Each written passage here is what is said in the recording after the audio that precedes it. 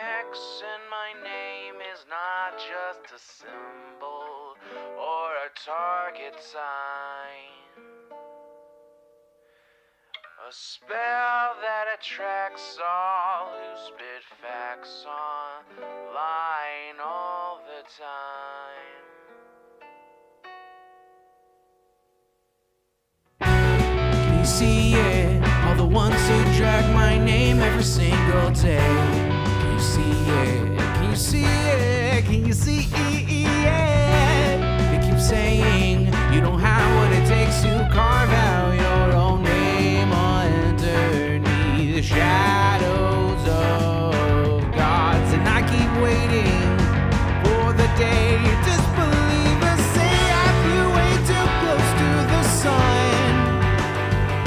I wait, but it never really comes. The X in my name is not just a symbol or a target sign. A spell that attracts all who speak facts online all the time. The X in my name is not just a symbol or a target sign. A force that compels all to rebel from all right shackled minds. Why do they just stand there against when they fall from the battles I have overcome? You feel it, feel the cope and the seething tone that they make while I stand up, man among gods. And I keep thinking with my mill, shooting ropes in my cold that faces towards the sun. They hate, but I'm sitting comfy with their mom. The X in my name is not just a symbol or a target sign. A spell that attracts all who speak facts online all the time. The X in my name is not just a symbol or a target sign. A force that compels all to rebel from all right shackled minds.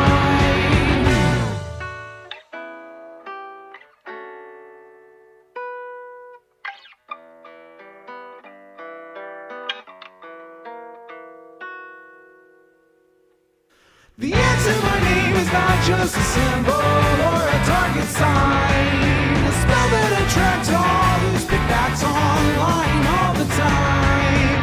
The X in my name is not just a symbol or a target sign. A force that compels all to rebel from all right shackled minds. It's you and me, your mom, it's me. I'll take another hit from my name. You'll see now, watch me right now, punch your face now. Show you how.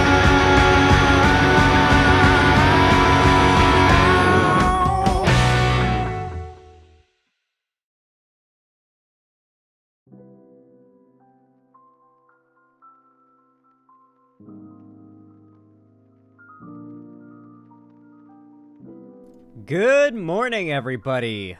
Hello, hello. It's so good to see all of you. Welcome. Welcome. It's such a nice day, too. I got the sun beaming through my windows. It's 11 a.m., almost on the dot that I started. I was a little late. That I, starting out. I'm sorry. I had to shower and get ready for stream. I woke up slightly later today than I did yesterday. That's all my bad. It's all my bad. But good news. Good news, chat. I managed to identify and fix what was causing the Fallout New Vegas crashes. And not only that, the good news does not stop there, guys.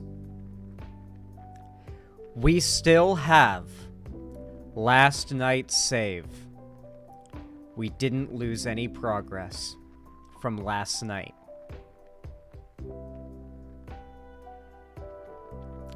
So we are going to be getting right the fuck back on Fallout New Vegas. Assuming, hopefully it doesn't break again, but I got it working with no problems literally just earlier. Do you want to know what the problem was? So you helldivered the bug? Yeah, I helldivered it. You want to see what the problem was? Here's my New Vegas mod organizer. You'll notice one of the mods on here I've had to disable. This is the Ojo Bueno texture pack. Well, you guys can't really see it too well, but it's the Ojo Bueno texture pack. It also has an add-on that I've put on there called the Ojo Bueno Nuka-Cola add-on. That, working with NMC, is basically just the biggest memory eater you could possibly imagine. Now, even with Ojo Bueno and NMCs running, I was still only crashing like once every like 6 to 8 cell loads. You know what I mean? Like I would in Bethesda games or games on their engine, when you go outside into the open world, that's a cell. When you load into a building, that's a cell. When you load into a cave or a mine, that's a cell. And so what this did was basically make it such as that every time I was loading a cell, I was getting closer and closer to a memory limit that would just crash and break. And so what I had to do was, for starters, I had to update every mod. Some of these show as out as unupdated. Most of the ones that show as unupdated, I don't even have installed on my game, so, I mean, no big deal. And the ones that do show as out of date are, like, unusual numbering versions by the creator. Like, no matter how many times I update the mod, it just shows as this, because the creator decided to switch up the numbering scheme in a way that mod organizer doesn't recognize. And the problem is, you can't run Ojo Bueno, you cannot run Ojo Bueno, the big texture pack, with NMC's texture pack, which is the other big texture pack. What you can do without sacrificing any visuals, though, is combine Poco Bueno, a much more lightweight texture pack, with NMCs, and you basically get the exact same effect. You just don't get the insane memory gobbling. You know what I mean? And if I get any more problems, I'm going to chalk it up to, yeah, I've got some mods here that are just taking up things they don't need to, and I could probably revise it, but I don't think we have much to worry about, to be honest. People say that running animation and visual mods are, like, basically an impossibility, but I have, like, one animation mod on here. I think we're fine. I don't think that's what was causing it.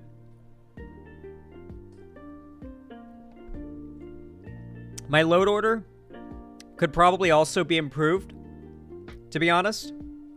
Like, there's probably a thing or two I could do with this load order to optimize things. But Balth looked over it and didn't notice anything too glaring. A good rule of thumb is having patch run loot. Oh, I always do. Yeah. Anytime I make any changes to this, I always click sort, and I sort my plugins through loot. Anyway, I put fixed DSMs, JIPLN NVSC plugin, Yuki Gachikai unofficial patch, NV New Vegas tick fix, iStewie's AI tweaks and engine fixes, all those right at the top. Do you have some ESP editor? What the fuck is an ESP editor?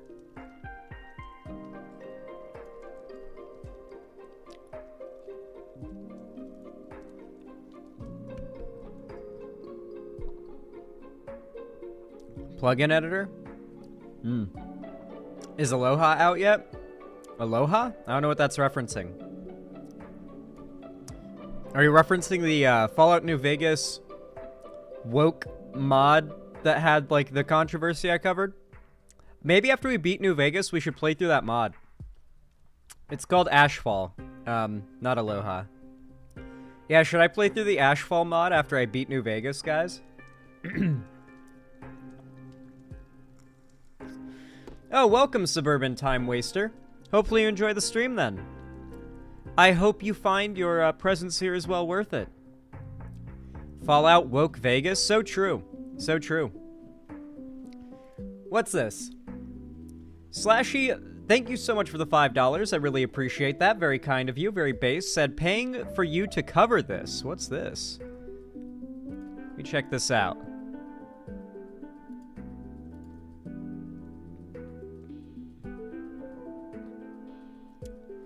Yeah, I've talked about the fact that Charlie Kirk is a full-on Nazi before. Like, Charlie Kirk is legitimately, like, the new Nick Fuentes, if you guys haven't noticed. Like, Nick Fuentes is Fuck, I haven't even heard about that guy from conservatives in a while.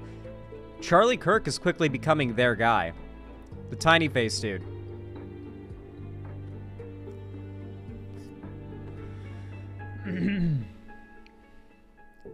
Xanderhall, my neighbor, gave me their old mini fridge, and it's like a good quality full fridge thing, not just for drinks. Damn, you're lucky. I would love to have a mini fridge right here with like a microwave on top of it. I tried it once, though. I brought a microwave down here to try to make food down here. My PC and the microwave overloaded the breaker and flipped the switch on the breaker in my room. It was very terrifying because I had the door shut and it was nighttime. And so I was like on a call with my friend making some food while watching a show, and all of a sudden everything cut to black. I was so fucking freaked out. I thought like on the 4th night of my living here, the power went out, or I had like an actual legit problem. But thankfully, it was just needing to flip the breaker. But I didn't know where it was. That was another big problem, is it was my 4th night living there. I was sick as fuck from COVID and just trying to lay back and watch a TV show with my friend on Discord, like, while I recover. And now I've got to, like, huddle around my cold-ass new house that has no furniture in it yet even, trying to find where the breaker is. It's in the garage, by the way. I had to go into the garage and find it there. It was, like, the second place I checked, so it wasn't really that hard, but, yeah. Were they confused? My friend? Oh, no, my friend just Balth pretty quickly assumed what must have happened was either my internet cut out or my power cut out. The confusing thing was the breaker box has incorrectly labeled switches. My biggest pet peeve when it comes to a breaker box ever, I don't know how that happens. I guess maybe the labels are on there and then an electrician comes out and does some work, and that changes what's connected to what, and then it's not updated. But I need to update that shit.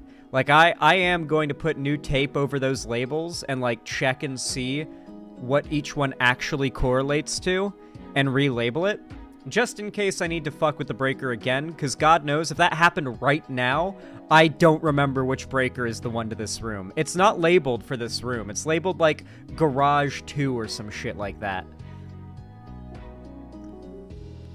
It's like, this is not Garage 2. This is Bedroom 3, I guess. Oh, you continuing Fallout New Vegas still? Did you get caught up? No, Straw Hat Monty. I managed to fix the crashes with adjusting what mods I had installed, because there was one causing a very big problem. And the entire save was saved. We didn't lose the save. Our progress did not get lost. We can just resume.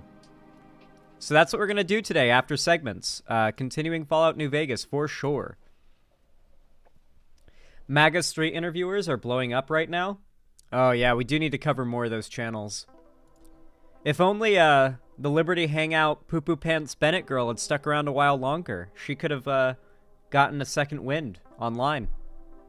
How many segments? I've got like 4 or 5 planned for today, but I'll try to go for 6, but it kind of depends on how long it takes. I might go for 4, maybe 5, and then do New Vegas. We'll see. No From tonight, because I really want to do New Vegas, but I'm pretty certain we'll be doing a watch party of From next stream, which won't be tomorrow. It'll be the day after tomorrow. So mark your calendars. I do have to check and make sure Balth is free for that. And then I also need to check and make sure that Heavy Gretel and A Pillow are free. But if so, we should be all good for a From watch party tomorrow to start Season 2. Season 2 is when shit gets really fucking good in From. I haven't even rewatched any of Season 2 yet, because we've been, like, on Season 1. And it's just so much... Oh, it's so fucking good. Tomorrow or the day after tomorrow? The day after tomorrow, Heavy Gretel. By the way, it's so good to see all of you. Welcome, Heavy Gretel, TSW Shadow Wolf, Lucky Otter, PP Girl 420. That's also Lucky Otter. You talk a lot, Lucky Otter. You're yapping. No You Can't 35, Straw Hat Monty 97. What's up? Cleaver 120, Astronaut Lad 172, Perry Icefire, Smile at the Camera, Bill Portley, Prancing Goldfish. Yeah, Lucky Otter be yapping. Be talking.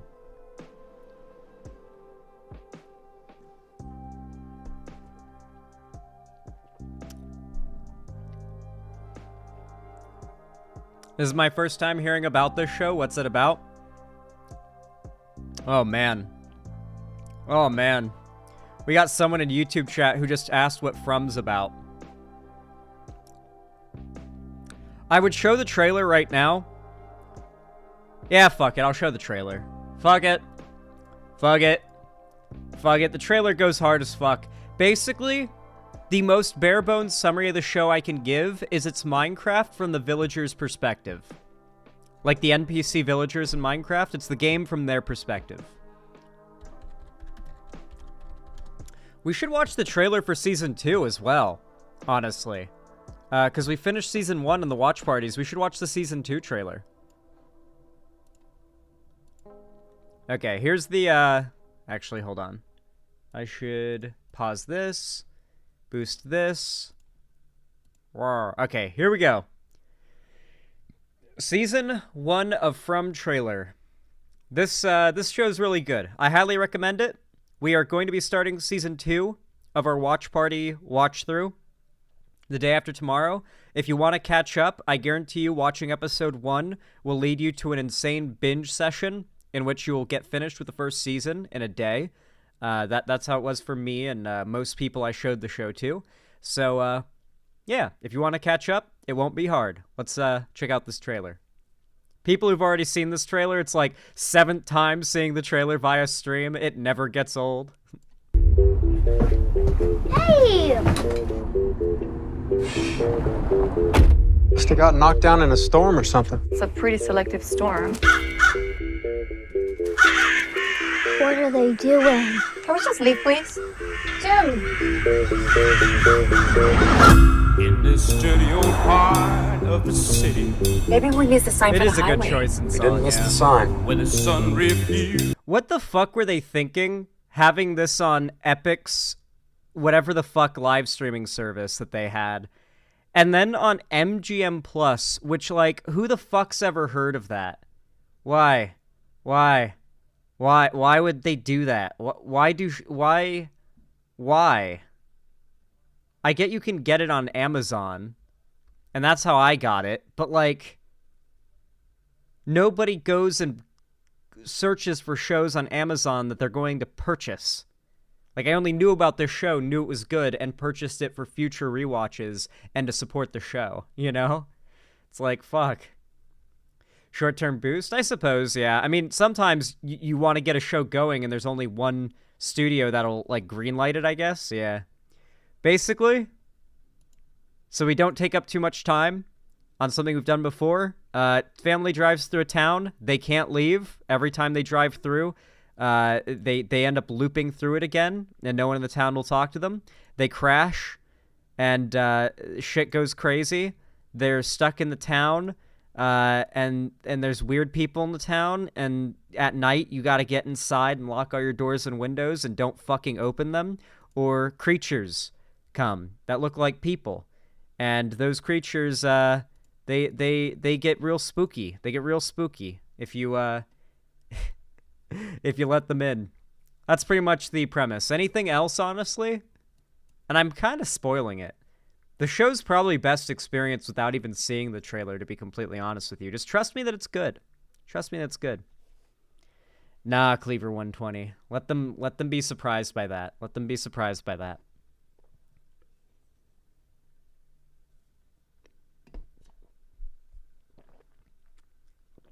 There's a lot more going on, Suburban Time Waster.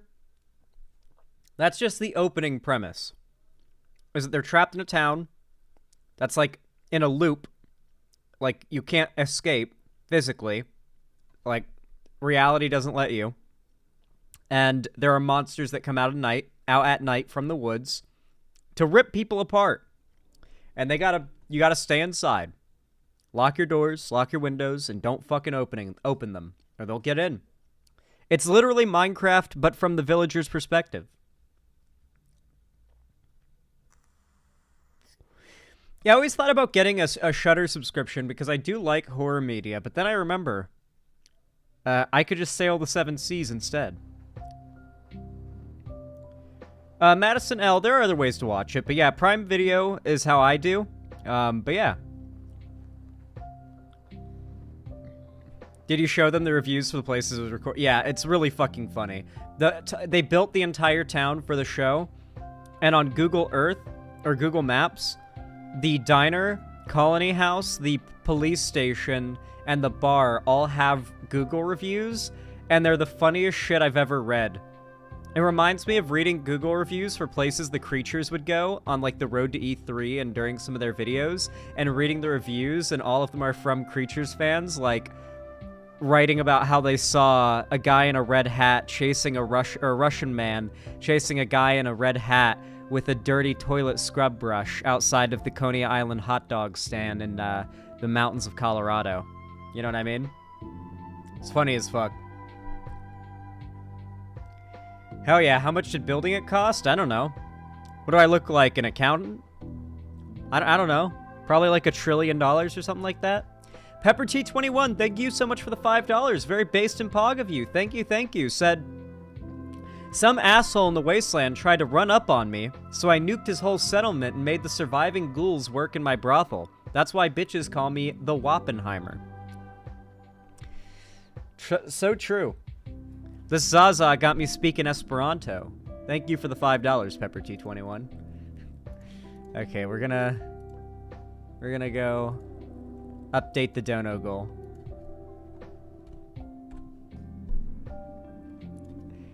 Dracula Flow is so good. Yeah, thank you so much for introducing me to fucking Dracula Flow. It's so hilarious. It is the best shit I've ever seen. Like, that lives rent-free in my head, and not a day has passed since I discovered it where I have not rewatched it. I want you to know that.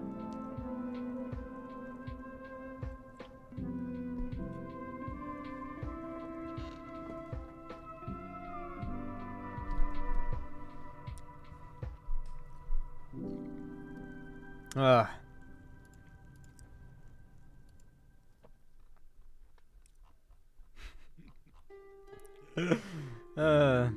Okay. Everyone, listen. The scroll. The scroll has something it must tell me. And that is what our first segment of the day will be.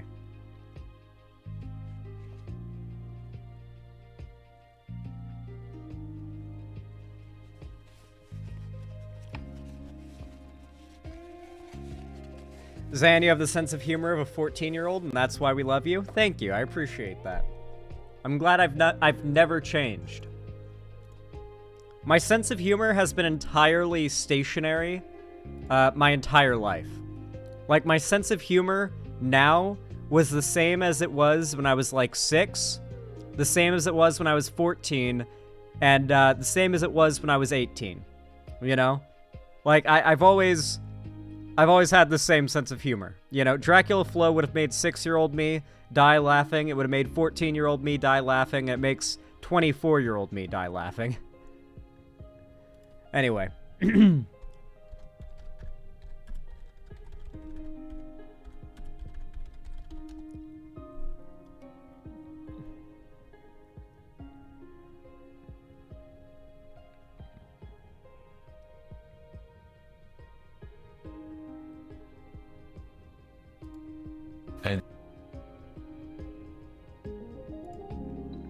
All right, everyone. You all know what to do when I say action, right? 3, 2, 1, action. Well, guys, we got the election still well on its way, but getting closer and closer each day. Damn, those were some fire-ass bars. And with all that, you know, sort of in mind, I think it's important for us to talk about how Donald Trump, the indisputable and inevitable candidate running up against Biden, our guy, what his chances are and how they're looking coming into this election. Now, obviously, like I said before, we all support Biden, but despite that, it doesn't mean we can't look at Biden's shortcomings and recognize where he's at a disadvantage and where Trump, the guy we don't like, is at an advantage. And one of the points that Donald Trump is at an advantage with over Biden, unfortunately, is time. Believe it or not, unless it's a very quick and quippy, memey, memorable gotcha, things that are bad about a person in politics don't tend to last that long. On one hand, you've got gotchas like Hillary's emails or Benghazi, that even though 99% of the people who repeat those words don't even know what that scandal references or what it's about, it's so snappy and memorable. I don't think Hillary Clinton will never not hear about Benghazi or her emails, right? But then you've got stuff like with Trump, where Trump's gone through a million big scandals. A million, literally a million. A small loan of a million big scandals. And despite that, can you even name 5? Can you name 10? I actually need a minute to think and remember a few, because there's so many, I've actually forgotten most of them. I can only remember like the last 3 or 4, because dedicating any more brain power to more than that is dedicating too much brain power to Donald Trump. So, with that in mind, I think it's important for us to talk about the fact that Donald Trump, despite how horrible of a president he was, people seem to just not remember how bad he was. In comparison, though, Biden, who's currently president and doing a fantastic job, might I add, on social, economic, and like, not as much foreign policy issues, but, I mean, he's doing better than any other president before, so, I mean, I can't really attack him on the foreign policy front outside of I disagree with supporting Israel as harsh, or as, sort of ardently as he does. But besides that, I mean, he's done a pretty fantastic job. And so it's surprising that Biden has lower approval ratings than Trump. And not only that, but that many average Americans that you would just question or pull on the street believe that their lives were better under Trump than they were under Biden, and say that that is going to impact who they vote for in 2024, in this coming election in November. This is very bad. Donald Trump was a monster. His presidency was god-awful. His policy economically was god-awful. I mean, do you remember the, whole China steel tariffs thing, and how every economist, in America had to come out and say, holy fuck, this is really bad. This is the dumbest idea ever. This does not pass the, savings on to America and, make China pay more for anything. It's the other way around. It really was just, he was awful. And then there was COVID, where we had, I think at one point we literally had a 9/11's worth of Americans dying per day, right? Wasn't there a point where we started measuring the death toll of Americans to COVID per day in 9/11's? Yeah. Yeah, that was literally months of Trump's presidency, was we were losing a 9/11's worth of Americans a day to COVID. That's how we measured it.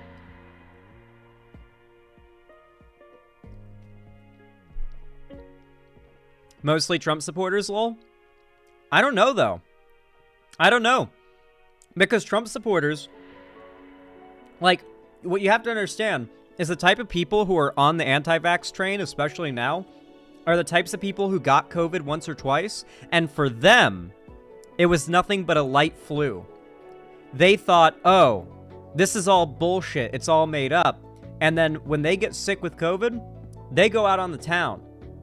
And they spread it to all the other people who aren't as lucky as them, and end up being, in some cases, their life is over once they get long COVID, you know? And so, believe it or not, the most ardent anti-vaxxers and anti-maskers, etc., are the people who have gotten so lucky, COVID doesn't really hurt them that bad. And so if they ever do get that karma COVID infection, it's just going to be as simple as a light cold for them.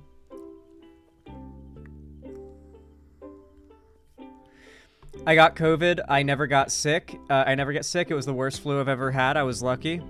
Trump supporters base have short-sighted memory, and as a result, they just blame many of Trump's own failures on Biden. That wouldn't be as much of a problem if it weren't potent enough to affect the mainstream.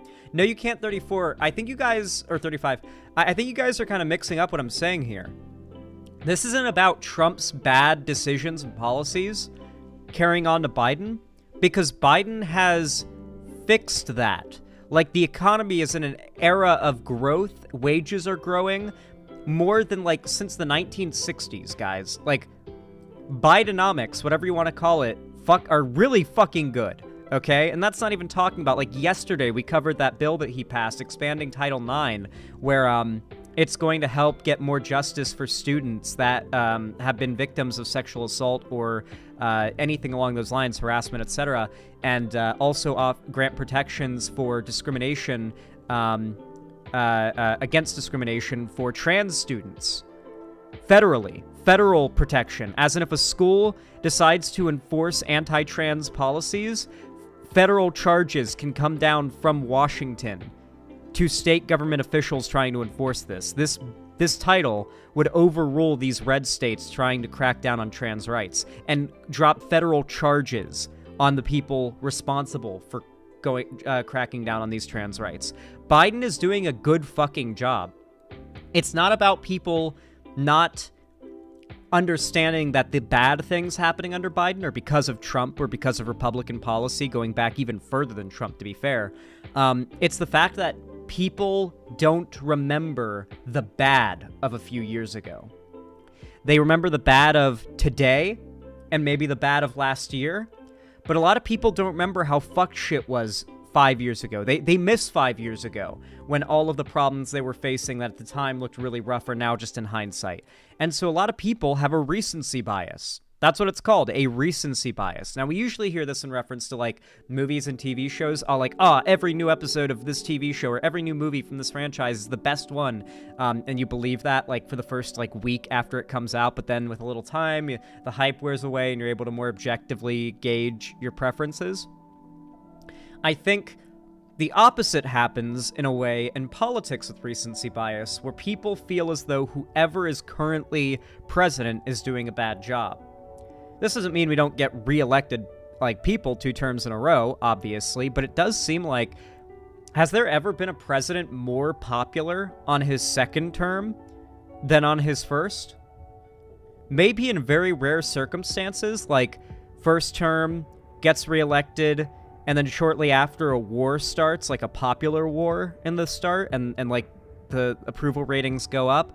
Maybe there's like a couple of really good presidents that did some big reforms and stuff that had very high approval rating. But man, I don't know. I feel like it's just sort of the trend that people, like, every president loses approval with time, no matter how well they do or how badly they do.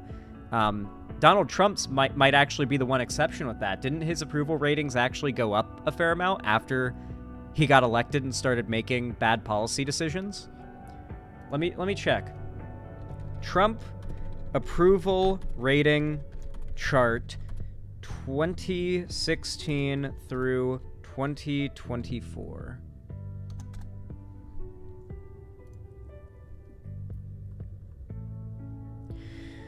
Oh, no, well, this is job approval.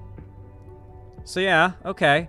So in 2017, it was at 45, dropped down to the low 30, or down to 35 in 2018, back up to 45 in mid-2018, down to 38 in 2019, 46 midway through 2019, beginning of 2020, so as we're getting into COVID, it goes up to 49 and peaks at 49 twice during COVID, drops a bit down to 39 during COVID and plateaus for a while before spiking back up to 46 and then going down like after he gets unelected.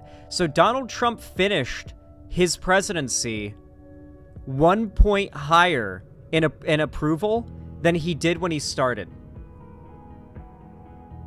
There was a lot of up and down in between then and there, and his approval dropped since.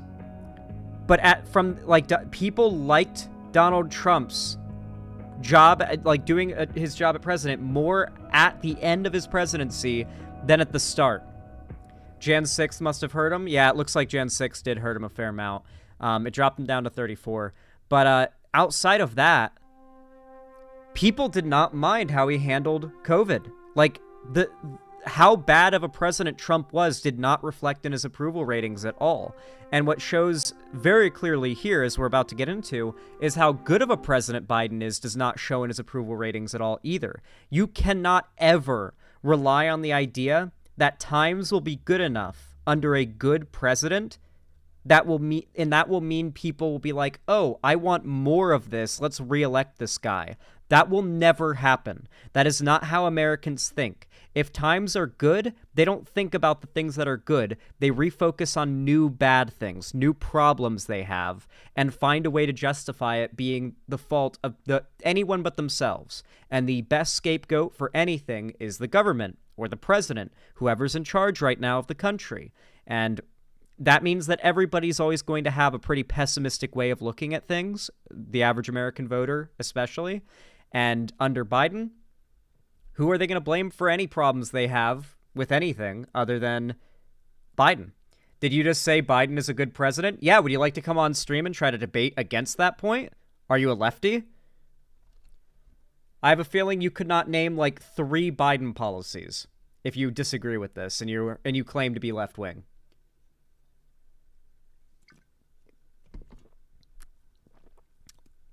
Anyway, here we have memory is on the ballot this year as Trump gets an amnesia advantage. That's what they're calling it. The amnesia advantage. It seems that Donald Trump has sort of the advantage over Biden in the sense that people just don't remember how bad he was. And even if they did, if we look at his approval ratings back then, they weren't really affected that much by how bad of a job he did. I'm not left by today's standards. Oh, you're a conservative? Okay, well, you can wait until after the segment then. And Susan, your latest piece for The New Yorker is titled Donald Trump's Amnesia Advantage Gets at What You Were Just Talking About. Susan writes in part, the American presidency is the ultimate easy target, whether high gas prices due to the Russian invasion of Ukraine or post-pandemic inflation at the grocery store. Biden absorbed the outrage, while the mitigating steps taken by his administration have not redounded to his credit. Susan continues, the incumbency bind is a real problem for Biden in 2024. So, too, is the political amnesia powering the increasingly absurd arguments from Trump and his enablers about how he'd better handle everything from Israel and Ukraine to the border. Reminder, by the way, Trump's way of handling the Ukraine stuff is to stop giving anything to Ukraine, which unfortunately is becoming an increasingly more popular policy with American voters. Unfortunately, support for Ukraine, while it is pretty generally accepted, the amount of propaganda claiming that trillions of tax dollars are being funneled into Ukraine, despite the fact that the resources that we've sent to Ukraine, like draining our unused stocks of weaponry and vehicles and so on and so forth, and ammunition, those were never being used. So once we toss them over to Ukraine to be used in a fight against an enemy adversarial country, which we also benefit from Ukraine fighting them. I think we could agree on that, right? Like Ukraine fighting Russia right now, probably better than Russia fighting us if that was a thing to happen, you know? We're not too friendly with them. Ukraine we're much more friendly with. Ukraine's also I would argue, a more useful country to the world economy to not let get completely fucked up by Ukraine, or not by Ukraine, by Russia. They're kind of, destroying the number 2 or 3 grain exporter in the world. I'm pretty sure if Ukraine's land continues to get fucked, we will see prices on grain products continue to rise, which is, you notice that, right? Ever since the invasion of Ukraine, grain products went up in price. Bread got more expensive. Pie crust got more expensive.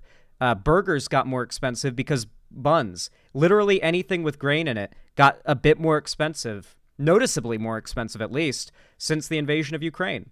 Ukraine's the number 2 or 3 world grain exporter, and there's a lot more they do than just grain too.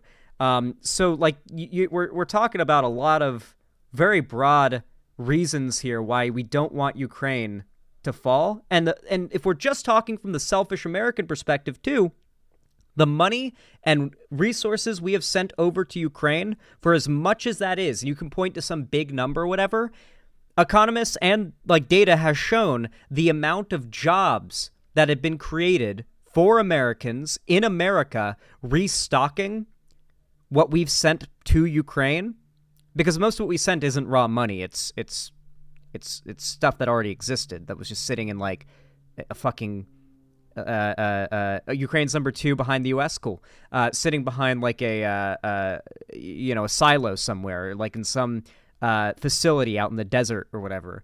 That has to be replenished. And the replenishment of that is done by Americans working American jobs. And it's been shown the amount of money created in jobs for Americans has massively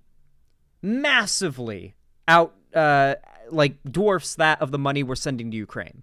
So yes, we are sending a lot of money to Ukraine, but the way that we're doing it not only helps Ukraine, which is a good thing for a variety of reasons. Russia is not a friend of ours, nor is it a good thing if Ukraine continues to get fucked up and fall to Russia. And on top of that, the way that we're doing it is in such a way that is creating so many more jobs for Americans that we are seeing an economic replenishment of that money and a profit being made. That is why we keep seeing economic and wage growth across the board. Record-breaking, in fact, is because even if you can point to some policy Biden passed or a thing Biden did that sent a bunch of money away or spent a bunch of money, I can point to you to show you where that action resulted in even more money being made for Americans. And it being a valuable, extremely smart investment. You know, all these people that love Trump, they talk about how much he knows his investments and everything, yet they see an investment, like they see a little money go away in the short term for more money in the long term. They see an investment happen, and they lose their fucking minds, like they've never seen it happen in their lives. Forgetting Trump's own memory lapses and those of the broader electorate is one of the former president's political superpowers. You could add to that list, and I know you write about this too, Susan, January 6th, the rewriting of history around that, what he did around the 2020 election. Donald Trump. Even if you don't like Donald Trump, or you don't have much of a positive opinion on him, Donald Trump repeats his slogans and catchphrases so frequently that normies fall for that shit, just because it becomes such a commonly recited slogan. So Donald Trump calling the January 6th rioters political prisoners, the fact that it's been years already, when you ask the average American what they think of the January 6th protesters or rioters and if they should be imprisoned, a lot of them just respond, it's been 3 years. Why not just let them go? Or it's been 4 years. Why not just let them go? Why are we still holding them? It's been 4 years. What's the point? Why not just, it just seems kind of pointless. It just feels like it's some kind of political stunt. The average median voters say that about the January 6th rioters and insurrectionists. The Trump amnesia is very powerful. Enough time has passed that even people who, when January 6th happened, cared about it and saw it as a problem, they just think, give him a slap on the wrist and let him go now. Who cares? It's been a while. They haven't done anything wrong anymore. They've been good since then. There was no coup. Still sort of like he did in 2016, wants to be the white knight riding into. My mom doesn't necessarily support Trump, but she thinks the elections were rigged. Yeah, PP Girl 420. There are also just a lot of people who are just batshit retarded. There's really just no other way to put it than that. They don't have any political values or prescriptions that they adhere to. They just have conspiratorial thinking, for lack of better phrasing. They think everything's a conspiracy, everything's a lie, everything's being covered up from them, and they have to solve some puzzle or not trust authority. And so those people will oftentimes just get brain rotted politically. Absolutely, PP Girl. A lot of Facebook parents, now it's Twitter. Twitter is basically the new Facebook. Dude, do you want to see the kind of shit that trends on Twitter these days?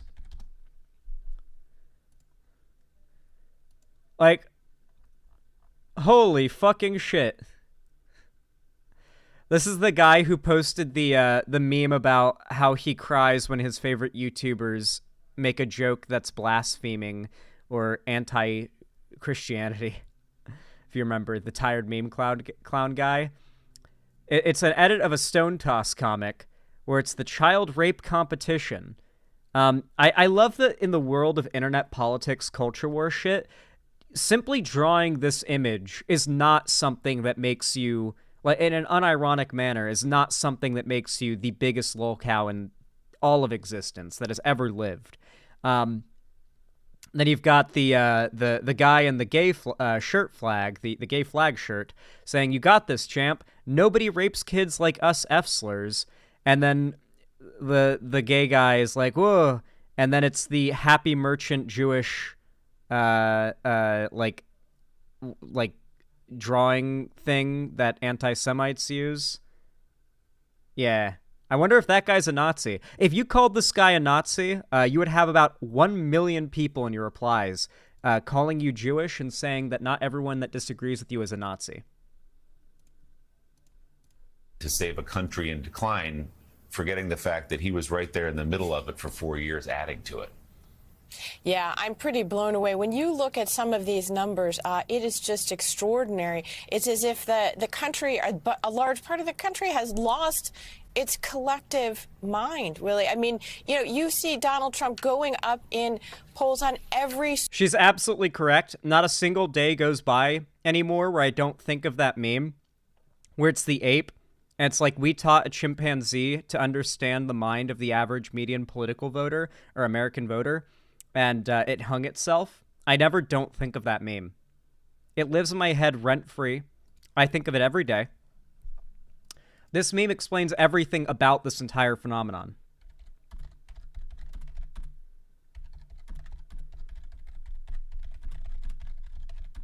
Let me see if I can find it.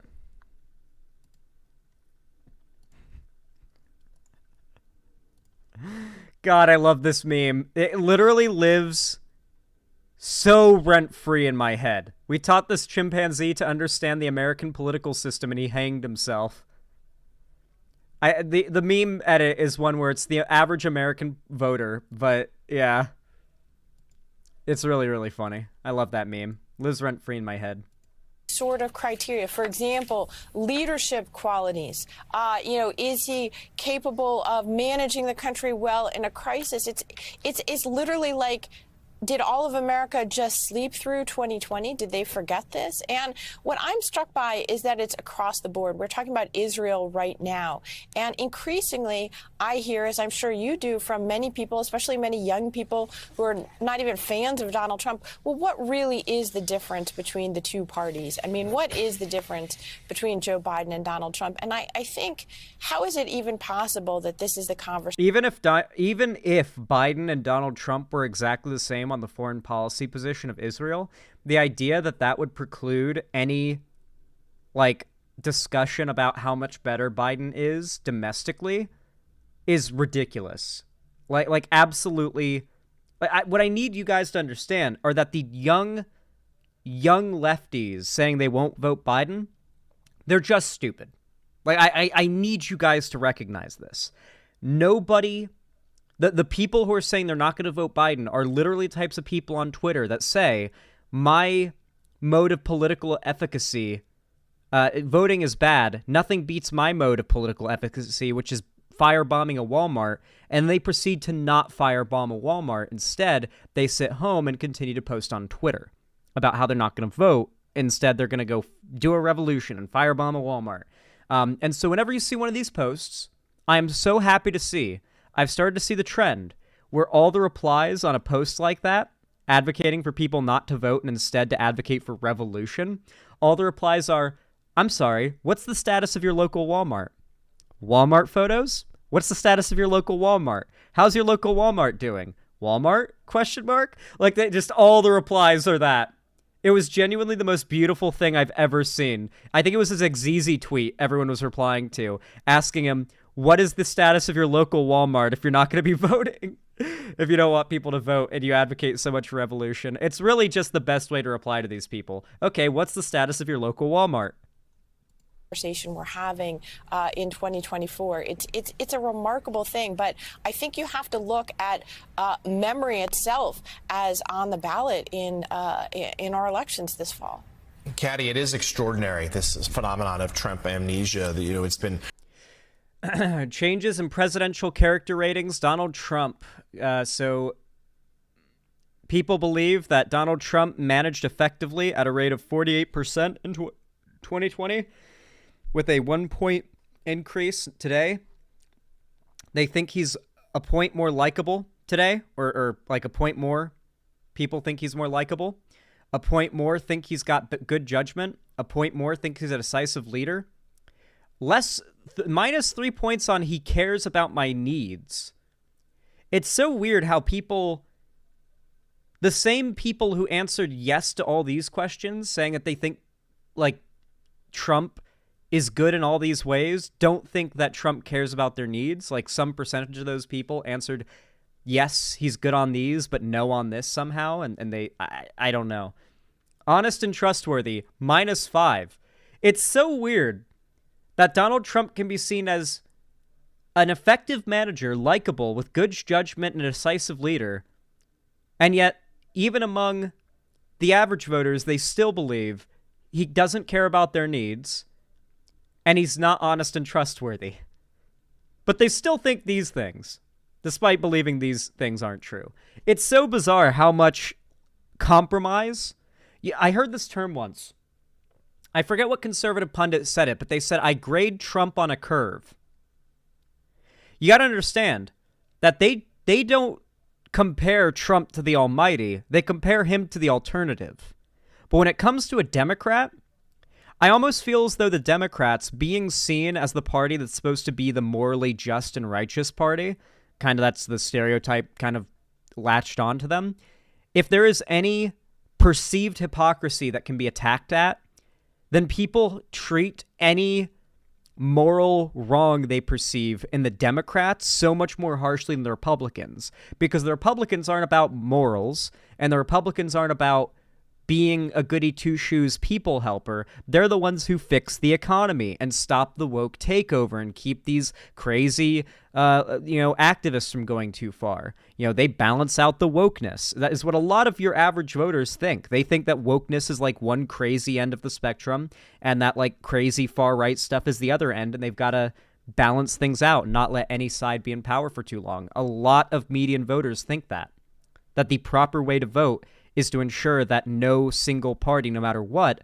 holds the presidency for too long. So there's a lot of people that'll just vote Republican for no other reason than the last president was a Democrat. And it seems more fair to them for the next president to be a Republican. There are genuinely voters, a lot of them, maybe millions of voters, who think that way when they go into the ballot box. If you don't believe me, you haven't talked to enough people. Written about, there's been some studies about it, and certainly just day-to-day conversations. People are like, oh, no, it wasn't that bad, or oh, this happened. It's like, no. And people don't remember. So my question to you is, what challenge does pose us as journalists, in terms of reminding people, providing necessary context, fact-checking? Because when you do so, you're often accused by the... I don't think it's so much a thing you need to... I don't think we need to be, like, reminding people of how bad Trump is, like, as a principle, like, constantly all the time. Like, oh, remember how bad Trump was? Hey, remember how bad Trump was?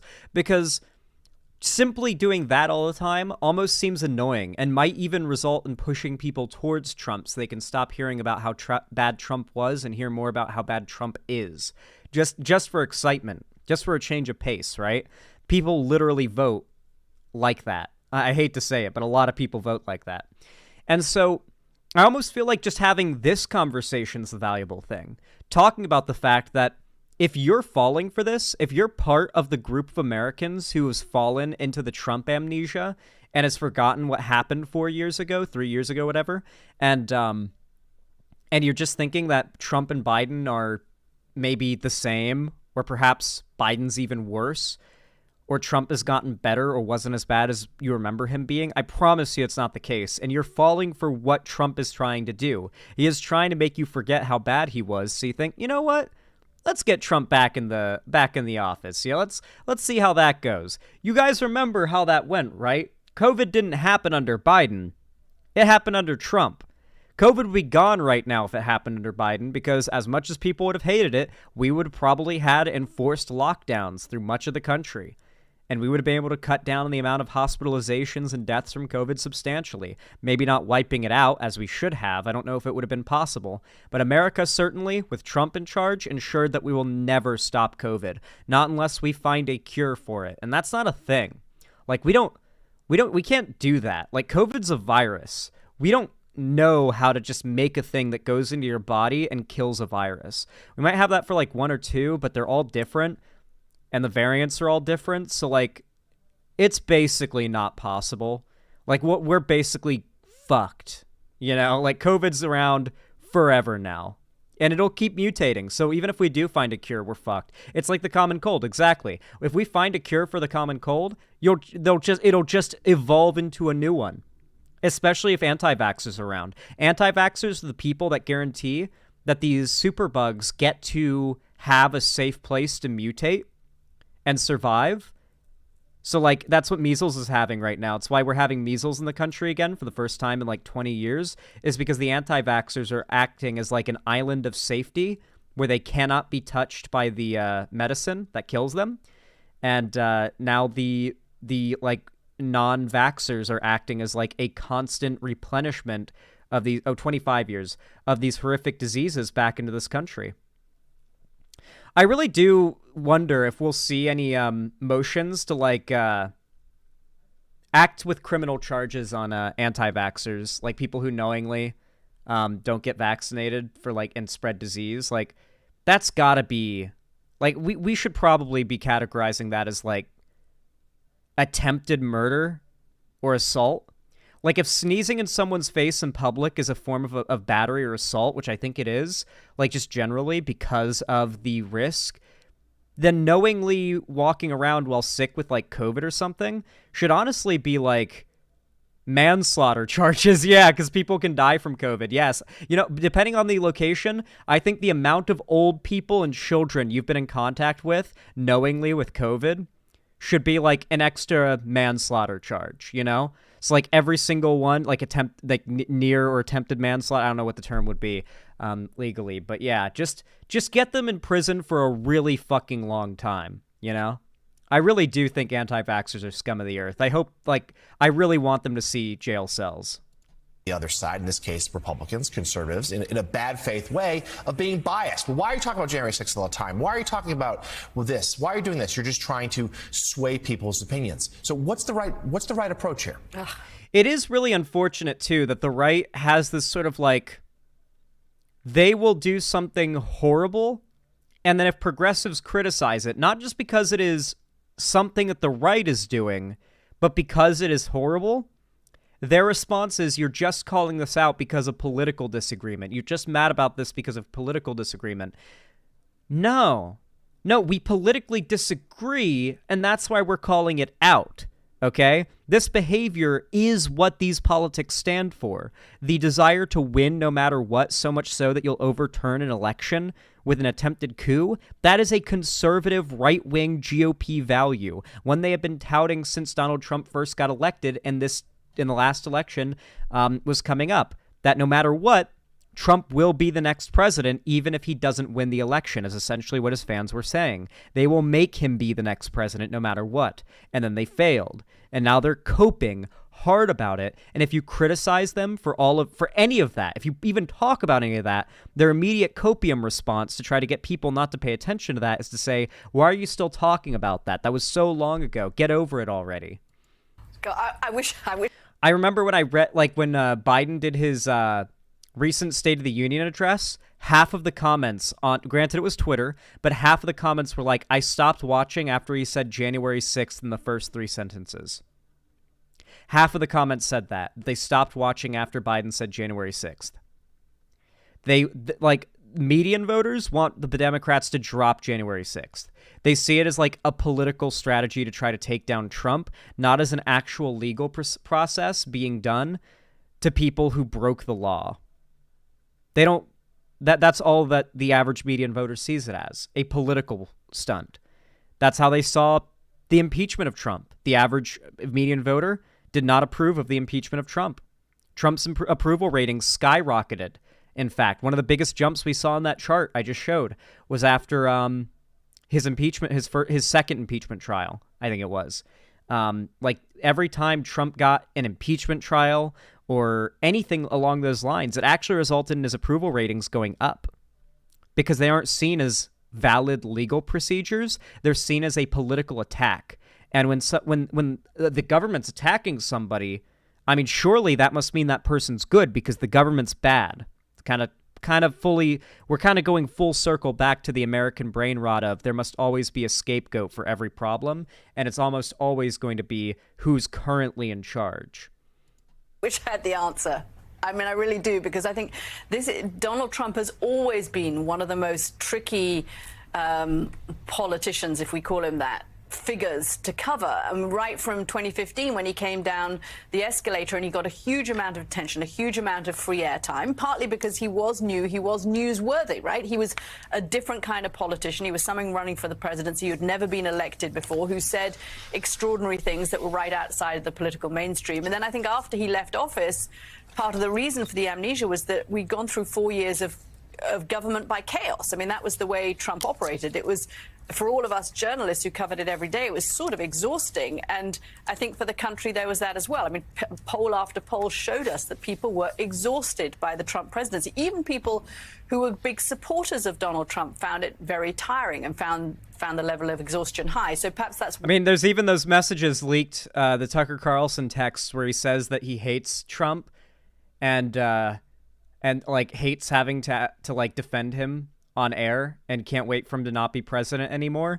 And then you've got the leaked videos of Alex Jones from a few years ago where he talks about regretting ever having met Trump because after he met Trump, the illusion was broken for him and he realized how truly stupid Trump is and that he's not playing 4D chess. He's just egotistical. Like that, those were Alex Jones's words. On video in a documentary when he talked about it, that he thought, and he asked, that's not going to be included, right? At the end of the clip, it's fucking crazy. None of these people, even those that are like the biggest dick riders for Trump, actually like the guy. Hell, they're honestly exhausted by dealing with him and talking about him. But he is their guy. Him winning upsets the libs, and that's all that matters. Conservative politics, for a lot of the people who follow it, not those who purport for it, not the advocates for it, not the demagogues, the grifters who push it, the people who follow those grifters, for a lot of them, being a conservative is just about attention. It's just about having politics and beliefs and saying things that get a reaction. When you're a lefty, I mean, sure, I guess you could say trans rights and get like a pretty angry reaction on a lot of social media these days, but it's far more edgy and entertaining for a lot of people, especially younger men, to just go online and say some racist far-right shit or just to express far-right values, and then to get people upset with that and to see their reaction, to get the negative attention. A lot of conservatives operate this way. A lot of people who follow that content only do so because it's entertaining to trigger people by talking about it and saying you believe in it. They like the reaction more than they really care about any of the beliefs. Why people wanted to forget. We just, we didn't want to go back to thinking about all that tiredness and the stress of covering that time. And I think today we're facing, look, MSNBC and NBC have just gone through this own version of this questioning with the hiring and then the firing of Ronna McDaniel. How do we give voice to the dissatisfaction that people who support Donald Trump feel in a legitimate, respectful way, whilst also calling out lies around something like an election that was not stolen? And it's really rough too that no matter how dirty the Republicans play, it seems like the Democratic and like general left-leaning or center left-leaning establishment, MSNBC is a good example, are still even willing to give Trump supporters in the right like the time of day. Like if a Trump supporter wanted to come on and respectfully explain why like sending resources to Ukraine is something that like through American tax dollars is something that they have a problem with, and to like have a genuinely honest debate about it, like they would do that. They would hook that up, bring that person on, have that honest debate, be polite about it, let them like self-promote, etc., etc. That is what most like CNN, MSNBC. Like, you could go down the list of these mainstream left-wing outlets. But Fox News, could you imagine a universe in which Fox News brings on any even relatively left-leaning person who's not trying to do some I left the left grift uncritically? Every attempt that Fox News has made to bring a left-leaning person on is a gotcha field. It's a minefield of gotchas. The best example has to be the anti-work subreddit interview. That was a massive fucking trap that anti-work Reddit mod fell for. They were looking to find the most socially awkward, never touched grass in their life Reddit mod motherfucker they could get to go on there and make leftism look fucking stupid, and they lucked out because someone was stupid enough from that subreddit to talk to the press. That was painful to watch, yeah. Anyone who hasn't seen the Fox News anti-work Reddit mod interview does not understand what I am thinking of when I criticize lefties. When I talk about the parts of the left that are, like, actually a toxic problem for this group as, like, a political movement and as a social space on the internet. Because as much as I hate to say it, the left functions both as a political movement and a social space that is fractured into many parts when it comes to the internet especially. Ugh. People who went to prison after January the 6th because they committed crimes. So I think we just have to be clear in our own mind and in every case treat every single incident on its own merits. And is this truth? Is this not truth? In a world of disinformation, that becomes even harder, whilst not dismissing millions of people's grievances who have legitimate grievances and things they're unhappy about who may vote for Donald Trump. Hey, everyone, MSNBC. It really is scary to me that I don't know if the average American has the care, the know-how, or the, like, passion to even be suggestible to the truth. You know what I mean? Like, it's not even that I don't think the average American has the access to the truth necessary. They do. It's almost that I feel like the average American doesn't want to, like, accept things that are inconvenient truths, like the inconvenient truth that Biden's doing a good job. I know that's, like, kind of shit to accept, especially as a lefty, because when you imagine a good job, you're thinking, like, you know, like Bernie or something be in power. But, like, you know, if Bernie was president right now, we would probably still be in the exact place we are now. I don't really know if Bernie's policies would have been different than Biden's. I actually will not be honest, I will not be honest. I will not lie to you here. I will be completely honest with you. I don't know if Bernie's policies, the ones that are more radical he believes in, would have been able to get anywhere, considering, like, Biden is having to work around the majority conservative Supreme Court as it is, particularly with the student loan debt cancellation stuff. So, considering Biden's actual policy and his presidency have been more progressive than his platform was while running back in 2020 and 2019, I genuinely don't know if effectively, policy-wise, like materially, a Bernie presidency right now would be much different than our current Biden one. Does that seem disagreeable to you guys, or do you think that's roughly the case? Because I'm not saying Biden and Bernie have the same politics. It's not even close to true. What I'm saying is, insofar as what they could have gotten done and what they would have done, I think Bernie would have done exactly what Biden did, because Biden's policies have all been quite progressive, more so than expected, and they are, like, on the very edge of what he can get away with, particularly when it comes to trying to get past in the Supreme Court. You got to remember, like, the president, the executive branch, that's the president, that's Biden, is still checked by the judicial branch, which is the Supreme Court. Those are two of the three branches of our government that check and balance each other. So even though Biden is the president, that doesn't give him unilateral power to do all the good things that you want. We still got demons on the Supreme Court that act as a balancing force to Biden's power as a progressive representative. You know what I mean? So even if Biden isn't doing everything you might want, you have to consider the circumstances too. And even if Bernie was in his place, how much more could he realistically do, even if he wants to do more than Biden does? I'm curious what you guys think about that, especially down below in the comments. Whether you're watching this live or when it goes up as a video, I'm curious to see, what you guys think. So comment down below. It also really does boost the channel a lot and help. Any form of engagement does, such as dropping a like as well, whether you're watching live or when this goes out on YouTube. Consider hitting the thumbs up button. Every single thumbs up goes a really long way and forces YouTube to push my content in the algorithm out to brand new people. So I really do appreciate it to every single one of you who does that. And of course, if you want to support me financially and you've got the money for it, consider donating, subscribing, or gifting a sub on my website, xanderhall.com/live, or supporting me through YouTube, Twitch, Streamlabs, Stream Elements, or Patreon. You can also buy merch through the Streamlabs link down below, or join my fan Discord, which is totally free. It's just a fun community where we do watch parties. I make all my announcements, my streams, and videos there as well, so you'll never miss them. And we do call-in streams through there as well. So it's just the place to go for the Xander Hall Community Hub. Hopefully I'll see you there. All right, guys, what do you guys think of that segment? I feel like it came out pretty good. I feel like that was a pretty damn good segment.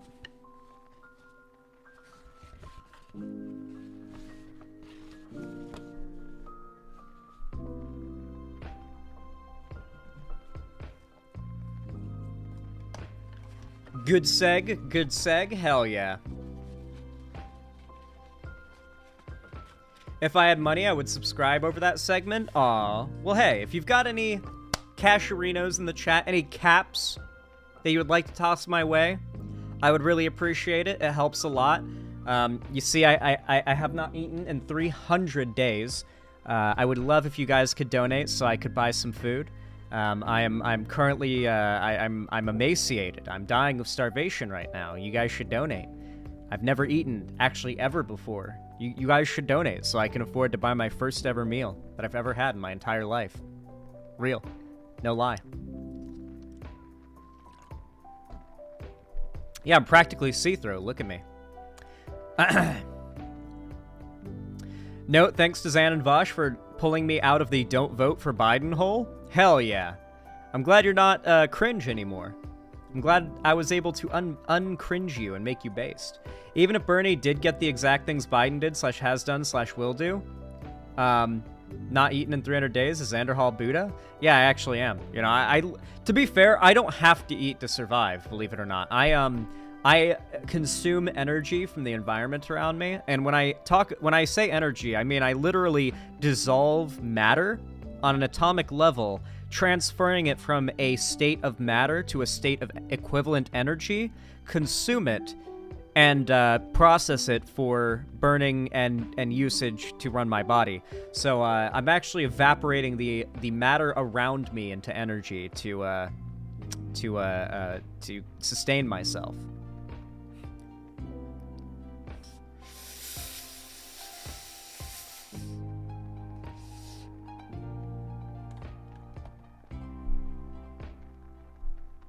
Mass gainer shake. Yeah, the mass gainer shakes go pretty hard. Just sell your kidneys for food? True. So, honestly, I might sell my kidneys for Zanza fission reactor. Yes. I honestly might sell my kidneys to get a RTX 5090 when those things come out. Like, when the RTX 5000 series comes out, I am getting the best 5000. I have a 2080 Ti right now, okay? I used to have the best fucking computer out of anybody I knew. And then like 4 fucking years passed, and now I'm like two generations of cards behind, and I haven't like upgraded my PC in about a presidential term in 2 years now, and it could use an upgrade. It could use an upgrade, really. It really could. So whenever they drop the 5000 series, I'm building a whole new PC. This thing's already kind of losing it. It's like a junker car that's barely making it to work every day. You know what I'm saying? I mean, the 2080 Ti is strong, don't get me wrong, but, like, I am surprised that it's actually falling behind as fast as it is. There was a good few years there where it was like, yeah, but I don't really need to upgrade from a 2080 Ti. Like, if I was playing games in 4K or 1440p, maybe, but I play my games in 1080p, maxed out settings, but, like, the resolution means I probably never need to go that high ever again, you know? And then a bunch more fucking games came out in the last, like, couple years that require surprisingly powerful graphics cards to run on high, even at 1080p. And it's surprising. It's surprising. My computer actually has some drawbacks now. Just Hawk the Kidney. Here's a payment, son. Thank you for the $3 Canadian dollars. That's actually $2.79 Canadian cents. How much is that in American dollar? Like $1.50 maybe? Thank you so much. I appreciate it, the Dark Canuck. Very kind of you. Thank you, thank you. Yeah, honestly, you only need one kidney, right? Like, if you only had one kidney, would you have to piss less often? That kind of tracks, right? You'd probably feel like shit and have more, like, toxins in your body from less frequent filtering of shit from your blood. But you'd have to piss less, right? Because you'd be processing shit out of your blood and like, generating it through your kidneys at a much slower, like, half the speed. Your bladder is still the same size, so it's just gonna take twice as long to fill up that volume.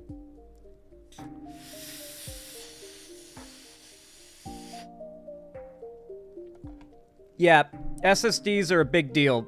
They are, like, having a hard drive as compared to an SSD. Like, if you have a problem with loading times on your games for your computer, it's your storage device, not your graphics or your CPU or your RAM.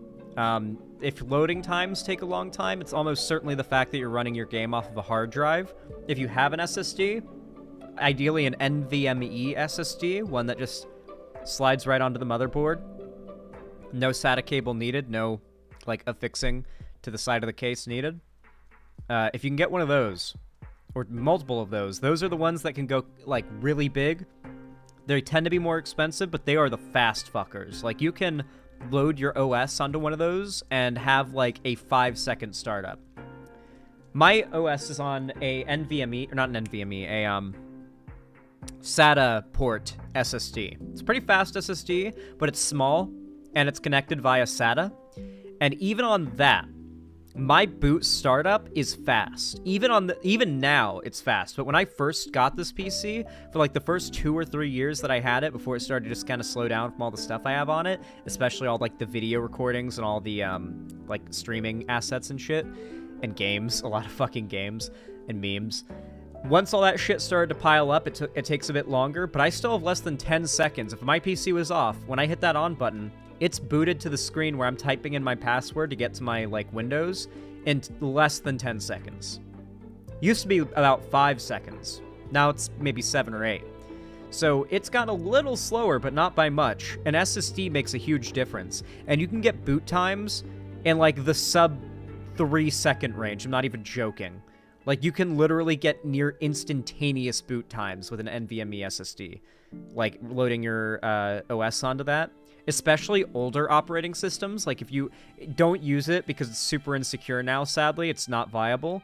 But if you use Windows 7, for example, I grew up on Windows 7, so that's just what I'm using as an example. If you got Windows 7, an older version of Windows, and put that on an SSD like that, God only knows how fast your boot time is going to be, because there's so much less extra shit on Windows 7 compared to Windows 10 or 11 that it's trying to load. Also, when I get my new PC, like, build a new one, I need to get Windows 11. I know every new Windows is awful when it comes out, but once it's not awful anymore, which will probably be the case whenever I you know, get a new PC, I need to pick that up, because having outdated Windows is not a good thing for a lot of reasons. It's just not good. It's not good. You don't want that.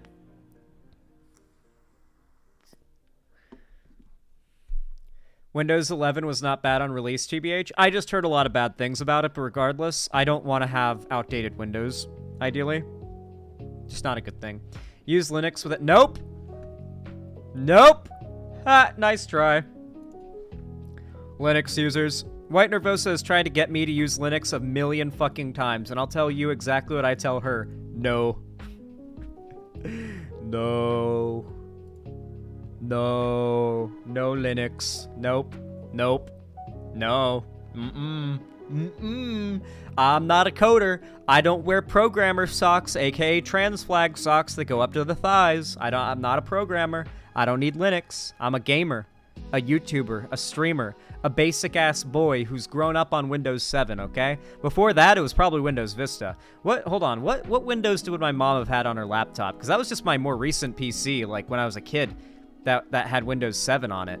What did my mom have that I would have, like, really grown up on her laptop? Like, when I was playing Age of Empires 2 and, like, Diablo on it. Had to have been, like, Windows 95 or Vista, right? Vista, I bet. It would have been Vista. Windows 2000. Ah, thank you, Mom. She messaged me just now. She's watching the stream. It was Windows 2000 is technically what I grew up on through a lot of my life, which I think came before 94, funnily enough. And then, yeah.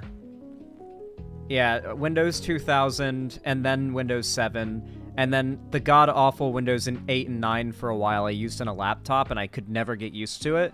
But I eventually did, and that's the only reason I'm even capable of adapting to Windows 10 today.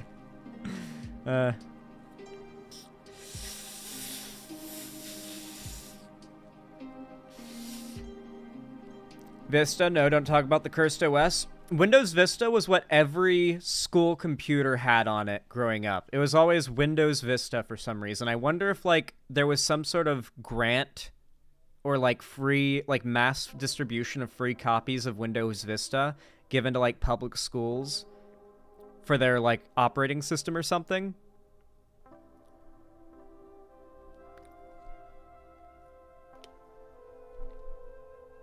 Best Windows Edition? Honestly, if there was a way that I could overhaul my Windows 10 to just go back to looking like and functioning like Windows 7, I would. Windows 7 was truly peak. Yep, the puffy chicken gets it. Windows 7 was truly peak. Nothing beats Windows 7. Windows 7 went so fucking hard. There's software for that? Really?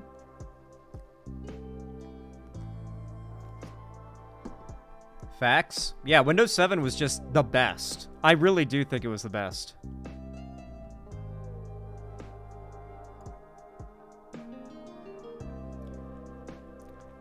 It was a joint program between schools and Windows? Ah, that makes sense, Delancer. Yeah, every single computer, every school computer had Windows Vista on it. Maybe later it was Windows XP. I think that might have gotten to be more frequent as I got older. Like, especially on, like, the school laptops. You guys remember that, right? If you were, like, in my age range and laptops existed when you were younger, they'd bring out, like, a bin with, or, like, a table, a tray table that has, like, a bunch of layers where it's all laptops, like, shitty, clunky, even back then, old laptops that were probably, like, given bulk to the school that are connected to, like, chargers on this, like, big thing, and you would take yours out. And that would be, like, the very rare case in which you got to use a computer. There were only 1 or 2 classes where we got to do that. And one of them was the science class we did. And if we finished our work early, we got to go on cool math games. We got to go on fucking cool math games. Yeah. That's right. Yep. The GOAT.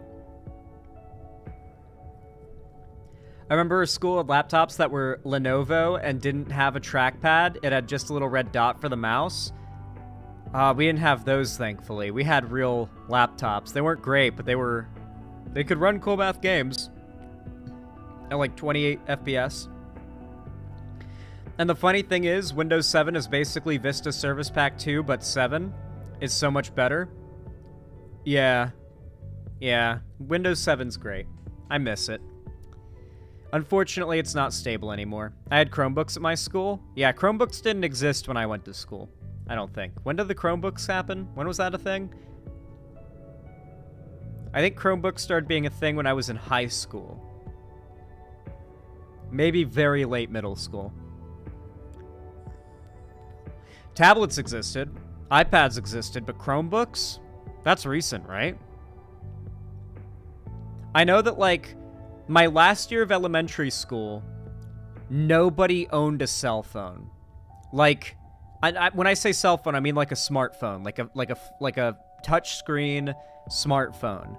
There was the iPhone 1, there was the BlackBerry, if I recall correctly, and I think that was it. Maybe there were some other touchscreen smartphones at the time, but that was all you'd ever hear about. And if someone had a fucking BlackBerry or an iPhone when I was in 5th grade, this is 2009, that was a big fucking deal. They had a fucking smartphone. That was like, are your parents rich? Are you rich? Like, how do you have that? That was a big fucking deal back then. Because if you needed a phone, there was no reason to spend that much on that, on like a cell phone, or on sorry, I keep saying cell phone, on a smartphone, if you could just get a flip phone.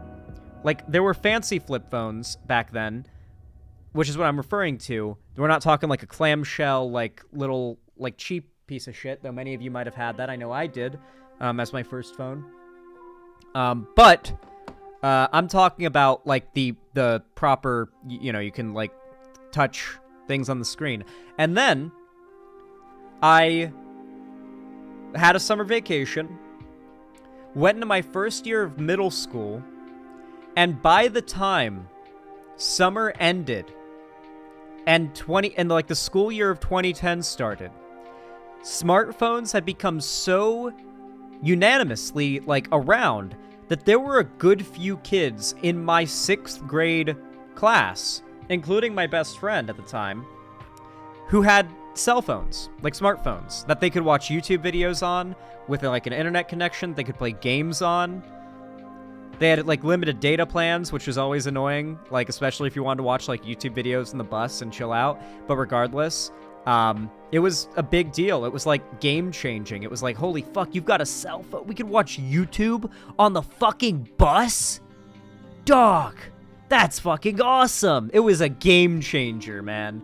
And, you know, by the time I was 16, I was like 12 or 11 when that happened. And by the time I was 16, everybody's got a smartphone. Everybody's got a smartphone. The screens are big, but the phones are thin. They're fast, and it's only been getting better from here. I mean, we've got, like, smartphones now. They're just having fun now. They make ones that just fold for fun. Like, they're a full flat, like touch screen with, like, a full flat display, but they fold.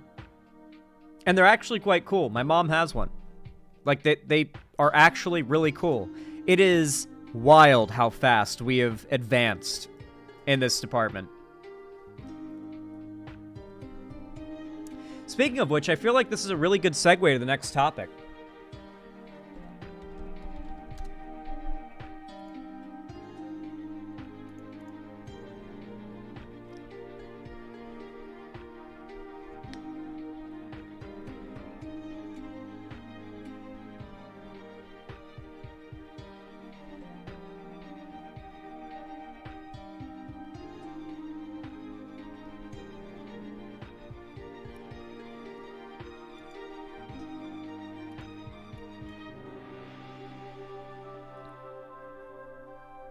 Okay.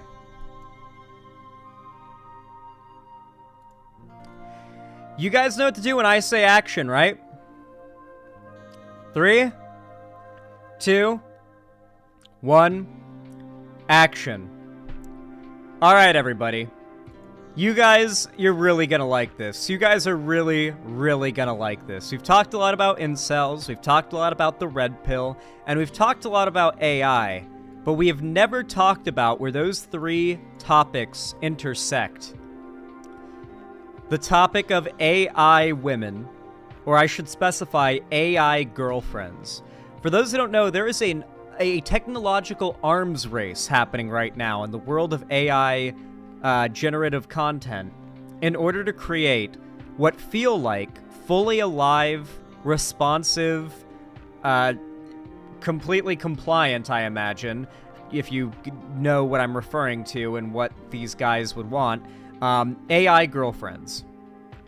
A fake replacement for real women.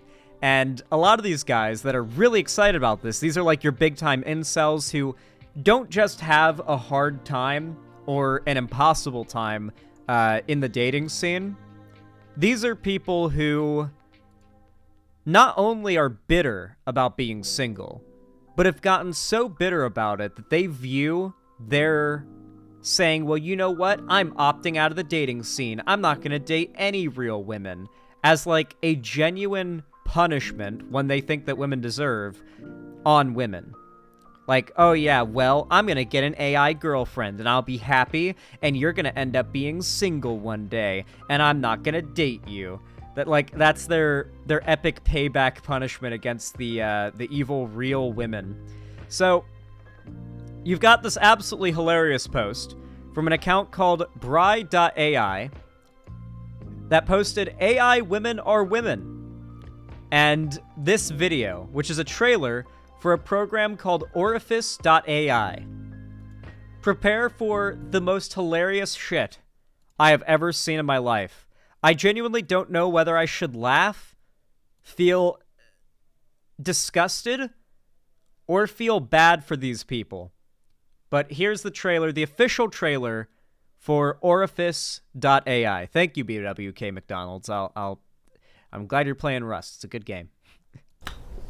No. No. No. No. No.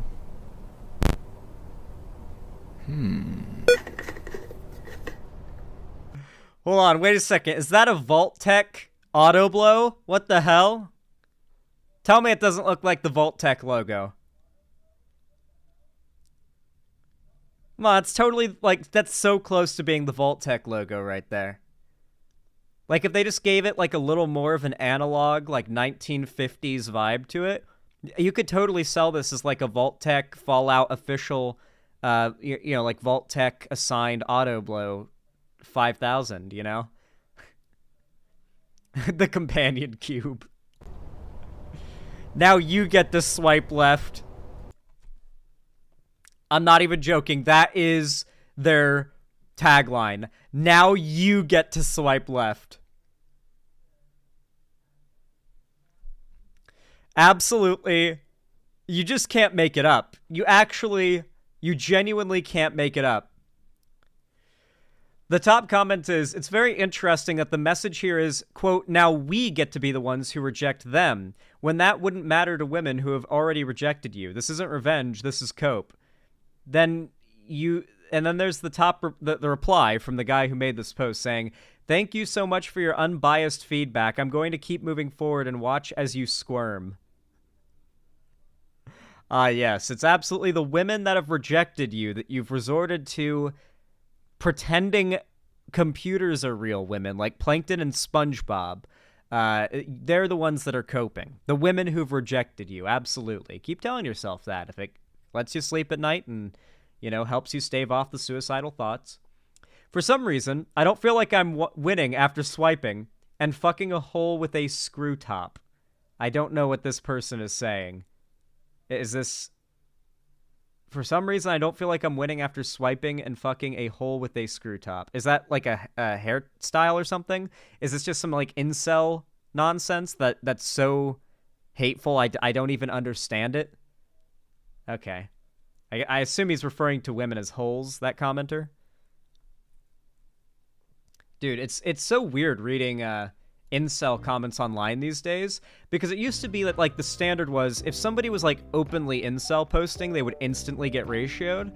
But nowadays, incel posting is, like, the best way to drum up a massive amount of positive engagement on your post, especially on Twitter, you know? Oh, here's a decent comment. Bro, these look like teenagers in a room in their parents' house. Who would search for this prompt? Well... Yeah, I mean, that is part of what they're attracted to. But hey, you know what? Respect to this. Look, the AI is actually capable of creating women that are not literal teenagers. Like, as much as we talk about how much these incels just want to fuck children, they do actually have a MILF mode. And I respect the fuck out of that. You know, like, at least these dudes aren't all fucking pedophiles on top of being miserable, lonely incels. No. No. The hilarious thing as well is they've still got that AI movement thing. Like, when you look at, like, an AI-generated GIF. Also, what is this... I'm not the only one who sees what's happening here, right? Like, they've still got the AI jank. So if you pause... for any of these images, you're probably going to see some shit like this magical hand coming out of the neck. You know what I mean? Classic AI jank, exactly. No. Anything off immediately in this one? Arm proportions here look a little odd, but, I mean, this seems like the closest you can get to a real person with it. The shoulder's a bit fucked up, but nothing stands out as, like, if you showed me this photo and said, this is a real person, this is not AI, I'd be like, okay. No. No. Why are they all in the same pose? Well, okay, this one's actually pretty funny. Wait, is this, like, intentional? There's no way. Okay, that has to have been a troll. Ho, ho, ho! Merry Christmas! Okay, hold on. I didn't know you could fuck Santa with this. Oh, hold on. Maybe we're onto some good... We might be onto something here, guys. Hold on. I might be making a full U-turn entirely on my entire take here. Oh my god. Holy shit, guys. Progress update for the first soon-to-be mass-manufactured penetration depth-detecting sex robot. That is my favorite combination of words I've ever read on stream. Can I show this? Is this even legal to show?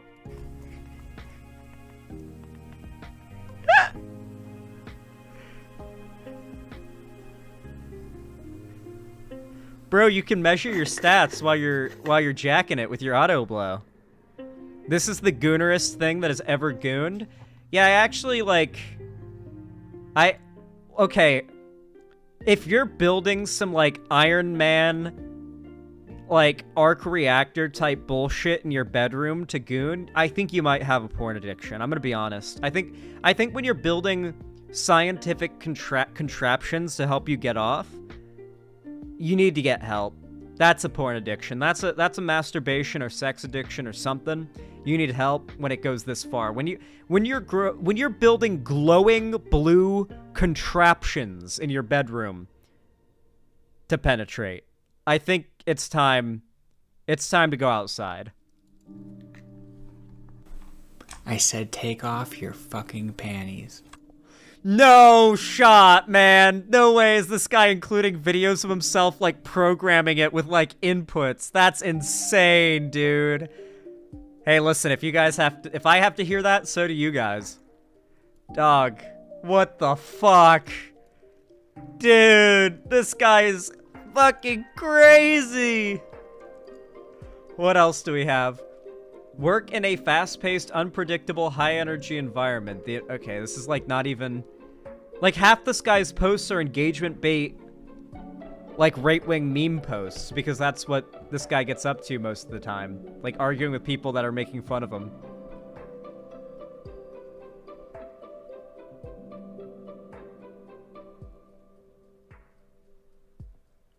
Dude, this guy's been grifting for a long time.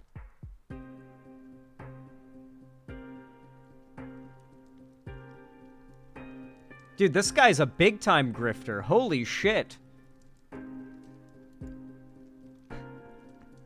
YouTube doesn't like AI-generated girlfriend emotes? Yeah, they don't? That's not a thing they like? Huh. Who could have thought? Yeah, man. Nobody could have predicted that. Holy shit. Oh my god. The dream girl is whatever you want. Orifice.a... Of course, the name Orifice is, like, calling women holes, I assume. Like, that's just, like, in the name.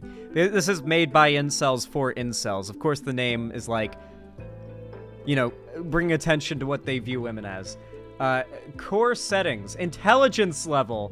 Oh my god, it's like making a Fallout character. Compliance level. Hold on a second.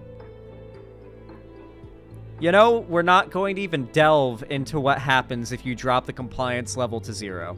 We're not even going to delve into what that's for, or what fetish that's meant to fulfill for these red pill dudes. Personality options, humor type sarcastic. Of course, these guys are pathetic. They need a sarcastic woman to put them down to get off. Interests and preferences, personality type outgoing. Primary interest, science and technology. Conversation style casual. We're not even gonna read these off because my mom's watching the stream and I don't want to hear her. I don't want her to hear me say those things. Jesus fucking Christ. Dude. The incels are not alright, man. They're not in a good place right now.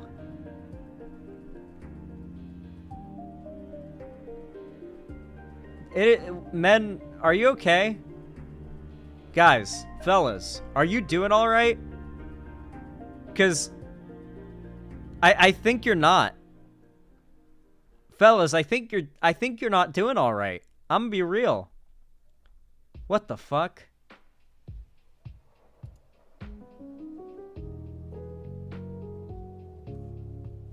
This guy's posts are like so all over the place, and he posts so often. I've been scrolling this entire time, and I'm still on his post from yesterday. He does nothing but post on Twitter and retweet. Here's a video of that, like, pedophile dude getting mag dumped by 2 cops. Sadly, the video's blurred. You can't actually see much. What's even the point in sharing the blurred video? Anyway, imagine your orifice being able to tell you how good it feels to have your dick inside and then to be able to belt out "We Are the Champions" or "Danger Zone" after you're finished. You know, you could just talk to a real woman and have sex with her and have enough charisma to convince her to sing some shit like that at the end of sex, right? Like, I've literally said poggers after having sex with women before, and they chose to have sex with me again afterwards. So, like, you'd be surprised. Women actually have a sense of humor and are willing to say something funny during sex if it's funny enough. That they'll do that, you know, if you can, you know, speak to women and not creep them out. And it's surprisingly easy to not creep out women. My buddy Ethan, I've seen my buddy Ethan pick up women with this opening line. The first words he says to them, walks up to them and says, "Hey, could you drink a gallon of milk and jump up and down a lot? Curious to see what happens." Ended up hooking up with the girl. That was his pickup line. It is surprisingly easy to not creep out women. Like, you can say some pretty fucking ridiculous things to some random woman, and if it's funny and just hilarious enough, they'll laugh instead of thinking, like, what a weirdo. I've seen it work many times. Yeah, it's just talk to women. Seriously, guys, it's not that hard. I get it. You want to fall back on this whole AI girlfriend fantasy? I promise you it will not fulfill you. It will leave you feeling more empty and pathetic than ever. If you think you have, like, the most depressing post-nut clarity now, imagine what you're gonna feel like after you drop, like, what, thousands of dollars on, like, some auto blow contraption that some guy made in his bedroom and an AI program that simulates fake women for you. Like, that is some depressing shit.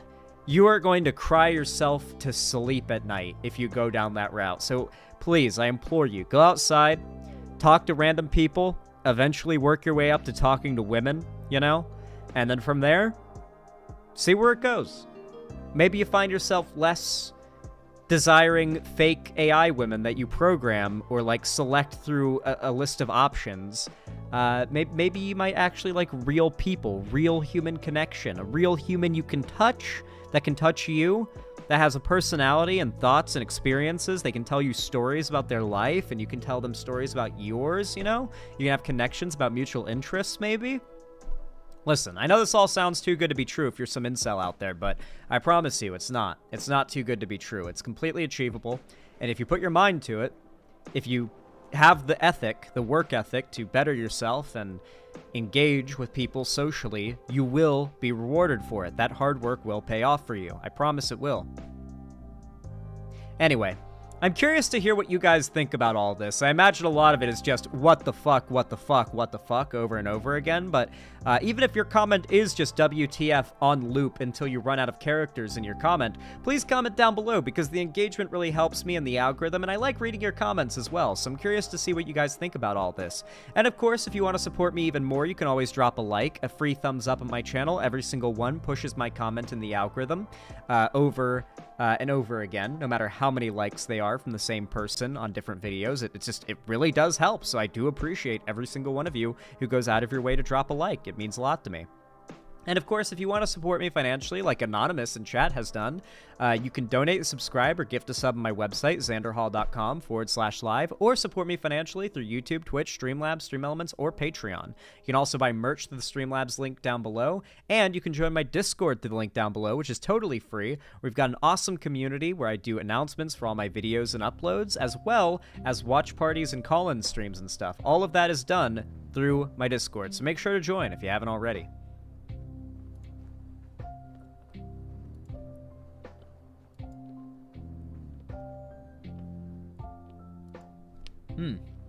Man, my jaw got locked up there. I love TMJ. Pepper T21, thank you so much for the $5. I really appreciate that. Very kind of you. Very base. Says, honestly, that segment made me feel less depressed about being a 22-year-old virgin pre-transition trans girl, Lamal. Hey, listen. There's literally nothing wrong with being a virgin. Did you guys know that in ancient Egypt, they did not have a term for being a virgin? They didn't have a word for virgin. Because your first time having sex wasn't important. It wasn't seen as like something that changes you in any particular way worth giving a name to it. The idea that like your first time having sex is some sort of special person-changing, life-changing thing is very much a socially constructed one and a new one. It's very much not an ancient idea, but a relatively modern idea. Arguably postmodern.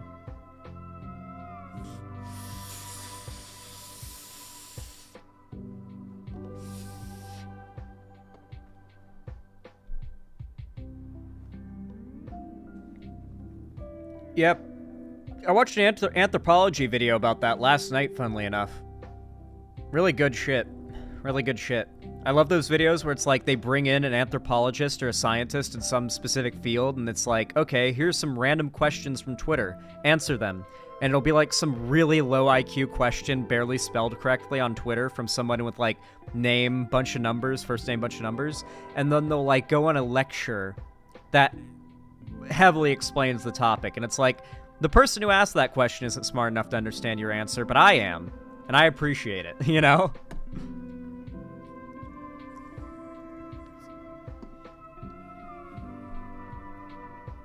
Virginity was created to control women and young men. Primarily women. Primarily women, for sure. It was probably, like, an idea invented to assign value to women based on their sexual identity, or, like, their sex status. Honestly, oh yeah, I already read that. Thank you, Pepper221, I appreciate it. And then Anonymous, thank you for the $20 donation. Very kind of you, very helpful as well. Thank you, thank you.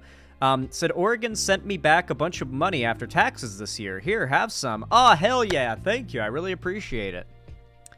I love tax refunds. I love tax refunds. Thank you for the $20 of your tax refund. Hell yeah. Let me add that to my dono goal.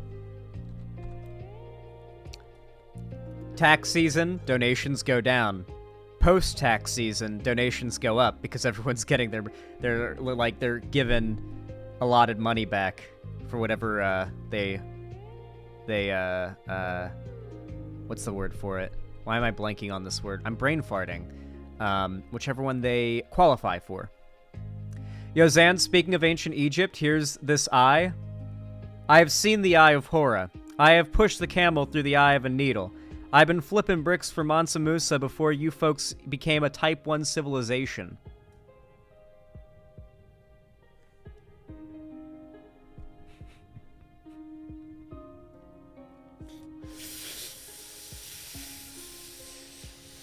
Hello?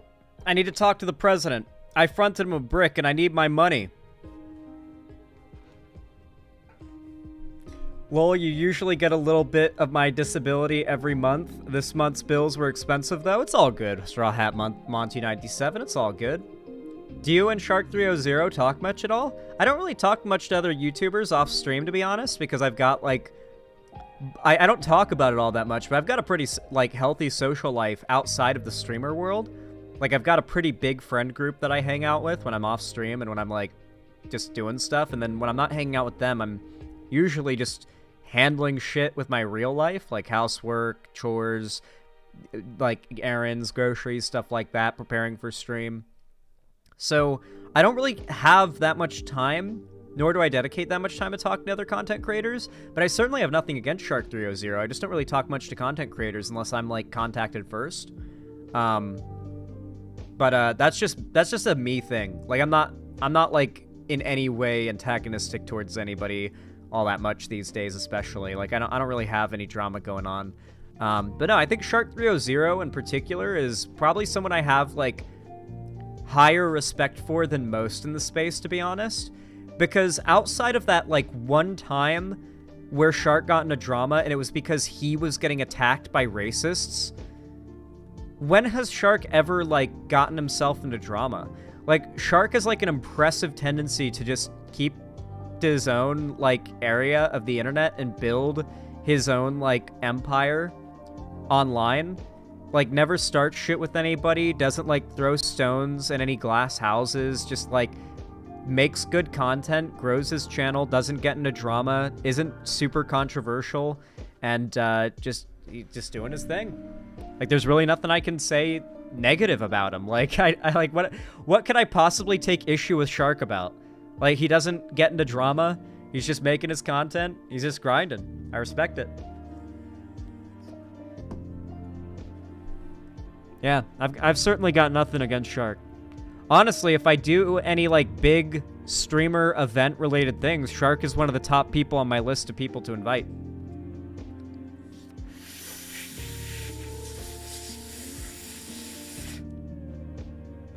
Yeah, I hope you guys enjoyed the sound of that loud-ass vape.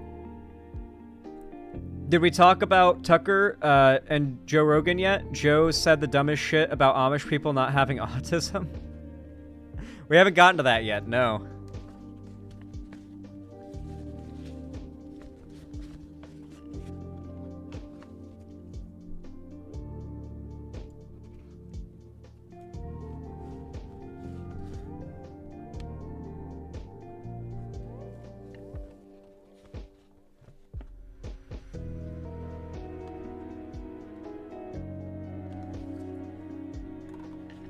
All right.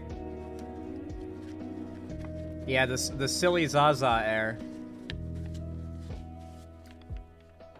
Yeah, Shark has never started drama. It's always just Shark getting drama happening to them when it does happen. But even then, people don't really go after Shark because even if they do go after Shark, Shark always takes the W. Like, doesn't really, like, engage with the drama mongers. And then when he does respond, it's, like, a really concise and good response. And there's not really much you can, like, nitpick about it or take apart about it. So it's like, who's going to start shit with Shark with the history that Shark has dealing with drama as well as he does? So, like, even at this point, it doesn't really seem like people go after Shark unwarranted so much these days. Granted, maybe they do. Like, I'm not Shark. I don't know what, like, weird, deranged hate community he has to deal with that I don't know about, because I know I have mine. So for all I know, Shark is dealing with a lot of deranged haters behind the scenes. He just doesn't really let that show, which is the right way to handle it. Regardless, from my perspective, seems like he's handling the YouTube streaming thing about as well as you possibly can. Zan, you are the one streamer I'll watch while I walk my dog while live. Normally I do One Piece or video essay videos on media I like on walks. Oh, I'm glad you like listening to my stream while you go for your walk. I hope your doggy is getting a good exercise in. I literally can't think of any Shark drama other than the Soul Bunny thing that one time. Yeah, it's literally all I can think of. It's like when Soul Bunny and like FD Signifier and like the whole like borderline Hotep sphere of the lefty community went after him and started calling him the sea slur and just really being racist to him, you know? Like, they were like, Shark, you're a racist. And then called him a racial slur. You know, it was very much, man, you really made your point well.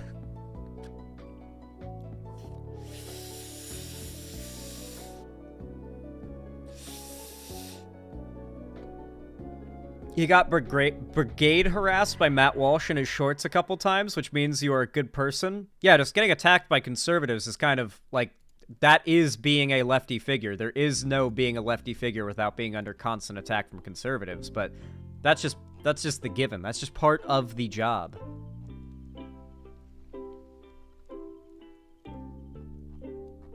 Guys, when will you understand?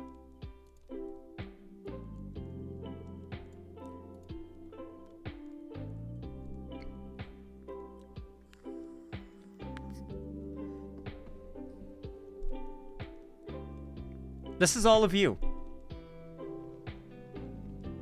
When will you understand this is the truth? The true message of Fallout New Vegas is that bisexuals do 10% more damage to everyone. I love how it's like such a small percentage, but it's actually kind of noticeable 10% is. So it's kind of worth taking, you know? Like, unironically, being bisexual in the Fallout New Vegas iteration of the Fallout universe is just being built different. Like, it makes you unironically more deadly by default than, like, a straight person. How? Why? Because it makes you more charismatic with, like, flirtation with both genders if you're bisexual. It lets you romance both genders if you're bisexual, I think. But it also, like, the bisexual traits are referred to as... This is the Zoomers finding out that Fallout New Vegas has lesbianism if you play as a woman. You can also be gay if you play as a guy. And, like, the icon is... It's not even like, oh, you're technically lesbian. It's like, no, you're... Like, they made an icon for it and everything. They also made a gay icon where it's two dudes. Like, full on, straight up.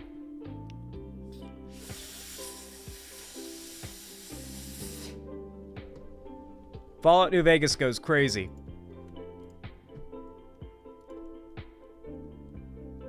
You take both the Lady Killer and Manslayer perks. No, it's not Lady Killer and Manslayer. It's Lady Killer and Black Widow. Those are the perks that make you bisexual in New Vegas. No asexual boost.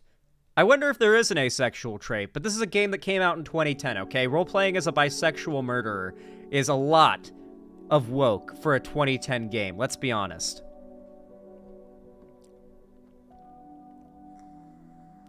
Just being able to be gay in the game by choice, pretty fucking woke for a 2010 AAA mainstream game.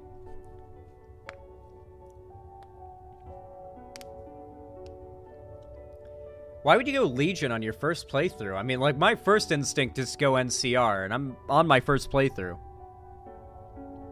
Regardless, I won't pretend to understand how you guys think.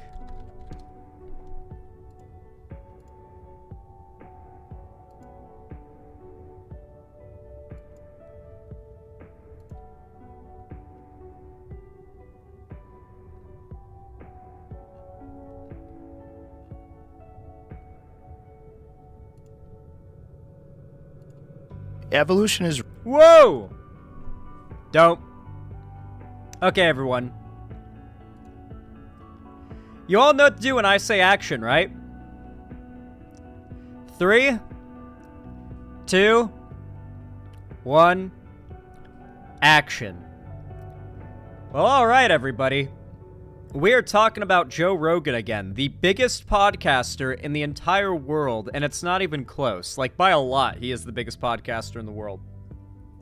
What I need you all to know is that anytime I compliment Joe Rogan's ability to reach a large audience, that's not me, like, complimenting Joe Rogan as a figure, but we do have to recognize how influential of a figure he is to recognize how dangerous it is when he says bad, stupid shit, like the hydrochloroquine and ivermectin stuff, the anti-vax stuff, the anti-mask stuff, the nonsense like transphobic conspiracy theories he's pushed, but he's also had his fair share of W's. Like, where's that one clip where Joe Rogan corrects Matt Walsh? Like, can we all admit, for all of Joe Rogan's mistakes and all of his like massive fuck-ups and drawbacks, this moment kind of almost made it worth it? Can I find this? It's a clip that the left should actually be sharing around, so you'll never find it quickly. Is this it? Yeah, here it is. Do you guys remember this? This was so satisfying. If Joe Rogan was known for more situations like this, and like what we're about to watch, instead of the constant platforming uncritically of conspiracy theories and lies and bullshit, I don't think nearly as many people on the left or in the mainstream would take issue with Joe Rogan as they do.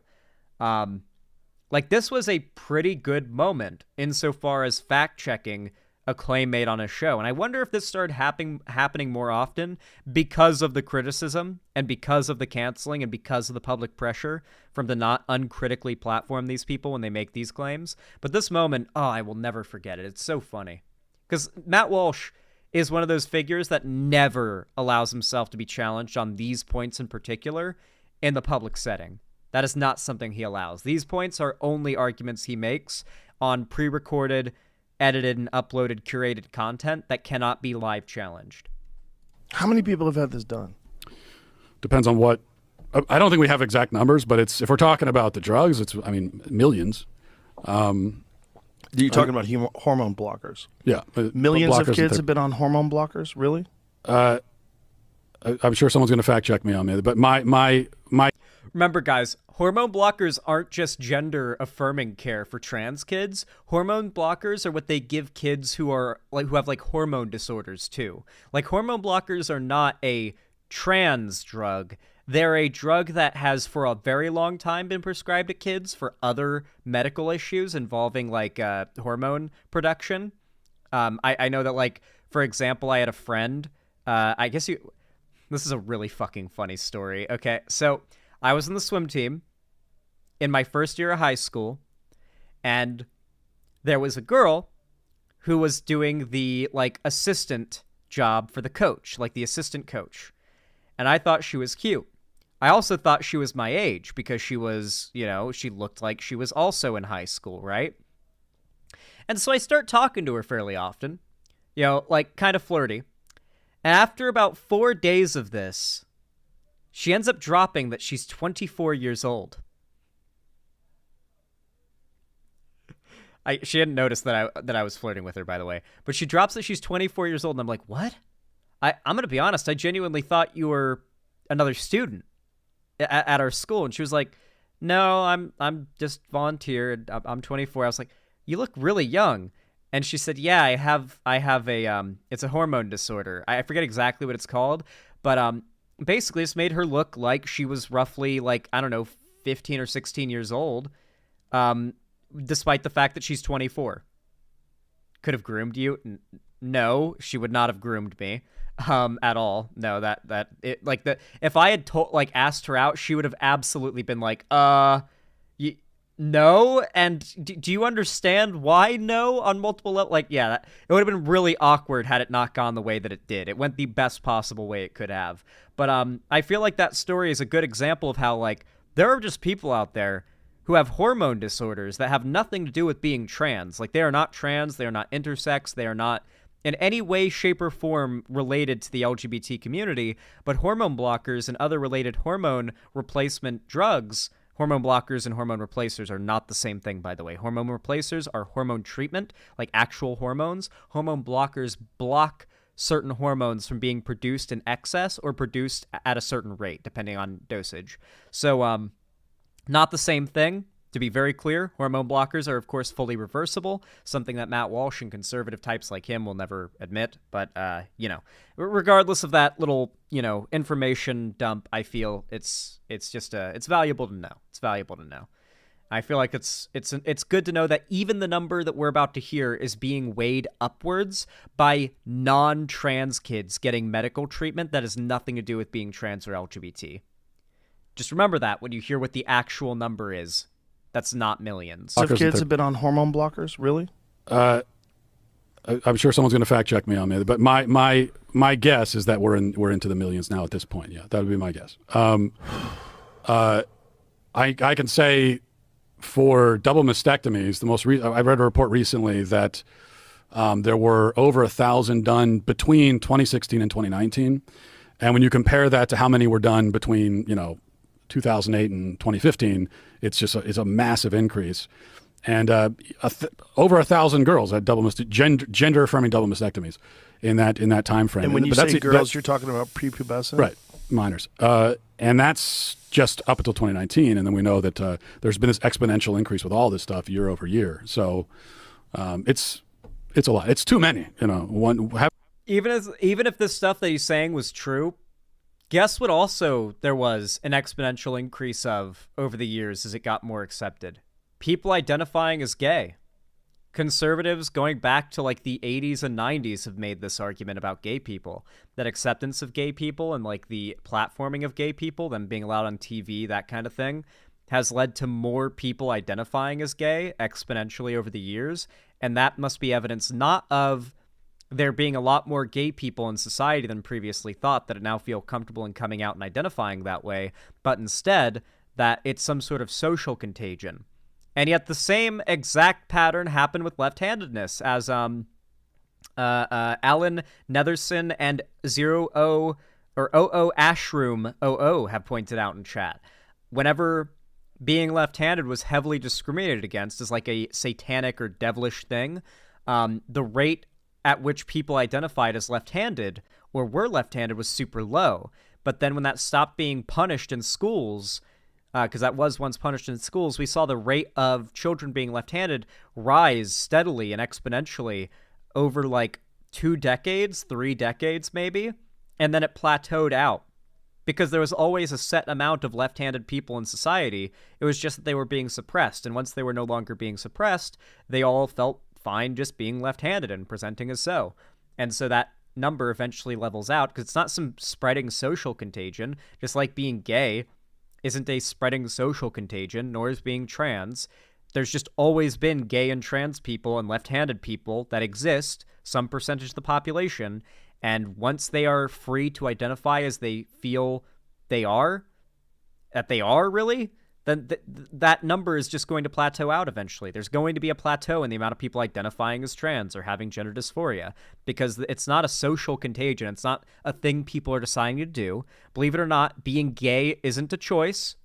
Conservatives, like people like Matt Walsh, insist that being gay is an urge that you have to always be resisting, which tells me a lot about them, Like, I'm sorry, but being gay has never been an urge for me that I've had to resist or that I've fallen to or whatever they say. Like, it's just a thing that people are, and I'm not. I like women.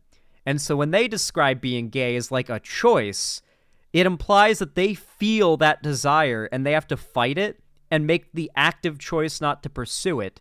That desire does not exist if you're straight. They are either bi or gay and like self-hating about it, or they're just repeating the whole choice thing because it's such a popular narrative. But whoever started the it's a choice thing was definitely bi or gay. Having this happen to one kid is way too many. It's a lot more than one. Yeah. Look, if you're an adult and you want to do that and you understand who you are and what you are and this is how you feel you should progress, you're an adult. This is a free country. You should be able to do whatever you want. But when you're talking about doing that to children, the fact Remember yesterday when I talked about how a lot of Americans have a very, like, common sense, sounds right to me type of thought process around this stuff? The trans adults are fine, but keep it away from kids argument, despite having no empirical grounding, is just a common sense argument that people default to. And that's one of the biggest advantages the right has. They take advantage of that defaulted to position of, I have no problem with trans people as long as they're consenting adults, but if they're kids, can't let them be doing that. They can't make those choices. It's such an easy decision to land on without any research or prior knowledge because, of course, right? Like, if you're completely blind going into this situation, going into this issue, obviously transitionary care is like overwhelmingly over the top to be giving to kids. Kids can't consent to that. But then when you actually do the research, you look at the data, you look at the medical procedures, how much more complicated and in-depth it is than you would just assume. It's not like kids just walking into a clinic and saying, I want hormones. It's just not like that, right? Hell, the percentage of people under the age of 18 given any form of irreversible procedures are astronomically low. They have to have been given medical oversight and been confirmed to have had gender dysphoria at a very young age for that to happen, like a very young age. And it's still very rare. Like, so rare it's negligible.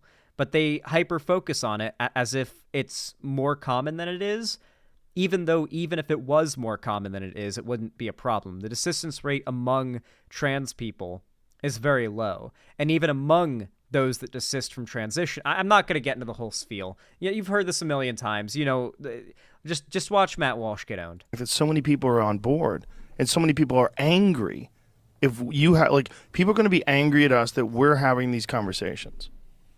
Yeah, they will be. And I also, I actually think that that this shouldn't be happening to. It's a very small number, if that's right. It says over the last 5 years, there were at least 4,780 adolescents who started puberty blockers and had a prior gender dysphoria. No, but it's millions. Diagnosis. This says it's kind of undercounted, but that would be a big undercounting. Less than 1,000 people a year. Yeah. Yeah, I mean, I would guess, hundreds of thousands at this, but I could be wrong. I like how he moves the goalpost to hundreds of thousands from millions to sound less wrong. He goes from millions, absolutely millions, whenever he thinks he can lie to Joe Rogan and his audience without getting fact-checked. And then after getting fact-checked, he goalpost moves it to he would guess hundreds of thousands, which is less wrong than millions. And guessing rather than saying absolutely seems like you're open. Like, you never made the claim that it was absolutely that.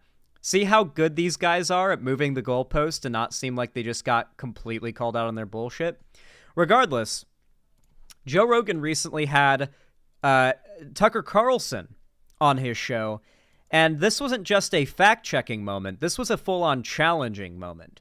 You see, Joe Rogan, for all of his weird far-right culture war nonsense, Joe Rogan is a neo... I don't even know what to call it. He's like a neo-chud. Right? Like, you've got your pre-Bush era, like, Bible-thumping, anti-weed, pro-drug war, war in Iraq and Afghanistan, like, super war hockey conservative types. And then you've got the post-Trump hip conservatives, the types that have basically rooted 90% of their political beliefs in culture war stuff, and the other 10% is actual real-life policy.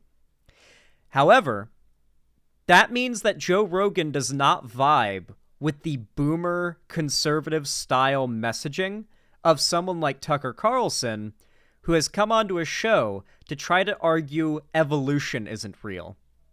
Now, if you don't know, Joe Rogan brings on scientists, physicists, anthropologists very frequently. We mostly just focus on Joe Rogan when he has political personalities on, but a third of the people he has on are MMA dudes and sports guys. Another third are scientists and science popularizers, and the other third are political figures, So a good third of his content's actually somewhat enriching when it's not him talking. And in this respect, he's brought on a lot of scientists, and he absolutely does not believe in creationism, real scientists. He absolutely does not believe in creationism. He just doesn't. And this is where we're going to get a surprisingly rare W from Joe Rogan. He ends up challenging Tucker Carlson here, and not even in an accusatory way. He challenges him in the best way possible. Just asking questions specifying the holes in the conservative claim, and seeing how they flounder to try to explain it. Behold, a rare W from Joe Rogan against Tucker Carlson.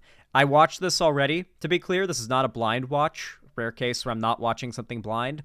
I really enjoyed watching this when I saw it on my timeline for the first time. I just had to do a segment about it. Evolution is real. And if there is this constant, I don't know.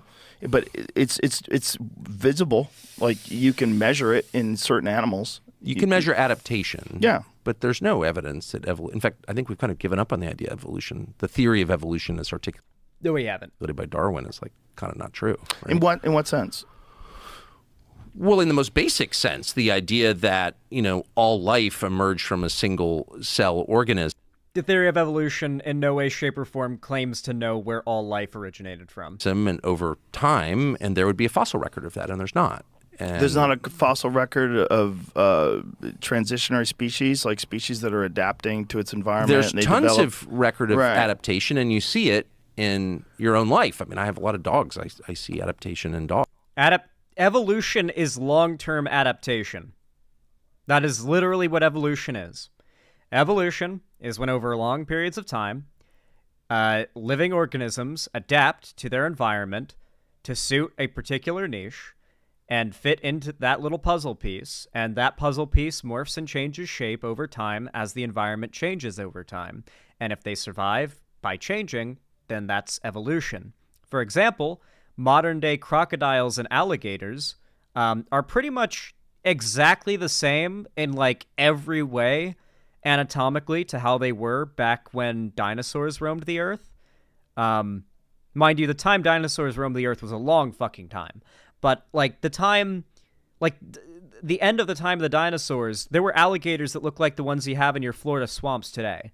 They have barely changed because they are so well suited to survival in their given habitat, which is warm, swampy areas, and that's just where they keep to their own, and they are perfect for it. They're the apex predator of that environment. Nothing kills them. Nothing eats them other than sometimes other gators, and they're just perfect for it. And there's also the dry, arid, like river-dwelling crocodiles that are good at taking down large prey and small prey alike. They can hunt on land and in water. They're just so perfect. They haven't needed to adapt with any particular changes for a very long time. And so we see species like that exist in the fossil record almost identically going back 65 million plus years ago. And so with that, or 66 million plus years ago. And so with that in mind, like, you can look at other species where you've got, like, transitional species. I know that, I watched an anthropology video about this last night. I should be able to do this. So, obviously, we're Homo sapiens, and we originated in, like, pretty much the southeastern part of Africa, if I remember correctly, is where, like, the first Homo sapiens seem to show up in the fossil record. And then over, like, a very long time, we migrated up into northern Africa, and through land bridges that existed during lower times of sea levels due to higher ice cap activity, like lower temperatures and higher ice, like more ice on the poles, and so lower oceans, migrated up north into Europe and Asia, where they encountered other species of humans, such as Neanderthal, and there was another one. Was it what was it? Come on, there's someone in here who knows. They're like not Homo erectus, I don't think. Like, a lot of Europe and, like, Western Asia was inhabited by Neanderthal, as Homo sapien came up from Africa to colonize Europe and Western Asia. Or I guess you would say Eastern Europe. But there was another Homo habilis? No, I don't know. But there was another species there was a time where, like, 4 different species of humans, including us, existed simultaneously. I can't remember all of them right now. They have long sciencey names. Neanderthal is one of them, and obviously Homo sapiens, us, is one of them. They are different species of humans. We all coexisted for, like, a decent amount of time, but they all died off and we kept around. This isn't, like, made up, by the way. Like, if you don't believe me, you can literally just fucking Google it. Seriously, Google it. It's actually very interesting. But yeah, we outlived the other species of humans. We also outfucked them. We fucked them out of existence. But they also weren't suited for living outside of their environment. Humans, like our type of humans, Homo sapiens, are the most evolutionarily developed that have ever existed bipedal primates for world domination. We've got like the perfect amount of like fat distribution and hair for surviving in cold environments, but like enough baldness and sweat like ability to survive in hot environments. We've got like enough hair on our bodies to ward off like too much sun damage while also having enough skin to like take advantage of the stuff that skin gives you as opposed to being covered in hair. Like, yeah, we kind of like check marked every box needed to be the superior species. We were the most adaptable, and so we survived. Adaptation is not a thing that magically happens. Adaptation is a thing that you can do. And if you cannot adapt, then you simply die in nature. That is how it works. Obviously, we're not talking about human society. We're talking about nature, especially pre-modern human nature, right? So yeah, like we literally have all of this shit in the fossil record. And I imagine, like, I don't know if Tucker Carlson is on the, like, fossils aren't real train or something. I've seen a lot of that becoming popular again on, like, conservative TikTok, so maybe he doesn't believe fossils are real. I don't know. Dogs, through the... Sure. Litter to litter. But no, there's no evidence. They always try to do this, by the way. They always try to say you can only see adaptation happen on a micro scale over a short period of time in a single generation. Like, they will never give you the ground that adaptation can be generational, because that is literally what evolution is. Have you heard Mac's argument? The fossil record is a shame. We're not doing It's Always Sunny memes right now. At all that zero, that people evolve seamlessly from a single cell amoeba. No, there's not. There's no chain in the fossil record of that at all. Okay. For starters, yes, there is. Okay. Wait, the fossil record has species going... It's not even like the fact that we have to have a fossil record to show it. It's the fact that we can test DNA. We share like 78% of our DNA with bananas. Every living thing that we can test the DNA of and match up to our own, we have a startling amount of genetic similarity to, on par with being genetically related. Everything on the planet is genetically related to everything else that is alive. Obviously, there are very far back branches off at different points. Like, modern-day humans branched off from, like, quadrupedal apes a long fucking time ago. There were many iterations of bipedal sapiens before we got modern humans, which are Homo sapien. And there were many other forks, too. The other species of human that we coexisted with weren't like the other evolutionary steps to get to humans. Like, Neanderthals weren't like the evolutionary step behind humans. They were a fork in development that ended. There were many ended forks in development of what would be species. Like, I'm no scientist, but let's just say my science classes were the classes that I most consistently got A's on my report cards in. So it's always been my biggest passion, especially in regards to like dinosaurs, evolution, anthropology, ancient history, that kind of stuff. So I have enough like loose knowledge on this shit that I could probably push Tucker Carlson's shit in pretty hard and painfully in a debate. I think I could push his shit in pretty hard. And that's why you don't actually hear people, you hear them make reference to evolution, because the theory of adaptation is clearly, obviously true. But Darwin's theory's totally, that's why it's still a theory almost 200 years later, No, we have not found that at all. And I can't even guess. I mean, I have my own theories on it, but they're not proven. What are your theories? God created people, distinctly, and animals. I mean, I think that's what every person on Earth thought until the mid-19th century, actually. Right, but I was so excited for you guys to see this laugh he does. He laughs as if this was a big gotcha. Don't you know that back in ancient times when people thought the earth was flat and the earth and like the sun orbited the earth, they also believed that God created all humans and animals? And then he hits him with this laugh. Oh, the mid-19th century, actually. right, but It's not a new idea. they What was that?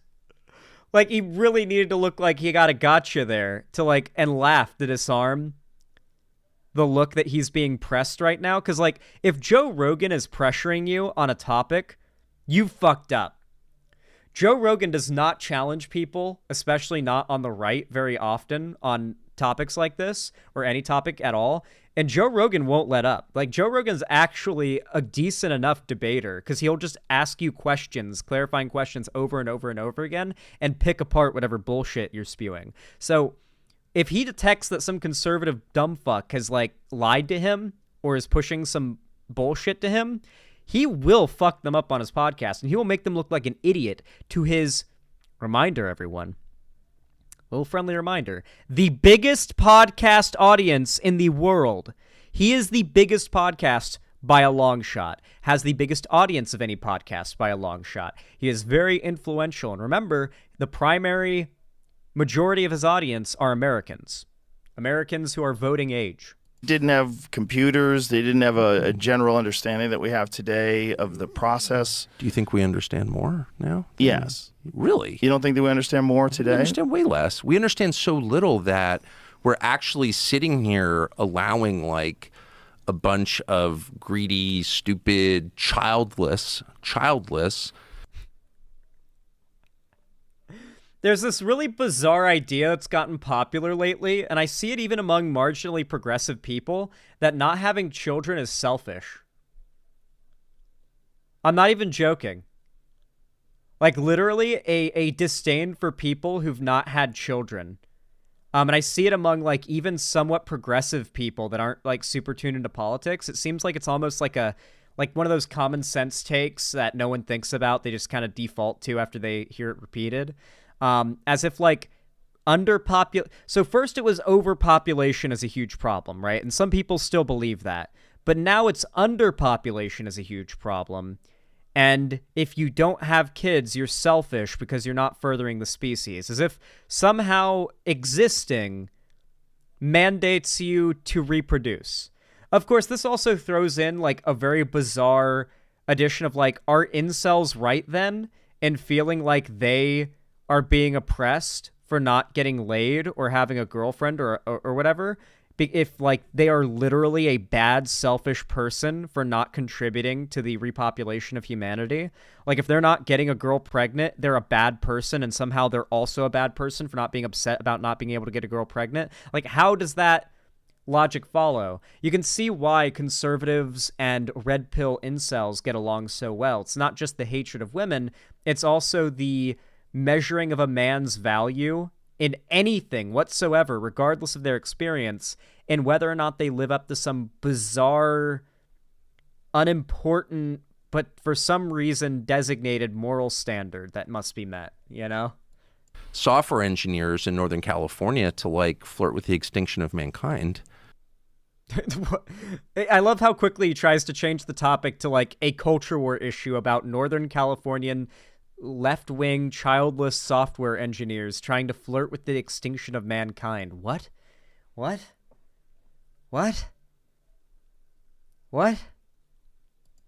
Is bro talking about Boston Dynamics making Terminators? I feel like this image is the best representation of this thought process. There's an idea called the Zealot's Corner. You've got the classic like knowledge and conviction chart. Usually it's not humility sweet spot, isn't usually on here. Usually this is a way of measuring Dunning-Kruger, you know?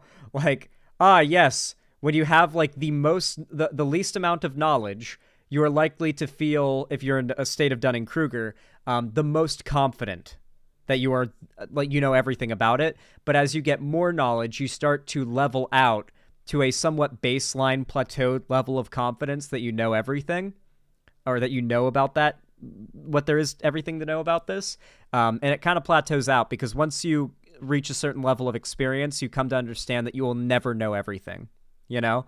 And yet, conservatives consistently exist in the Dunning-Kruger zone, or the Zealot's Corner, which is the minimum amount of knowledge on a topic, as Tucker Carlson demonstrated here, yet the highest possible levels of conviction in regards to it. It's a really dangerous combination, guys. It's a really dangerous combination, but I do like to see conservatives kind of hearkening back to that old school failed pre-Bush, pre-Obama conservatism, you know, pre-Trump conservatism. The whole, like, evolution's not real. Like, I don't even think most Trump supporters don't believe in evolution, for as crazy as they are. But we'll see how this goes for them. When even Joe Rogan is fighting back against it, we'll see how this goes.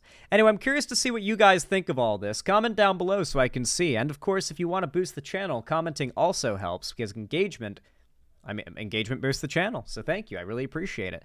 And of course, if you want to support me even further, you can always drop a like. It really means a lot. Every single thumbs up in my videos, streams, and VODs pushes my content in the algorithm and really, really helps. And of course, if you want to support me financially and you got the money for it, I really do appreciate it if you guys donate, subscribe, or gift a sub on my website, xanderhall.com/live, or support me financially through YouTube, Twitch, Streamlabs, Stream Elements, Patreon, or buying merch through the Streamlabs link down below. You can also join my Discord server where I do announcements for every stream and video, where I also do watch parties and call-in streams and all sorts of cool, like, fan events and all that kind of stuff. It's basically the hub for the Xander Hall community, so I hope to see you in the Discord server. But, yeah, I hope you enjoyed. How do you guys like that segment? I feel like it came out pretty good.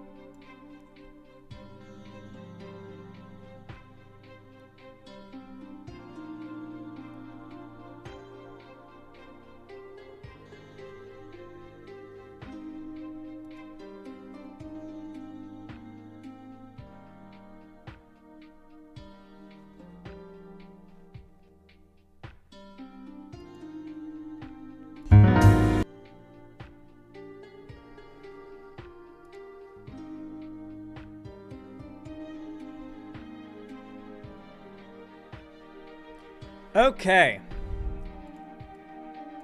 Oh boy, you guys are gonna like this.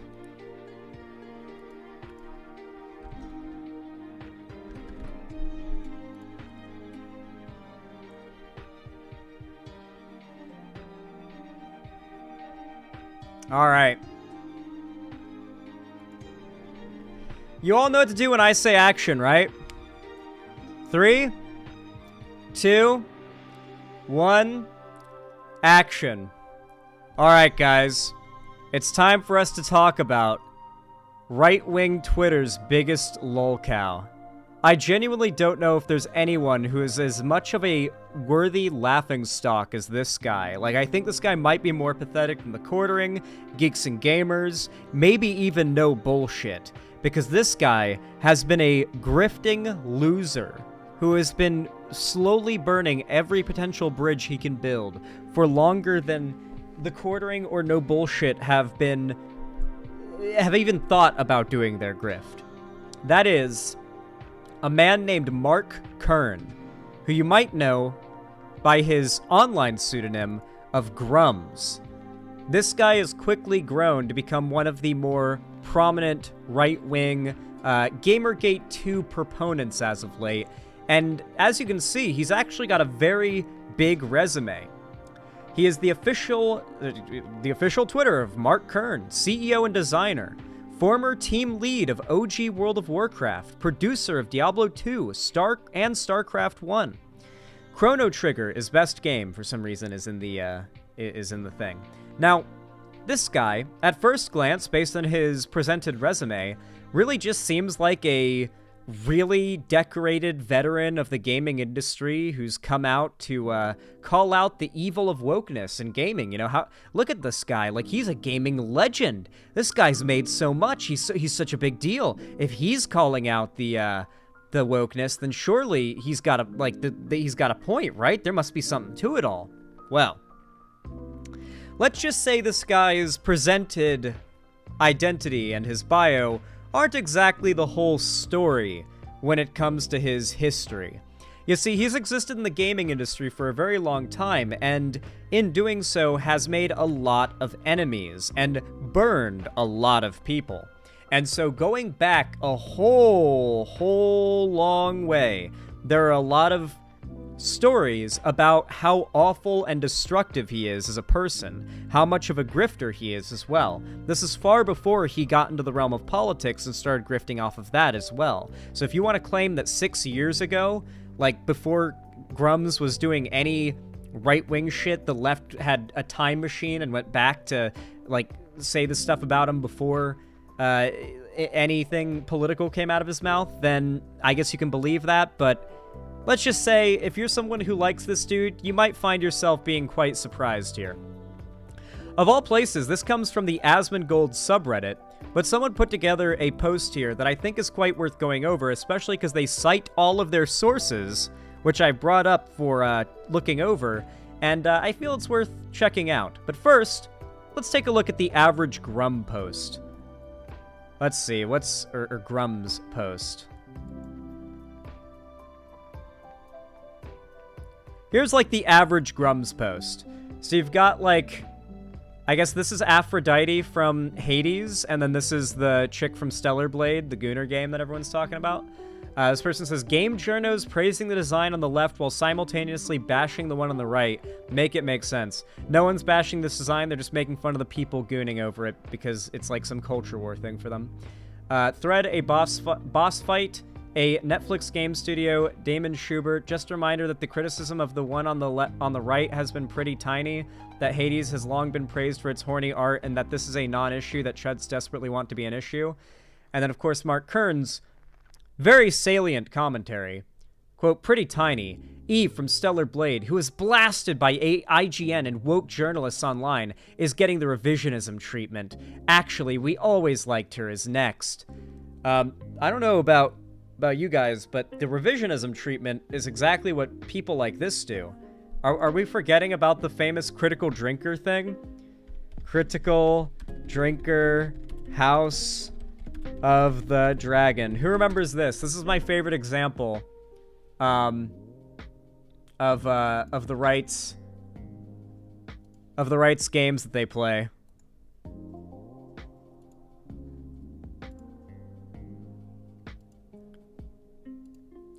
So back before Rings of Power was like the show that was airing at the same time as House of the Dragon that they needed to like go against because it's woke, they designated House of the Dragon a woke like garbage, right? Like they clickbaited the hate clicks for it first.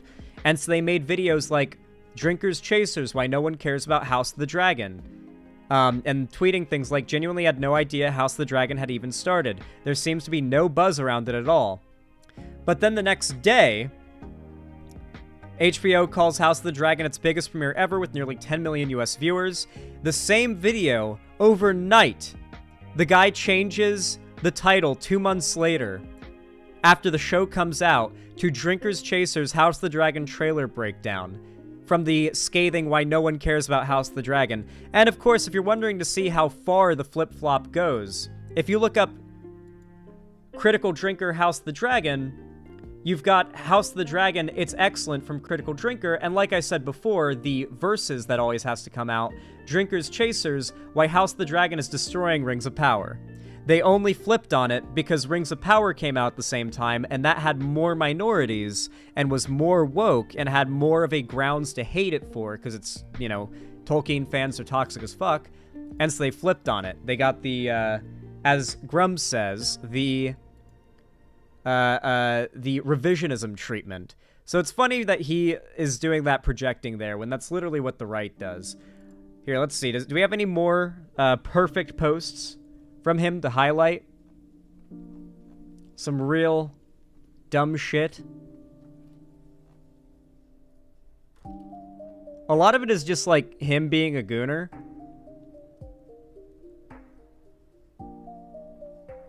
Like, a lot of it kind of just reminds me of Elon Musk tweets. Like, he kind of just tries to tweet like Elon Musk.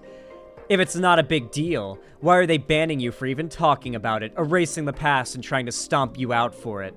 The difference between the Custodes' Warhammer lie and retcons. Only lore change that will get you banned if you talk about it. Only lore change that claims it was always this way and erases all wikis and lore quotes of the past. It's not a retcon. It's a purge. Ah yes, I'm sure they'll totally ban you if you mention this as a topic. Simply just mentioning it. Yeah, that's totally what gets you banned. I'm sure it's nothing else, you know. There's no other factors that could possibly be different in that situation that could, lead to a ban, I'm sure. You know, it's definitely as he says it is. I will uncritically believe that for sure. A lot of the posts are just like,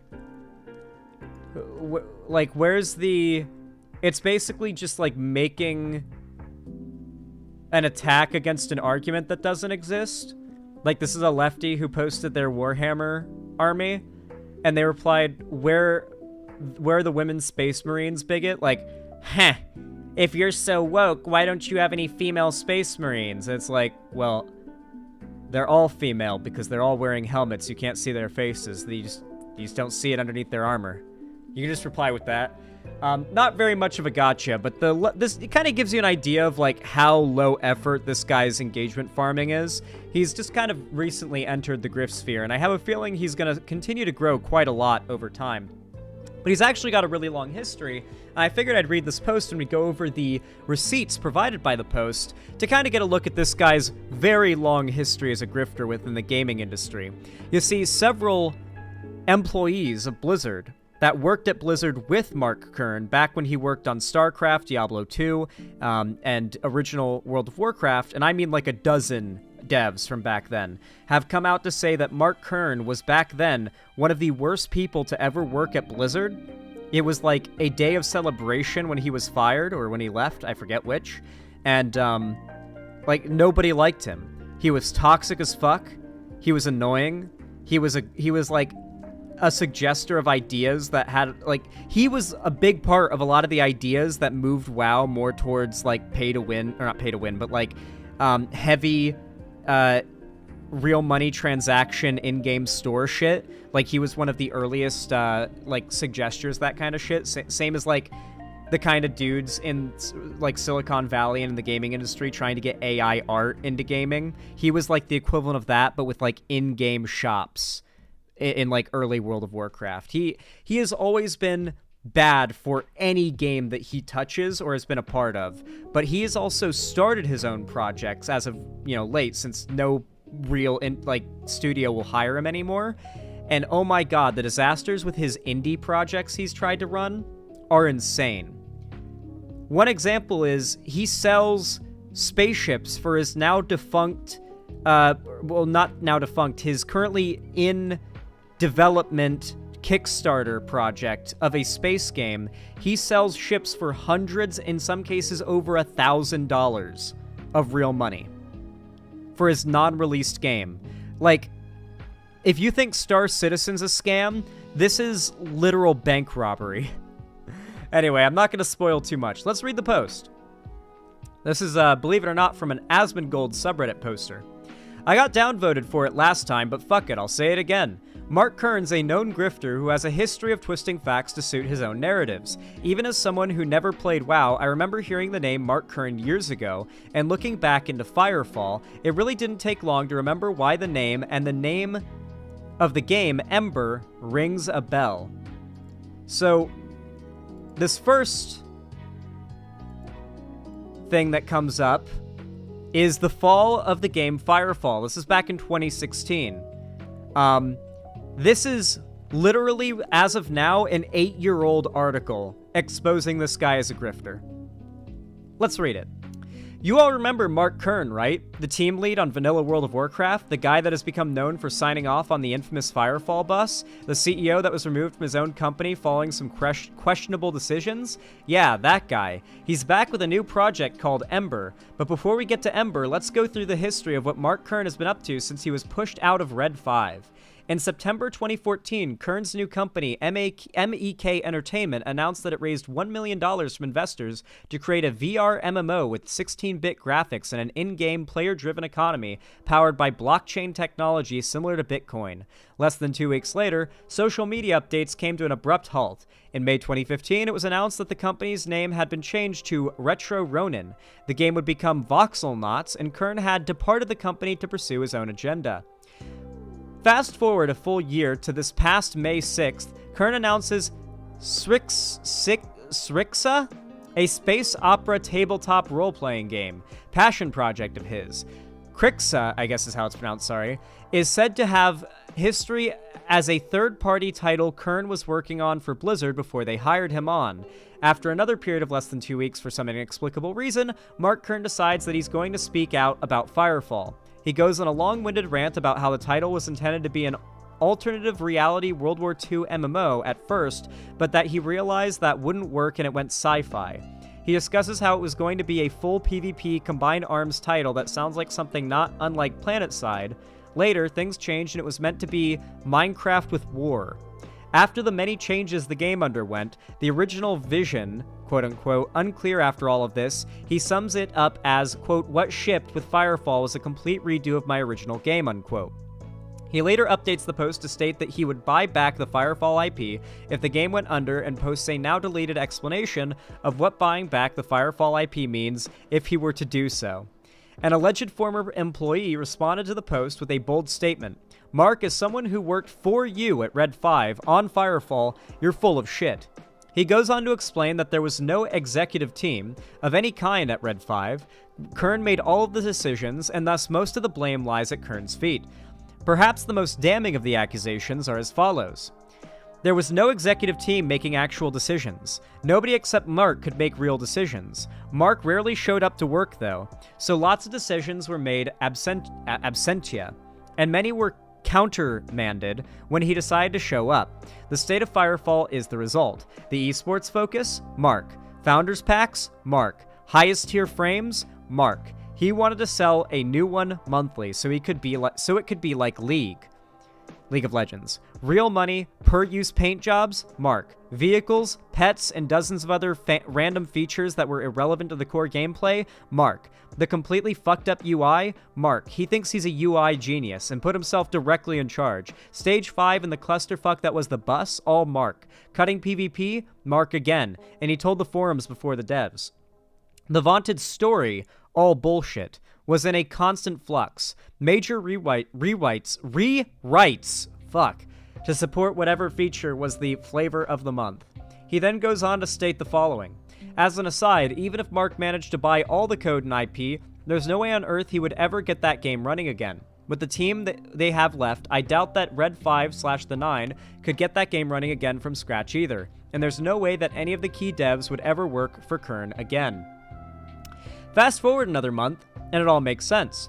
Kern announces that he wants to make a game called Ember, which is set to in the Crixa universe. The title is meant to be a spiritual successor to Firefall, as originally intended by its creator. Oh, but there's a catch. It won't get made unless there is sufficient demand from the community, is the quote. To gauge demand, Kern started a change.org petition that those who want to see the original vision of Firefall could sign for a better chance at it. He later updates the change.org petition to state, I am not asking for support to make a game, I'm asking for people to convince me there is a market left to make it. In order to get the forums, website, and art together, Kern launches an Indiegogo campaign, asking for a mere $500. None of these funds will go towards the game itself. The first milestone won't be launched unless the change.org petition reaches 8,000 signatures. Nevertheless, at the time of writing, the Indiegogo campaign is sitting at $2,497 with 2 days left. This is back in 2016. Should Kern get the signatures he needs, and as one would assume from the fact that he crowdfunded the game's website, the funds he needs from another crowdfunding campaign, I have almost no faith that Kern will actually make the game. If he's as passionate about the original vision of Firefall as he seems to be, and he believes in the concept enough to want to make a new title based on it, why would he need us to convince him there's a market for it? Moreover, why would we trust him after all of the accusations that have come from Red 5 following his dismissal? Why should we trust that he has the attention span to see the project through after he left Mech Entertainment mere months after getting the funding he needed? Should I even mention the fact that he had barely announced his tabletop game, let alone released it before announcing a Firefall successor that would be set in the tabletop game's universe? The damning Reddit post about the development of Firefall claims that when times get tough, Mark had seemingly gotten bored of Firefall or perhaps disillusioned by it. It seems that there's always something else Mark Kern wants to be working on. The best thing we can do this time is refuse to be swept up in the words that we think will never be fulfilled and save our money and our signatures for a project that seems like it might actually be completed. This is from 2016, guys. So this guy had a long history getting exposed by every team he's worked with, from the World of Warcraft team, well, all of Blizzard, to all of the smaller teams he's worked on trying to make these projects. Every time he has been called out, kicked out, has had to leave, has dropped out of the project out of laziness and lack of attention span. It's just, the guy is a complete cunt. By the way, if you're wondering, here's what he actually looks like in real life. This is what he really looks like. Here's his profile picture, the little glasses, cat mouth thing, and here's what he really looks like. I don't know, there's just something really obnoxious about how he has like this weirdly cutesy drawn profile picture, yet all he spews is hate, and in real life he just looks like such a like unattractive, in no way cutesy guy, you know what I mean?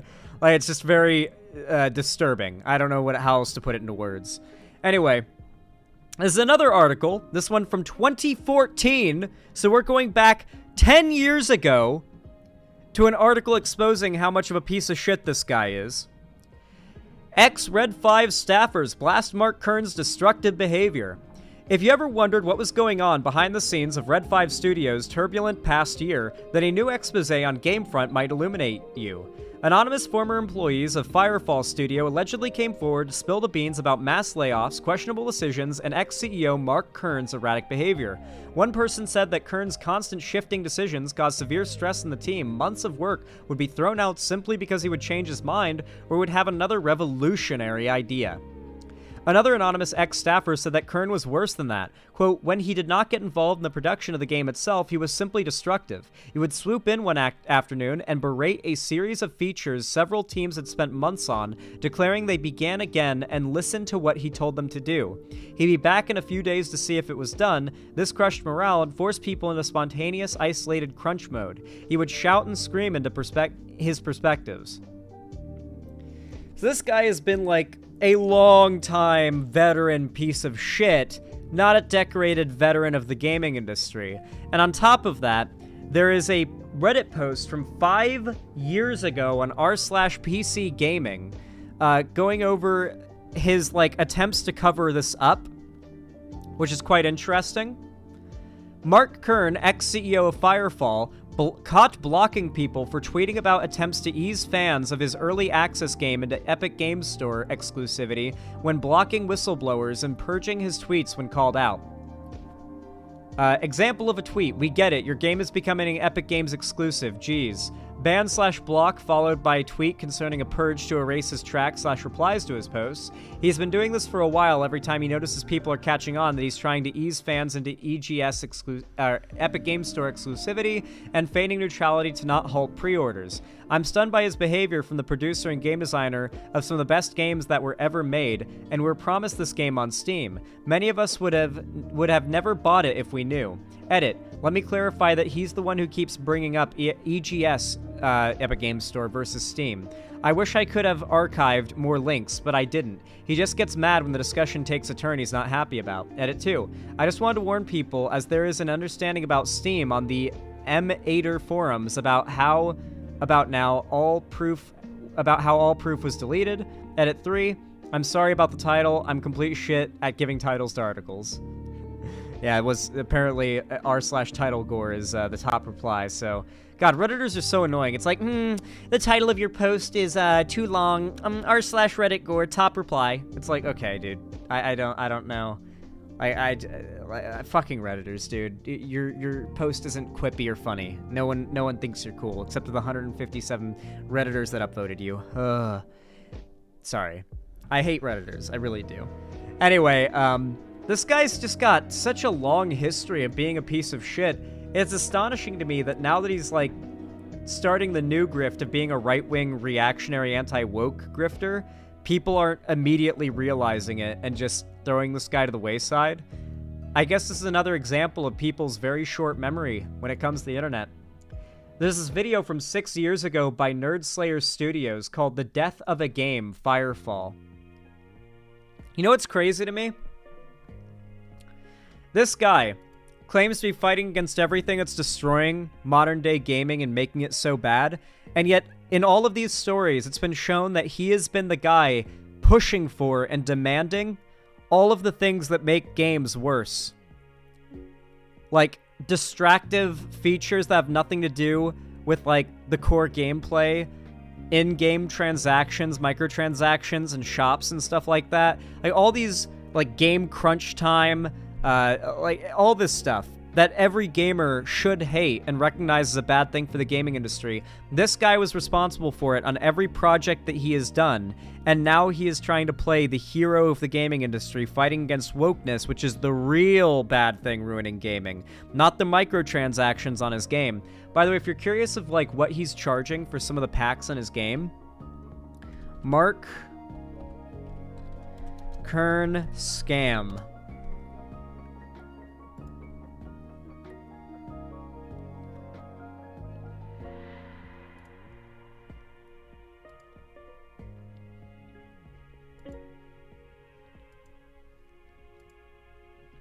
Yeah, so this is the most recent drama, before he went down the right-wing grift hole.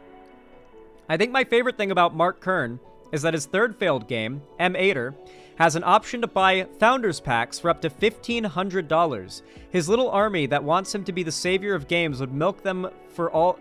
His little army that wants him to be the savior of games would milk them for all the money they've got. Or he would milk them, I guess is what they meant to say. The Archon Pack is $299.95, and the Arc-Liege Pack is $1,499.95. I need you guys to understand, conservatives, on average, to be conservative, you have to fundamentally lack certain levels of empathy and like, human moral code. And so people who do this kind of shit are the types of people who are very likely to then adapt the conservative right-wing grift, you know? Donald Trump was doing grifts a million times over before he joined the political grift. This is just his most recent grift. Just like Donald Trump, this guy's been doing many other grifts before he got into politics and started pretending to be a conservative, going against the anti-woke. I'm sorry to say it to you guys, but there's just no ambiguity to it. It's just a very... It is just the truth of reality. The people who make this type of content complaining about wokeness are just grifters, and they just hate not making money. They don't hate minorities, even. They just hate not making money. That's long and short of it. What can I tell you? Came out like my grandma out of the toilet after a half hour of Grey's Anatomy binge. What the fuck are you talking about here in Shonen? Anyway, I feel this guy kind of represents everything that is wrong with the gaming industry right now, and it's so sad to me that so many gamers are falling for his, like, pretend act of being a hero of the gaming industry fighting against wokeness. But it really just kind of shows that being anti-woke is being against your best interests at the end of the day. You will always be fooled into fighting against what's good for you if you align yourself with the right. It's just how it goes. Anyway, I'm curious to hear what you guys think on all of this. Comment down below. I really like reading you guys' comments and hearing what you guys think about all this kind of stuff that I talk about. And of course, your comments also boost the channel and the algorithm, so it helps a lot. I really appreciate the engagement. And of course, if you want to boost my channel even more, you can always drop a completely free like or thumbs up. Every single like/thumbs up really goes a long way in the algorithm. It pushes my content out to new people, forcing YouTube to do so. So thank you to every single one of you who likes this video, VOD, or stream when it goes up on its own.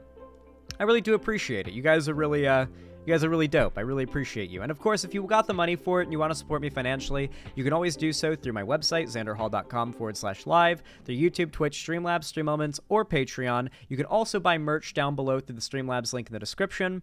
And of course, don't forget to join my Discord server, where we do pretty regular fan events such as call-in streams and watch parties, and I also do constant announcements for all my uploads and streams there, so you'll never not get notified by YouTube. So make sure to join that. It's a really fun place. I hope to see you there. Alrighty. What do you guys think of that segment? I feel like it came out pretty good.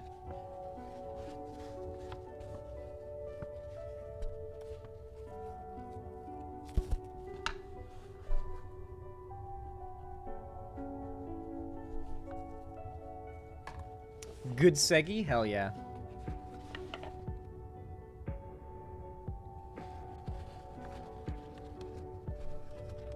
I've got one more segment for you guys today, and then it's time for Fallout New Vegas.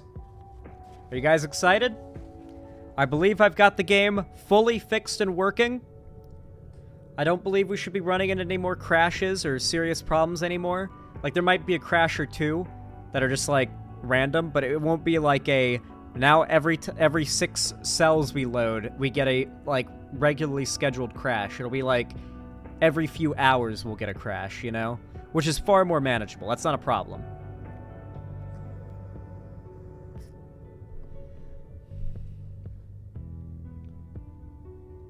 I will recommend don't try to load a crash save. I think that's what caused the problem last time. Yeah, loading that crash save was probably a bad idea for sure. Got the 64-bit memory patch. There is no 64-bit memory patch. That's not a thing. You can't patch a game that's 32-bit to be 64-bit. But I do have the 4GB patcher, which lets you get up to 3.8 gigabytes of memory usage before it caps out and crashes. So I have that. I have Yep Patch. I have NVSC JPLN, I think it's called. And then I also have iStewie's tweaks. I could go through the whole list, but the only thing that could really be wrong with my mod list now could be an unoptimal load order.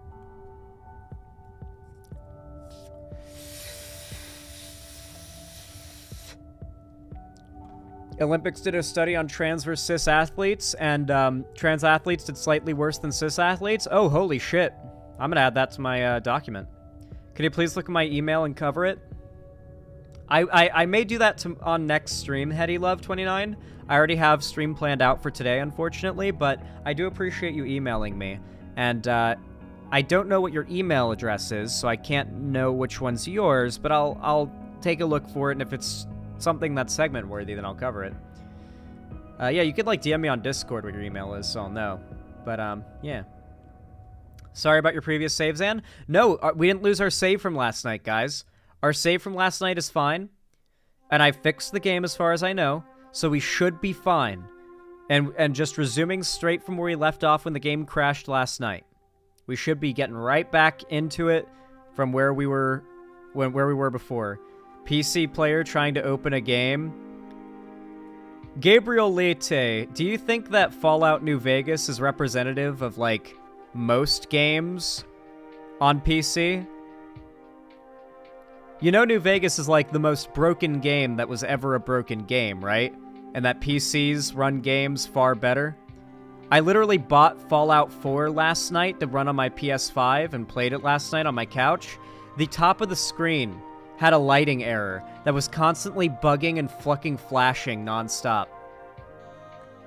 I was like, dog, this is not real. There's no way my console is having an unavoidable lighting bug on Fallout New Vegas, Fallout 4.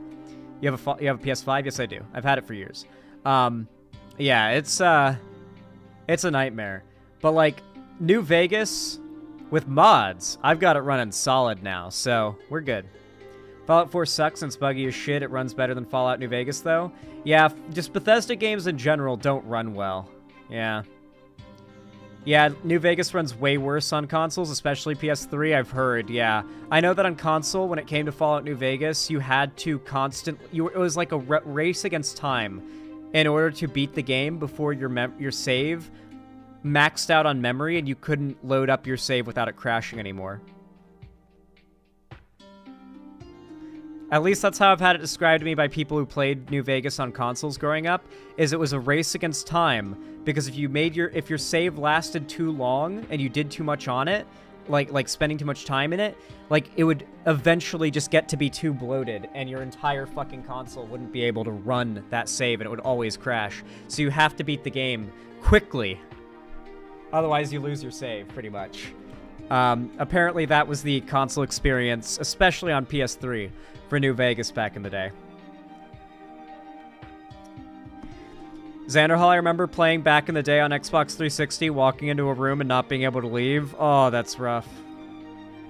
It was a lot more stable on 360. Well, Balth is the biggest New Vegas defender there is, and Balth couldn't leave rooms on 360.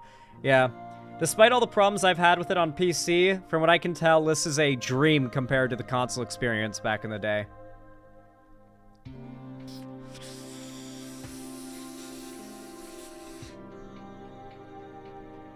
Also, Fallout 4 on console doesn't support bigger, complex mods. That's true, but I don't play any console games to have mods. Like, if you're playing games on consoles, you've pretty much completely given up any interest in playing a game with mods. 99% of console players that I bring up mods to talk about mods like they are, like, nerd shit, you know? Like something that only nerds know how to install and use, and they're not really, like, a cool thing. If they ever once played like a console game on a PC at a high frame rate, high settings for graphics with mods, they'd be like, why the fuck would you ever play the game any other way? Very quickly.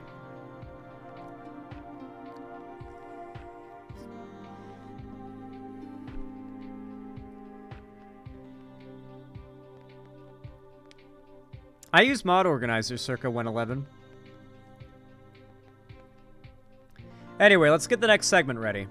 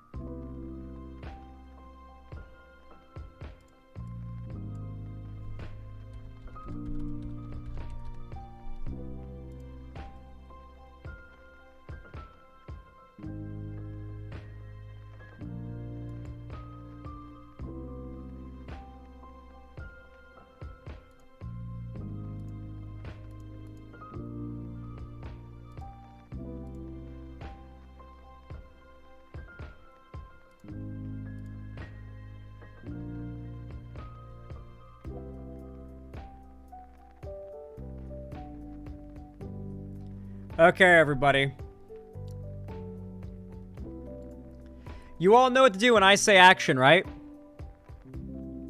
3, 2, 1, action.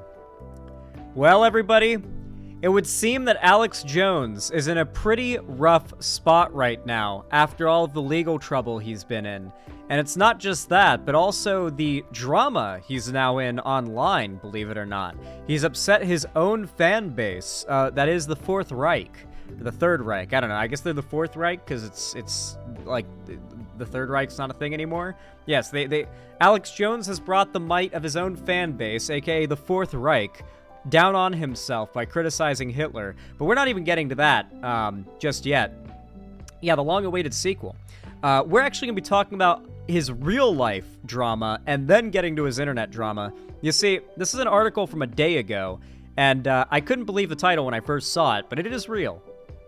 Alex Jones is, quote, partying pretty hard in Texan desert town, dubbed America's, quote, last outpost for outcasts, despite still owing Sandy Hook families $1 billion. Shamed conspiracy theorist Alex Jones appears to be living life in the tiny southwest Texas town of Terlingua, close to the Mexican border, and has splashed out on land worth $20,000 despite declaring bankruptcy last year. Sitting on the outskirts of Big Bend National Park, the quirky town of around 150 residents is known as something of a last outpost for outcasts. Jones and his wife were spotted in the town as they frequented one of the local establishments, the High Sierra Bar and Grill, and partied pretty hard. So apparently Alex Jones has run off to Good Springs to just, like, fucking get away from it. Get away from the $1 billion he owes the, $1.5 billion he owes the Sandy Hook families. Everyone... Oh, this isn't an Alex Jones quote. My bad. I shouldn't do the impression.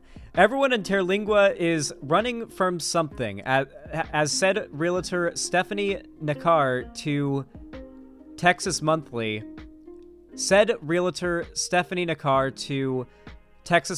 While another local admits, quote, we're all here because we're not completely there. Dude. What is happening? What is going on with Alex Jones? Bro moved to an actual ghost town. Wait till you see the photos, dude. Wait till you see the fucking photos. The InfoWars host was ordered to pay more than $1.5 billion to the families who sued him over his conspiracy theories that the Sandy Hook school massacre was a hoax. Here we have some photos. Oh my god, the ads. Can I even show that? Jesus Christ. Look at this. Here's him and his wife. I'm not gonna lie. I genuinely don't know why women find Alex Jones attractive. There are like a surprising amount of leftist women who will just shamelessly post about how attractive they find Alex Jones and Tucker Carlson. It's like, do you guys not realize that these guys find women, even finding them somewhat attractive and admitting that, as like the biggest validation of their horrific views on women of like ever, you know? Like, even expressing that despite their horrific views on women, you find them attractive is like, see? They don't care. You can be horrific towards women and they'll still fuck you. That's literally what they espouse, what they believe, and what they feel validated about when that happens. But hey, I mean, I guess in some cases it kind of is real. There are a lot of non-self-respecting women out there that will marry Alex Jones or Elon Musk. Elon Musk has had several wives. I thought he was divorced after the Sandy Hook thing. I think this is just a new wife. I don't know. Guys, when I say this is a ghost town, this is a real fucking ghost town, dude. Like, we're not talking about some, like, small but still developed newish town. We're talking an actual... The sign is 150 years old ghost town that he's run off to. I don't know if the goal is to try to, like, pull a Ruby Ridge, I think it was, and like, hunker down and fight the federal government when they come for his money or something. I think you should be well aware of how that ends every single time for people in the Waco situation or the Ruby Ridge situation, but sure. Okay. Sure. Anyway, I guess... From his little outpost, something you have to understand about Alex Jones is that all of his politics, everything that he enforces, it's all about pushing for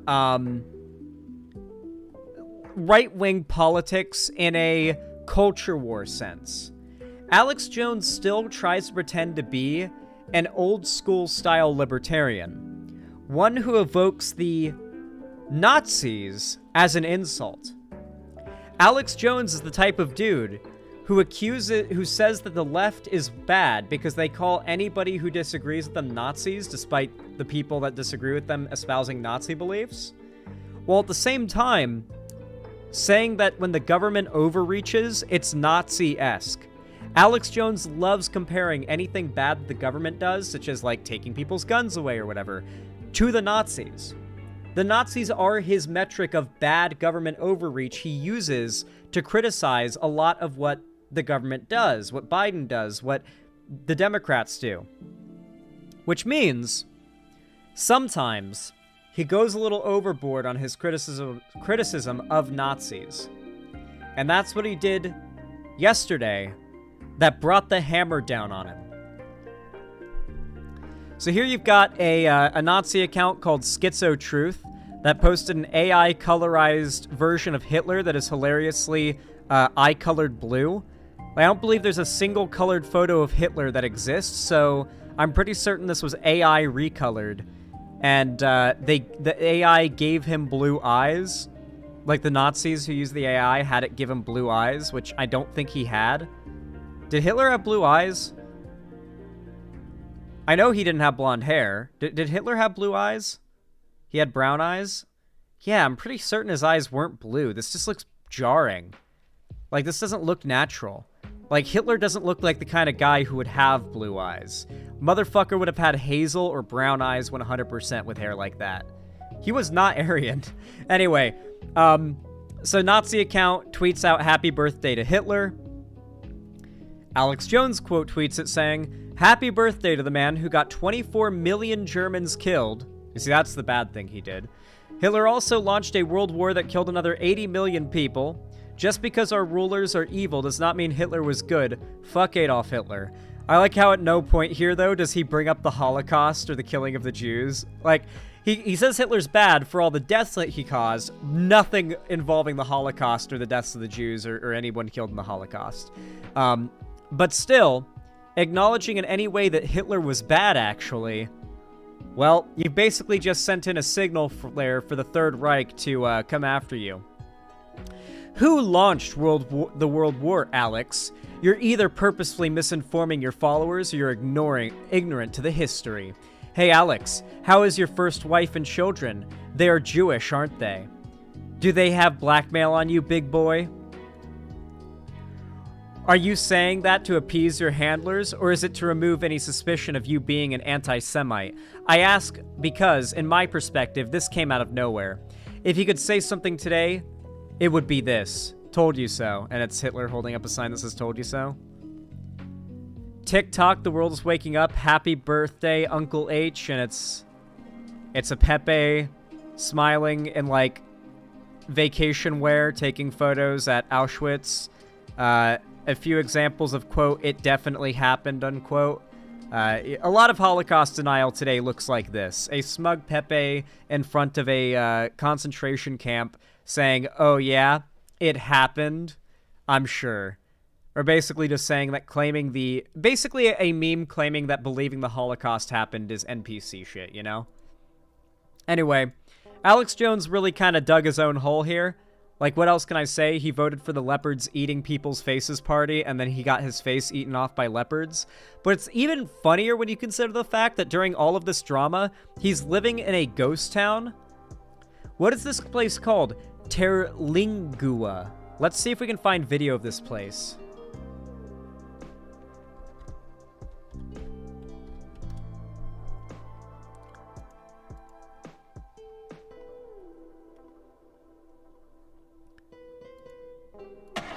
Terlingua Ghost Town, Texas County Reporter. This is like a Texas travel channel that did a video of this place that Alex Jones and his wife are living now.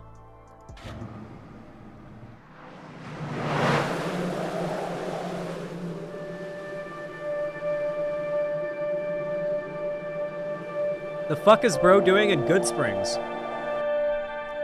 I've always loved it. Growing up here, I've been fascinated by every aspect of it. And to this day, I'm still in awe of this country. Wow. Jesus, look at this place. The ghost town has so much history, yet very little. We low-key need a Texan Fallout game. Also, that shit post that's like best Fallout 5 concept. It takes place in the American South, in like the swamps, in like Mississippi and Tennessee, that area. There is a guy role-playing as a pharaoh operating out of the Bass Pro Shop Pyramid. You have atomic-powered steamboats going up and down the Mississippi River. Gator death claws, like radiated giant gators, and all sorts of other Florida southern swamp-themed radioactive monsters. And a lot of blues music going on over your radio. Top-tier Fallout 5 concept. That would go so hard. That poster is onto something. They need to hire that motherfucker. Of it was ever recorded, and we've been able to capture some of that. History, it seems, is something that means different things to different people. Bill Ivey shows us around the Terlingua Trading Post, just down the sidewalk from the Starlight Theater. This man, who is known for turning ruins into restaurants...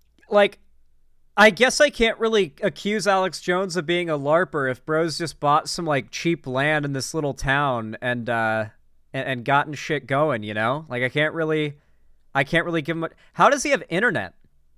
Is he using Starlink or something? Low-key, if I could get all my groceries and goods delivered via, like, Amazon drones and I could have, like, reliable, solid satellite internet, I wouldn't mind living in, like, a ghost town. I'd move to Good Springs. Fuck it. Fuck it, I'd eat the op. Restaurants is also the man whose vision led him to open this store. Part gift shop, bookshop, jewelry store, and part museum.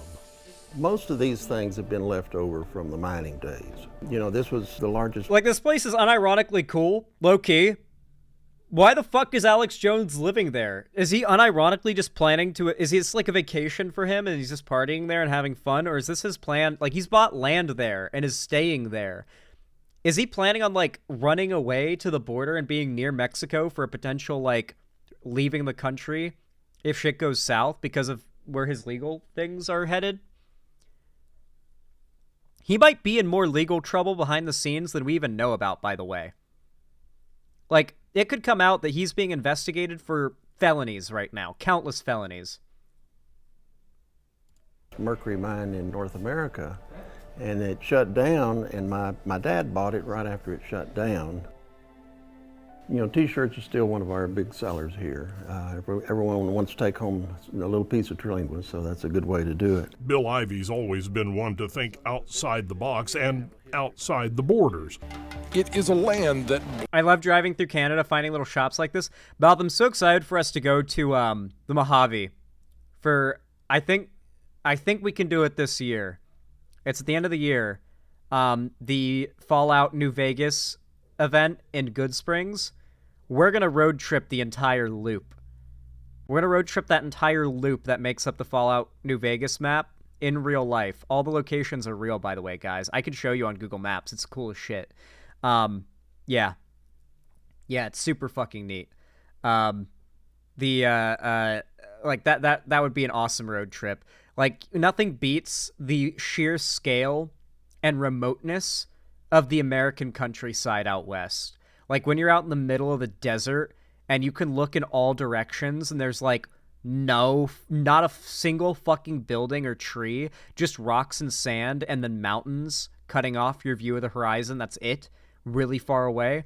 Like, that is so fucking unreal of an experience that you can only get in a few places in the world, and one of them is the American Southwest. Blurs the line between imagination and reality. It takes a keen eye to locate the huge green mounds and rising smoke that identifies this as a wax camp. Now, By my calculations, and I may be off a little bit, we spent some time with you about 27, gosh, it's going to be almost 28 years ago. So is Alex Jones just going up there to like LARP with cowboys now? You ended up in Mexico looking at an authentic Candelilla wax camp in one of the most remote areas of Mexico. When we crossed the river, you went back about 100 years, and you found folks living and working where there was no electricity and hardly a road. And if you'll remember, it wasn't easy to get in there. The way Bill sees it, well, this is all just part of his backyard when he was growing up. We still call this the last frontier, and I'll never forget my mom. Every time I'd leave the house, because we'd ride burros and we'd go out doing stuff, we'd swim in the Rio Grande, and we'd swim in the Rio Grande that young boys want to do. And the last words out of the house, she'd say, "Now don't get hurt. It's 100 miles to the doctor." Dude. Wait. It might actually be like a scary distance from this town to the nearest medical services. All it takes is Alex Jones, like, having a heart attack. And the funniest shit ever could happen. Not saying I'm hoping for it, I'm just saying it would be really funny. It is very pretty there, though. In the mid-'80s. Man, I hope Alex Jones isn't able to, like, retire out there and have his, like, dream cowboy LARP life or something like that. He's such a bad person. He genuinely deserves, like, a very awful, just karmic end to, like, his arc as a online... or just generally a public figure at all. He's done nothing but use his platform for evil, and it would just feel so wrong if he's able to just kind of like retire happily and not like end up in prison for the rest of his life or something, you know? Like, I would love to see Alex Jones just in cuffs behind bars. That is what I need to see. Almost as much as I need to see it happen to Trump. Almost. Anyway, I'm curious what you guys think in the chat down below. In the comments as well about this whole situation. Do you think Alex Jones deserved to get his face eaten by leopards on this whole criticizing Hitler thing? Do you think this is a rare W or just him, what I think he's doing, just kind of using the idea of Nazis to evoke authoritarianism like he's always done, kind of like populistly and just didn't know his audience and had a bit of a fumble? Or do you think it's part of some weird shift he's going to try to make to save face or something? I don't know what he could try to do here, but his behavior seems erratic and perhaps not mentally all there, so I really want to know what you guys think of all of this. It also really helps with engagement when you guys comment, so hopefully a lot of you guys comment down below. And of course, if you want to support me and boost my channel in the algorithm, please consider dropping a like. It really, really helps a lot, so train YouTube to push my channel out to more people. If you feel I deserve it with those thumbs up, it means a lot. And of course, if you want to support me financially, directly, and you can afford to, I really appreciate it if you guys donate, subscribe, or gift a sub on my website, or support me financially through YouTube, Twitch, Streamlabs, Stream Elements, or Patreon, or buying merch through my Streamlabs description or link down in the description below. Also, for completely free, you can join my fan Discord, where I do all sorts of cool fun events like watch parties, call-in streams, just a lot of really cool fun stuff. So, you know, if you want to be a part of that, I hope to see you there. Thank you for watching. All right, everybody. That was the last topic I had for today. I think it's Fallout New Vegas time. Let's cross our fingers and hope that in the, like 5 hours since I ensured the game was running completely fine, something didn't happen that broke my game, but you know our luck, who knows. We can't count our chickens before they hatch. All right.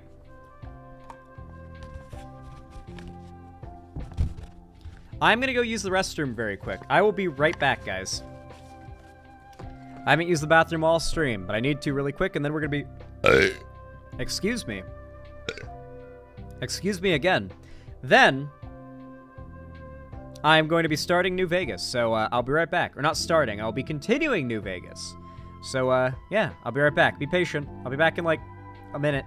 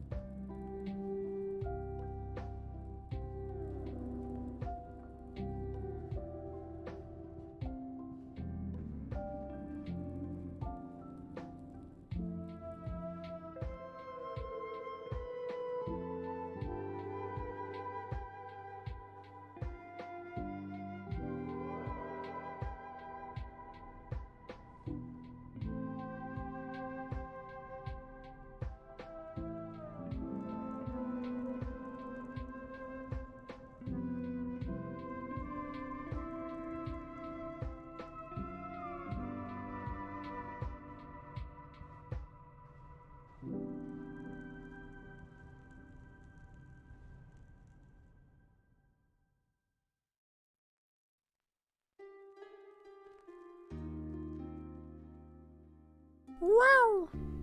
I'm back, and it's New Vegas time. Oh boy, I'm so fucking hyped. Let's goddamn go. I've been wanting to play this game so fucking bad for so long.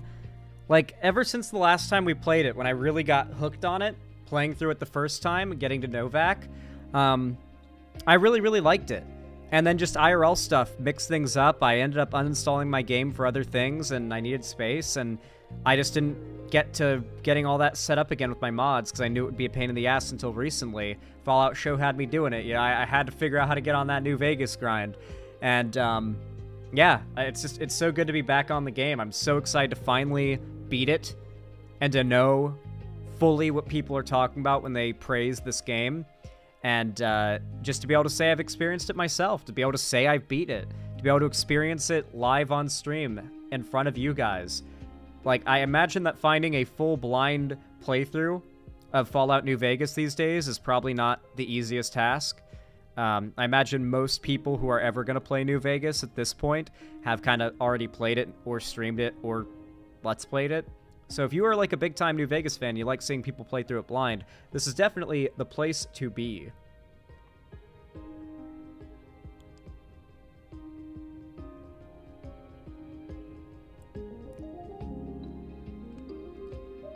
Vosh in shambles right now? What's this? Fallout 4 was the best-selling game across Europe last week, with sales rising more than 7,500% following the launch of Fallout TV show. That's crazy. Fallout New Vegas saw a pretty massive spike in sales too, as did Fallout 76, and I think Fallout 3 too. Heh! That's funny. Yeah, everybody's on that Fallout shit right now. Like, I don't think I have a single friend on Steam that's not playing a Fallout game right now. I think every friend on my Steam, friends list, which is a lot of people, they're all playing a Fallout game. I think one of them is playing Rust, which is basically like Fallout. So, like, yeah. Yeah, Fallout 4 is a fun action, like, first-person, third-person shooter, settlement builder, story-ish game. Every Fallout game is fun. I refuse, like, other than, like, the mobile... Well, even the mobile Fallout game is actually kind of fun. Like, other than, like... I honestly think that every mainstream Fallout game is good. Like, they're a good game. They're a fun game. You will not be bored, for the most part, or, like, unhappy with what you're playing, for the most part. They all have something to like about them. They're enjoyable games. Fallout New Vegas just feels like it's less of a playground to fuck around in, like most Fallout games feel these days, and more like it's a real, cohesive world with a very well thought out and awesome, neat, compelling story. I've never given a fuck about the main story of a Fallout game as much as I do here. I never gave a fuck about finding Sean in Fallout 4, finding the dad in Fallout 3. Like, I never cared. But in this, I want to find that fucker Benny, and I want the NCR to beat the Legion. And I want to know, like, what the deal with the Courier is, and I have a lot of questions, and the story is, like, full of mystery, and it's compelling, and I like that. It's exciting. Anyway, let me post the announcement that we're starting New Vegas.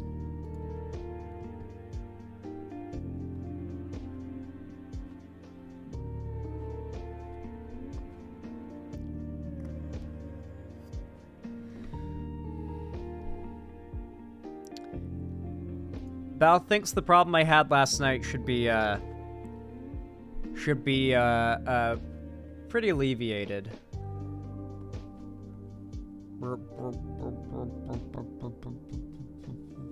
Okay, let me make the announcement.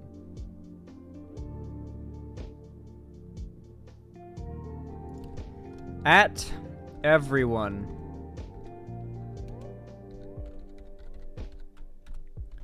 Segments are complete. Now we continue my blind New Vegas playthrough.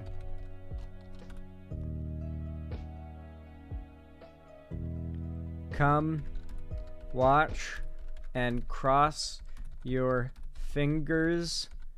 The devil sends no more crashes my way.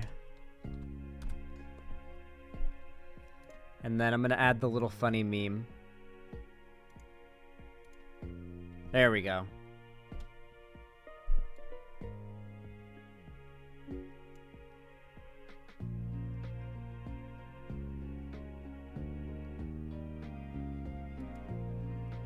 All right.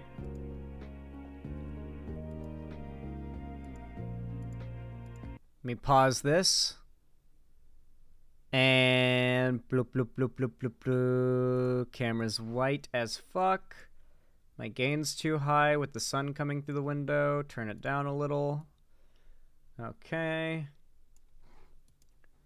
Let's open Mod Organizer. All right, guys. It's time. It's time for Fallout New Vegas. Looking good so far, and I've got that that mod that lets you have simulated borderless windowed mode, so I can actually tab out of New Vegas now without it minimizing. Annoyingly, I hate it when it does that, but it does it constantly. Oh well, I guess it's still kind of well. No, that just tabbed into the other thing. Never mind. Regardless. I'm able to tab out of New Vegas without it breaking the capture now, which is really nice. Though I do need to switch it over to game capture. There we go. Did I click credits there? I don't want to see the credits. Okay. Is the audio capturing? The audio is capturing. The audio level seems good. How's the audio level? Like this, my volume is good, and the game volume isn't too quiet or too loud. Mind you, right now this is loud-ass music on my end, but this should just be like, for you, maybe 2/3 the volume of me. But yeah, let me know if there's any problems with the audio or the visuals, of course. And yeah, let's load this save. I went ahead after running around. I spent a whole in-game day while testing, after believing everything's fixed.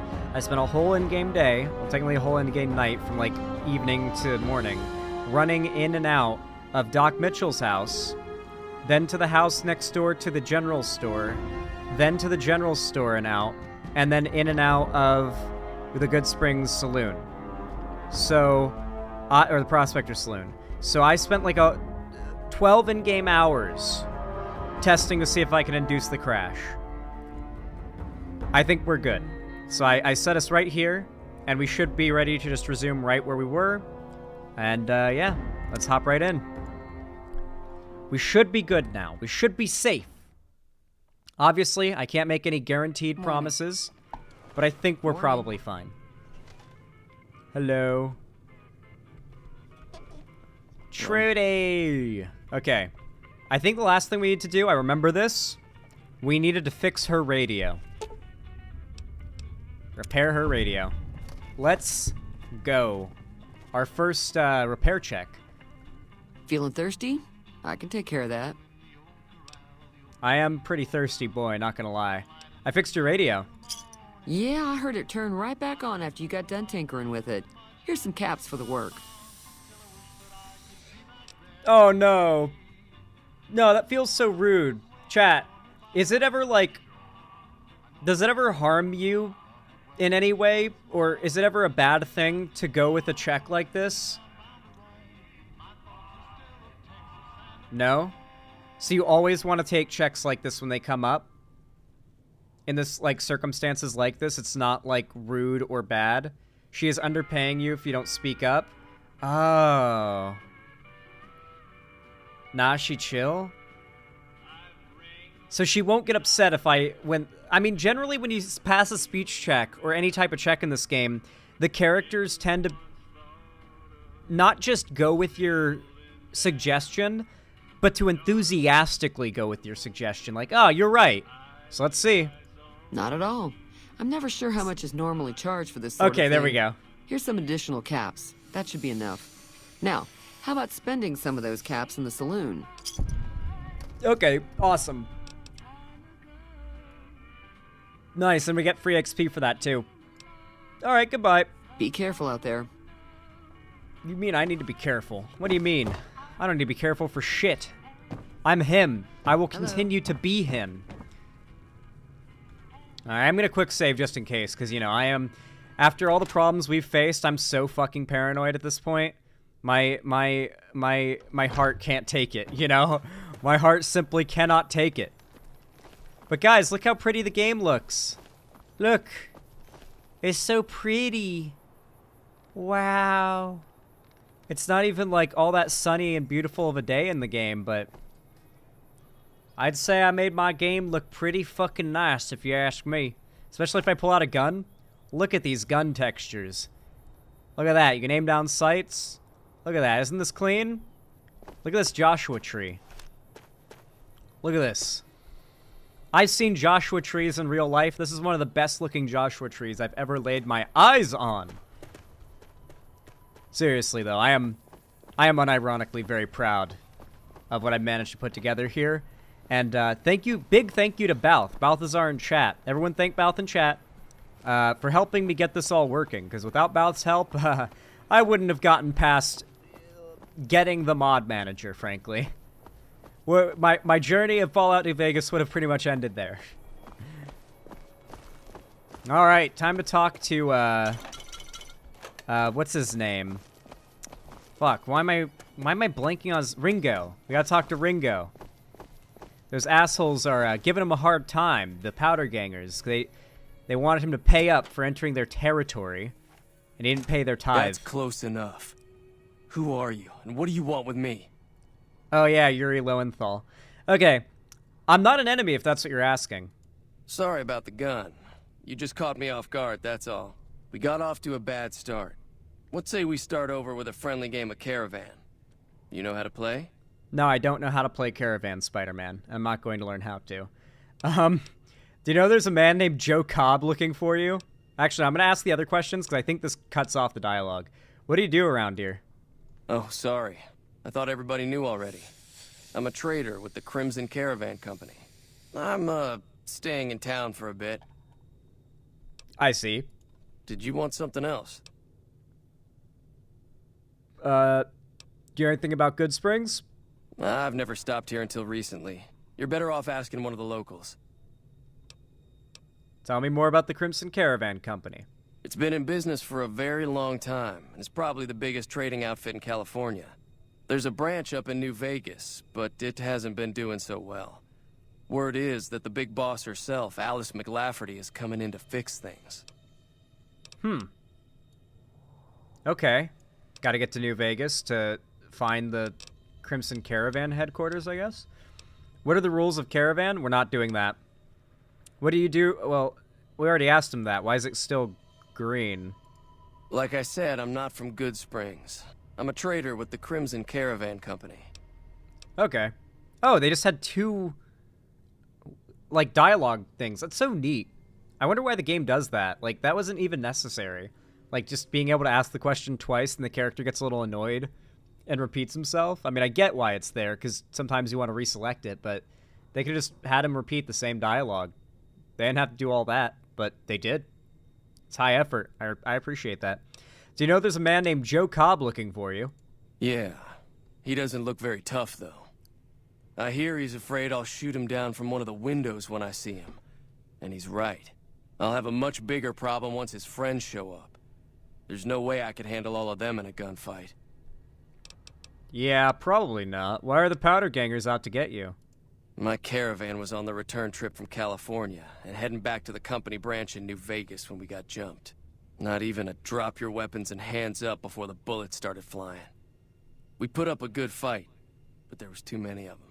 I took a few of the bandits down before I ran, so I figure their friends are out for revenge. What are you gonna do about the powder gangers? I'm gonna lay low for as long as I can, assuming the town doesn't throw me to the wolves. I've got no chance against the gang on my own. You need a hired gun? I'm available. All I've got left on me are a handful of caps, but you get me out of this and I'll make sure the Crimson Caravan pays you back. You've got my word. It'll have to do. What now? We just end up sharing the same grave if it's just the two of us. Now, if some of the other people in town were also on board... I'll ask around and see who I can round up. Start with Sunny Smiles. She's been friendlier than most around here. Nice. Okay. We're catching up with where we were when we lost all that progress with the first attempt to stream this. And hopefully we're not going to lose any progress on this one. I don't think we will. You'll notice, by the way, the game does seem to just, like, look even better as well. More so than last time. Like, it feels like the textures are loading better because less memory is being hogged up. But maybe that's just placebo. The game also feels like it's performing better, which is also probably a good sign. There's a lot of small factors that I can feel in the gameplay that make me feel like I've genuinely solved it, but it could be placebo. Could be placebo. I'm totally open to being proven devastatingly and embarrassingly wrong. Ooh, cigarettes. Oh yeah, he doesn't want me taking his 9mm rounds. Those are expensive. Yoink, yoink, yoink, yoink, yoink. Nah, nah, nah, nah. Don't need that. Okay. You serious? Do I have a lockpicking? Do I have a lockpicking thingy?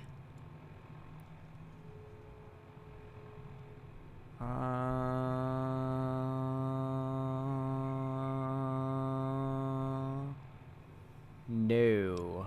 Oof, we're gonna have to come back for that. We're gonna have to come back for that for sure so we can lockpick it later. Okay, well, let's go talk to Sunny Smiles. I'm gonna quick save, just in case. And then, not a fucking crash to be seen. Let's go. This is what I'm talking about. Let's go! Look how pretty the game looks, too. Holy shit. Is this even Fallout New Vegas anymore? Have I created a remastered version of this game? With mods? Guys, I think I remastered Fallout New Vegas with mods. I think I did it, guys. I think I'm him.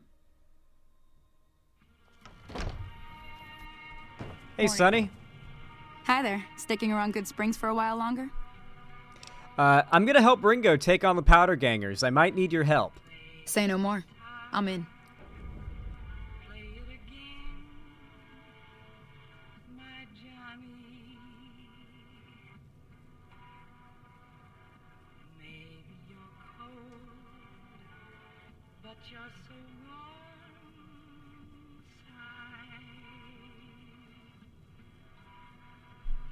Peepo hands, Pepe hands, Johnny guitar.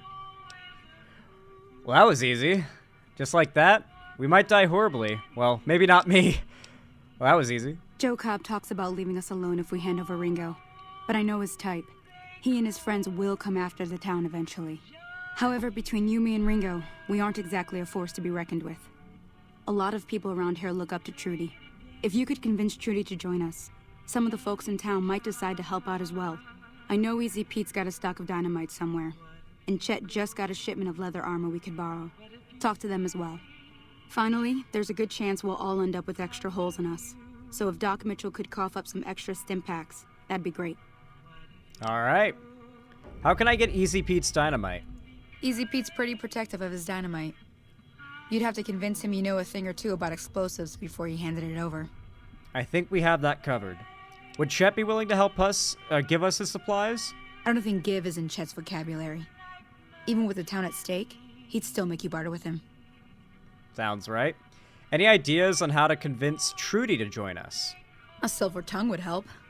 Convincing Trudy that we had a good plan to win the fight would also help.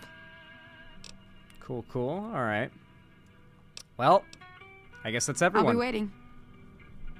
I do want to try to get Victor on board. You guys told me that if I play my cards right, if I have high enough science skill, I think, I can convince Victor to join us. How high of a science skill do I need? I guess I'll find out in a minute. Maybe I have a magazine that boosts that, and I'll be able to use it. It'd be so cool if I can get him on board. So you're planning on taking on Joe Cobb's gang. It's a big risk, but I suppose you have to do what you think is right. Ooh, we've got a lot of checks we can do here, I forgot. My sneak is not high enough. Ooh. Man, I should have boosted sneak 2 more points. We could have done like a planned thing. Okay. You should help me take out the Powder Gang. Bullets, explosions, lots of fun. I was planning on sitting this one out, but for some reason, I can't help but like you. I'm with you. Yeah, it's Let my me speech have a word 25. with a few other folks, and I'll see if I can't round up some more members for this militia you're creating. While everyone does own a gun, we could stand to be a little better equipped. The general store probably has what we need in stock. Alrighty. Everyone's directing me to the general store. Be careful out there. Trudy. Alright, we're gonna save, because I'm still so paranoid, guys. I'm still so paranoid.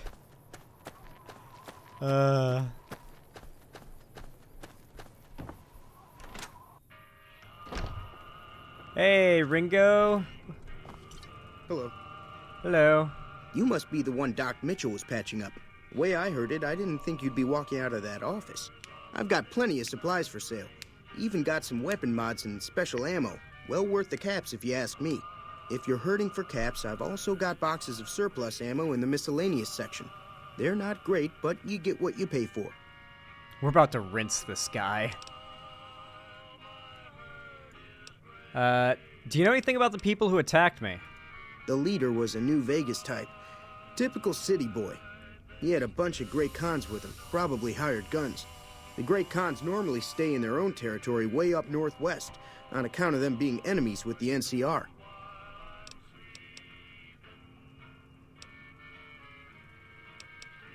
Can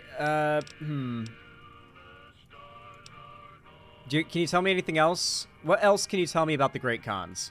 They're tough sons of bitches. Mean, but not crazy. They'll leave you alone unless you got something they want. The Great Khans deal in illegal chems. There's a good chance that most chems you come across were made by Great Khans. Are the Great Khans, like, bad guys? Because, like, they're described not as, like, as if they're just some raider faction. They're described like they're reasonable types. They're just kind of like a reasonable drug cartel. I mean, they shot me in the head, but they helped shoot me in the head. But still, it's like the cons are complicated. Okay. Interesting. That surprises me. I kind of expected them to be sort of like generic, like biker gang raider faction, basically. Have you ever been to New Vegas? Twice. Both times I drank a lot of liquor and lost most of my caps at the card tables. In that order, now that I think about it. If you ever get to New Vegas, be sure to visit Gomorrah. It's the best casino in the city. You won't regret it. Word of advice, behave. Between the NCR military police and Mr. House's robots, you don't want to be causing trouble on the strip. Makes sense. I'd rather not get fucking blown up by those robots. I'd like to know more about Mr. House. I'm afraid I don't know much myself. Mr. House has got his own casino, Lucky 38, but nobody goes in or out except his robots. The other casinos follow Mr. House's rules, so I guess that makes him the leader of New Vegas. As far as I know, nobody's ever laid eyes on the guy. I think that robot who pulled you out of the dirt belongs to Mr. House. If Mr. House is looking after you, it's got to be a good thing, right? Yeah, probably, to be fair. He seems like he's a pretty powerful man. What do you know about the situation with the powder gangers? If Ringo doesn't head out on his own, I think we should hand him over. The town shouldn't get itself mixed into the problem. Don't mistake that for coward talk, though. We're a town of survivors. We'll fight tooth and nail if pushed, but we don't go looking for trouble. He's like, not in my front yard. Tell me about weapon mods and special ammo. Weapon mods are things like silencers, scopes, bigger magazines. Special ammo includes things like armor-piercing bullets, which don't hurt the target as much, but let you punch through armor easier. There's also hollow point bullets, which have the opposite effect. You can kill unarmored targets easier, but they don't do shit against armor. I heard hollow points when I encounter cazadors. Use hollow points. That's the bit of advice I was given by Ethan, I think. He was like, dude, the memes you've heard about the cazadors, they're not bullshit. They're not bullshit. They are 100%. Those memes are not an exaggeration. The only advice I can give you is use hollow points. So that's all the hints I have about cazadors is use hollow points and don't get stung. What makes the surplus ammo inferior? It's all about quantity over quality. Trouble is, you'll be cleaning and fixing your gun a lot more than usual when you use those kind of bullets. Okay. Show me what you have for sale. Can do. Can do. Candy. All right, let's see. What do I need to sell to this man? Yeah, this shotgun. Rip. What else? The grenade rifle? Yeah, I'm not... Well, I could use that against the powder gangers, I suppose. That feels out of the spirit of things. We're either using dynamite, or we're getting Victor to help. So I'm going to sell it. The caps are worth it. I don't like that I just got it because of, like, DLC stuff, too. It feels wrong. It feels like I shouldn't have it, you know? Whether 10mm feels fine to have, but, yeah. This 10mm pistol, I need to try crafting these together after I get out of this. And then if I can't, then I'll sell this. 9mm pistol we'll hold on to. I'm going to hold on to the dynamite just because I want to save it for the fight. You know? I want to save it for the fight. It's a good opener. Apparel? Oh boy. Okay, yeah, we're going to sell this. We're going to sell that. We're going to sell that. We're going to sell the normal Vault 21 jumpsuit. Nice. Okay. We should be able to buy a lot now. What do we want to buy? Super stim packs? Sure. Wow, that broke us out real fast. Buy some normal ones. We'll get back to having profit from this in a sec. Don't worry. Alright, let's see if we can sell some more. Anti-venom, fruit, beer. I think this venom is relatively vendor trash. The meat I know isn't. Steaks, no. Brock flowers you make health potions with, or health powder with. Coyote tobacco chew? What do I even use this for? +1 perception and agility. Oh, okay, that's actually kind of good. We'll sell the cram. Dirty water will fucking sell. That's useless. Doctor's bag? We'll sell 2 of those, because these are kind of heavy.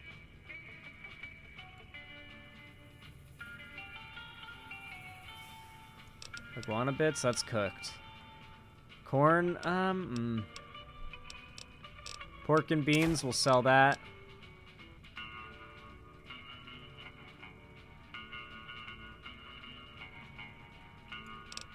We'll sell sugar bombs. We'll hold on to those. Actually, what would we could... No, these are actually useful.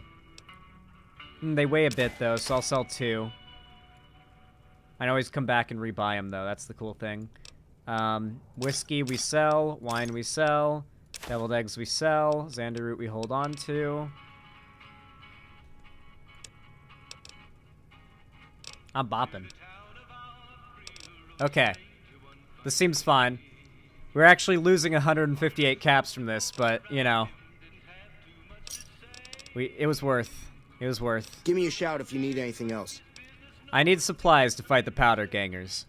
Now just hold on. I never voted to take on the powder gangers. That's a 1,000 cap investment you're talking about. We got barter. Let them take over the town then. I'm sure your business will be much better off. You made your point. I can provide people with some leather armor and extra ammo. I love making my point. And I'll be guarding the store while all this is going on. I have to put my business first. You understand. You capitalist pig. All right, goodbye. Take it easy now. Have a good day, sir. All right, I'm still paranoid, so we quick save.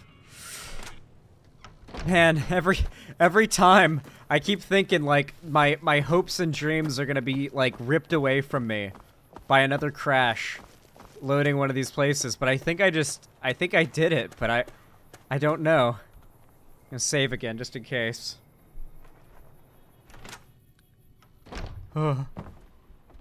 I feel like I have PTSD. I have like Fallout New Vegas crash induced PTSD. Welcome What's up, back. Doc Mitchell? I had hoped you wouldn't need to come see me again so soon. You look like a demon. What can I do for you? You look like a demon standing in the shadows. Yeah.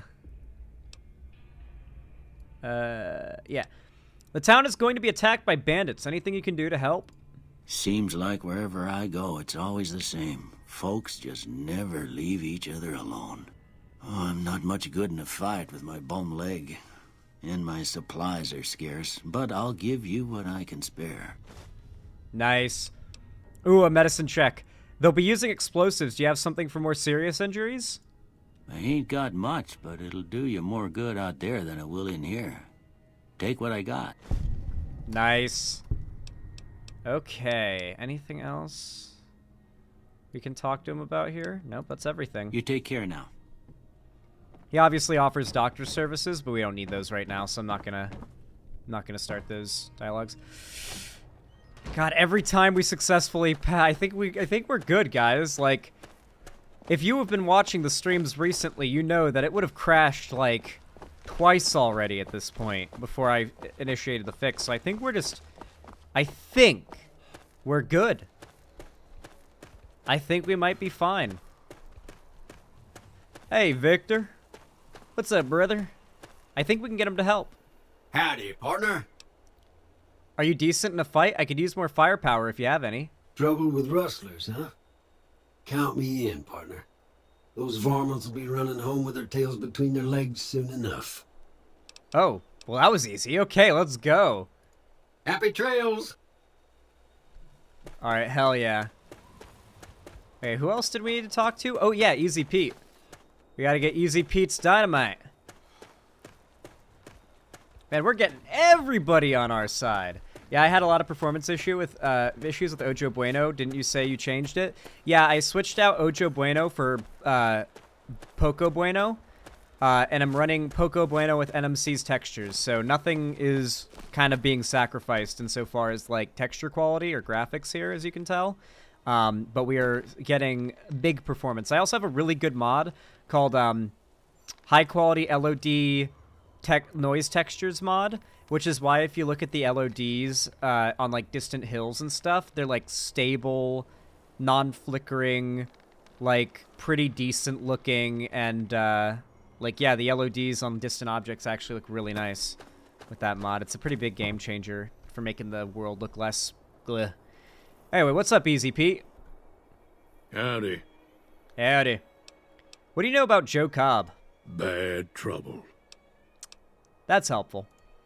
Welcome. I hear you've got dynamite. It would help us beat the powder gangers. Too dangerous.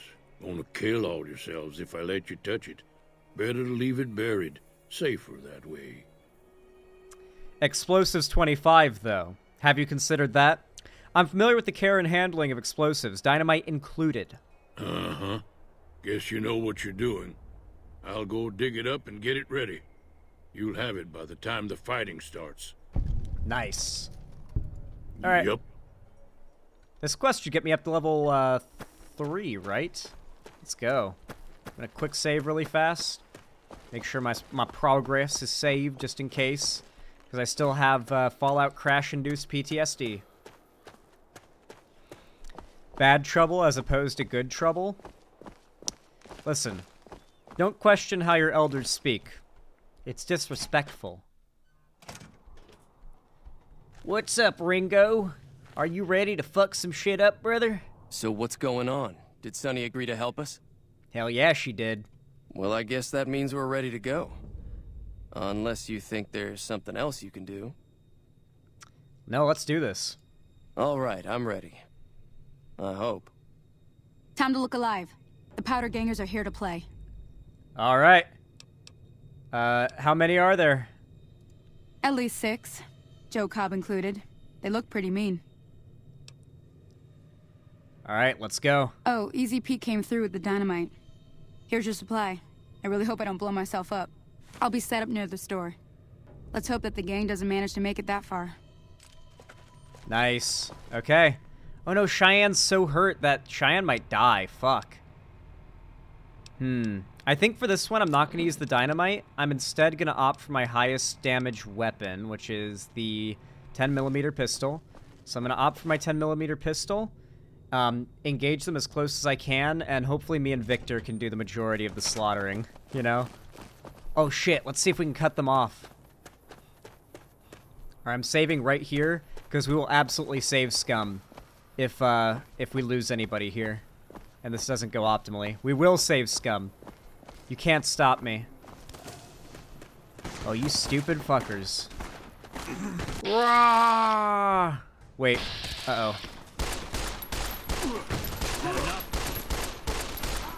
Oh. Victor! Victor! Victor, where are you, man? I could use your help right now, brother. Uh-oh. Uh-oh, this ain't going well for me so far. This could be going better, guys. Oh no, we're getting it, we're getting it. Where is Victor? Where is my reinforcements? Well, that worked. Everyone alive? Everyone okay? Everyone's okay? I owe you a huge favor for this. Here, these are technically Crimson Caravan funds, but I know they'll understand once I explain things. Thank you, man. Didn't I hear you say something earlier about not being able to pay me now? I don't want to get too iffy with them. You know what it means? Seems a little light for the work I did. Nah, we'll say you're welcome. None of these are skill checks, so... Unless they lead to a skill check. Do they lead to a skill check if I try to get more money out of them? And will he get mad? Can I succeed at it?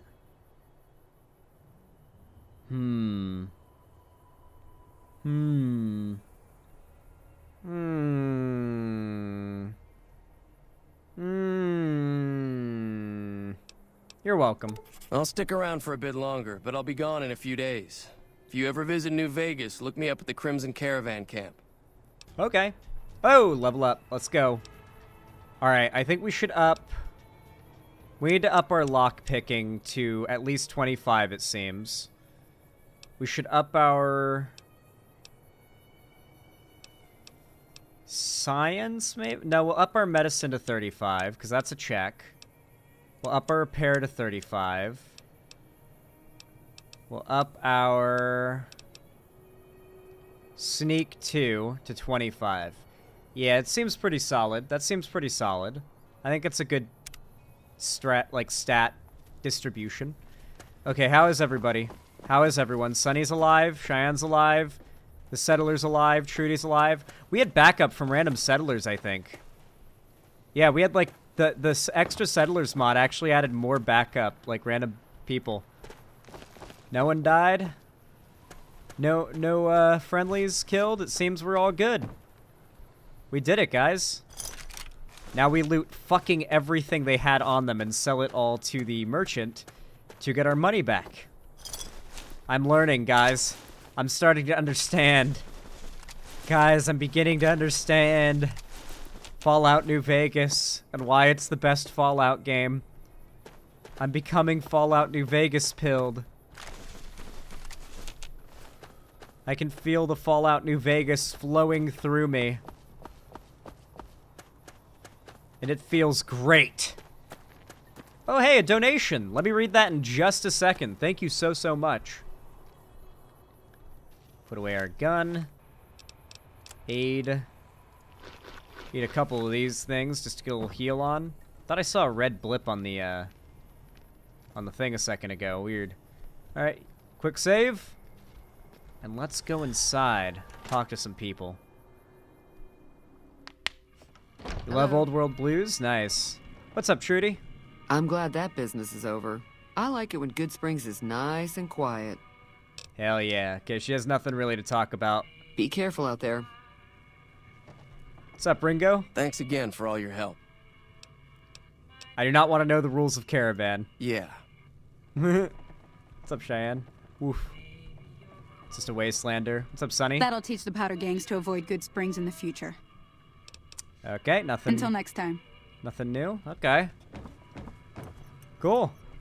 Alright, seems like we talked to everybody. We just gotta go finish up with Ringo. Actually, first I'm gonna read this dono. Alright.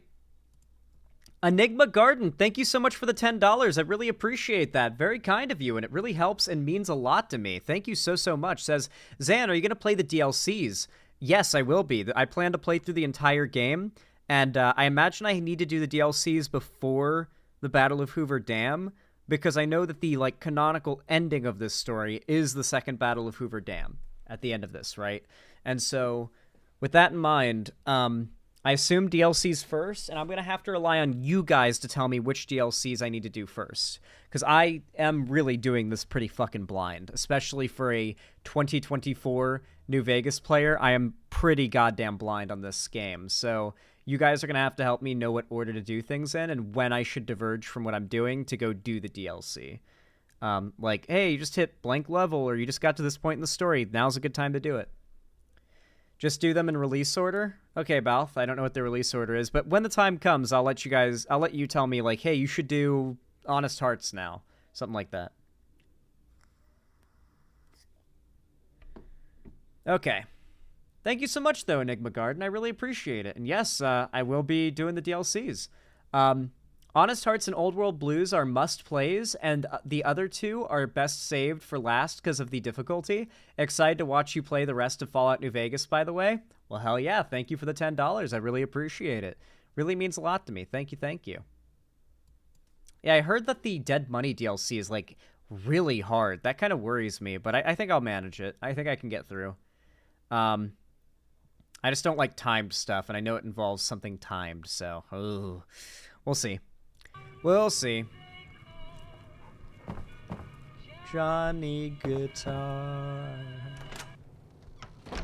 It's so bizarre not crashing when going through that door. It feels alien to me. Okay. I think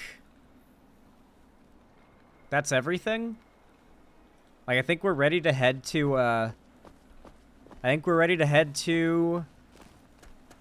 Oh, no! We upped our lockpicking. We need to go... Oh, no! We need to go to the, we need to go here and pick that safe. Pick the lock on that safe. I almost forgot. I almost forgore, guys. Would you have ever forgiven me if I forgore?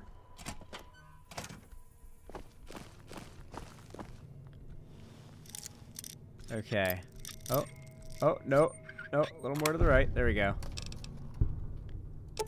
Ammo. Pistol. 9mm rounds. Caps.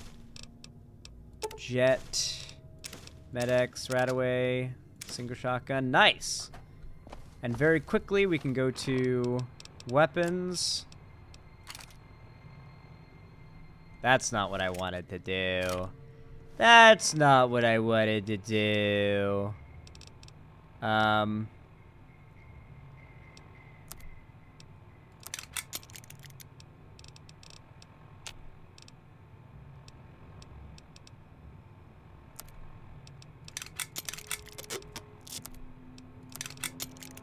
You guys taught me to do this. I'm very grateful. Yes, maximum durability on that. Let's go. Single shotgun. We're going to sell the cleaver. Baseball, that will sell. That will sell. That will sell. Actually, will we sell that? As long as it uses diverse ammo, I feel like we should hold on to it because we're speccing guns, you know? Yeah, so we'll hold on to that as long as we've got... Well, no, we're probably going to sell a fair amount of these weapons, to be honest. Whatever we have the least amount of ammo for each, I think. That's how I think we'll handle this. Let's go to... what was the name of the shop owner? I don't remember his name. I'll get to know all these NPCs' names eventually. Anyway, we'll talk to the salesman here. Chet. That was a hell of a fight. Let's hope it doesn't bite us in the ass later on. Let's hope not. Show what we have for sale. Can do. Okay, weapons. Sell. Hold on to. Sell, sell. Sell like fucking 20 of these. We only need like 12 dynamite. It's pretty fucking heavy as it is. Single shotgun, never using shotguns. Varmint rifle, it's got some long range to it. It uses 5.56 for as unreasonable as that is for a varmint rifle to use 5.56. So we'll hold on to it. It's stronger than it sounds like it should be. Ooh, that's mine. We're holding on to that. We can sell that. Should I actually repair all this before selling it? I don't know. Yeah, probably. Yeah, we'll accept this for now. We'll exit out. Another satisfied customer. Let's repair the apparel. Take it easy now. You should use shotguns. They're part of the gun skill and are incredibly good. Alright, I'll use shotguns. When I get a new shotgun, if it's good, I'll hold on to it. I'm just not much of a shotgun guy in Fallout. I don't know why. I like guns that go pew pew pew, so my spurs can jingle jingle jangle, okay?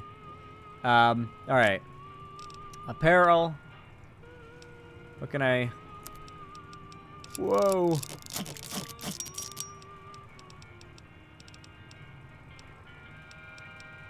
We need to put that on. Alright, everything else here can be sold. You looking to buy some supplies? Nope. I'm looking to sell. And then buy. Yeah, that's way more worth it. Cool. Alright. Apparel aid.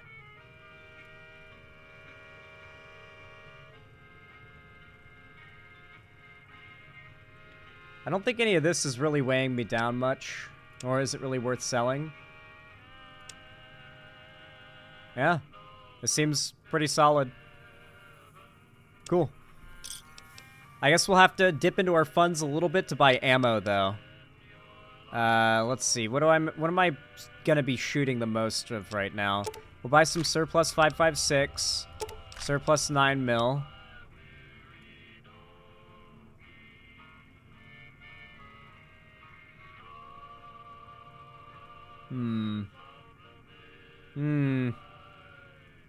Okay, that's all we'll get for now, because we're kind of dipping into our funds. But that should do. Give me a shout if you need anything else. I should hold us over. Take it easy now. Thank you, Chet. I'm gonna save, because I'm still suffering from Fallout New Vegas PTSD. Like, I used to think, like, man, I could totally not have PTSD after a traumatic event. I'm built different. But honestly, after this experience of feeling genuine fear every time I click E on one of those doors, I'm gonna be real, I think I'd totally get PTSD. And it'd suck. Like a traumatic event. I'm already feeling like a Pavlovian fear response from like like the experience of all the crashes when going through doors. Like I'm scared to do it. Dude, that's just old game PTSD. I hit every 5. I hit F5 even if a game doesn't have quick save. Yeah. God. Quite beautiful. Quite beautiful. But it's time for us to move on from Good Springs, it would seem. Did I loot the, I'm terrified of the top store, man? Is, Did I... Here, really quick, before I ditch this place, I actually want to check and make sure I didn't forget anything in the schoolhouse. Actually, no, I know for a fact I didn't. Didn't you rage quit the terminal? I rage quit the terminal, but I think I unlocked it with lockpicking. Just in case, let's check manually. Just in case. Oh, free Xander root. Worth it. See? It was good to come back here. Now we've got some more Xander root. I thought these things, like, came back to life for a second.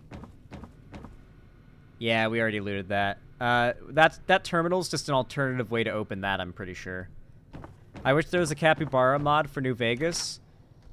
You understand that capybara do not live in deserts, right? Like, they live jungles and swamps and rivers. They're pretty much aquatic animals, you know?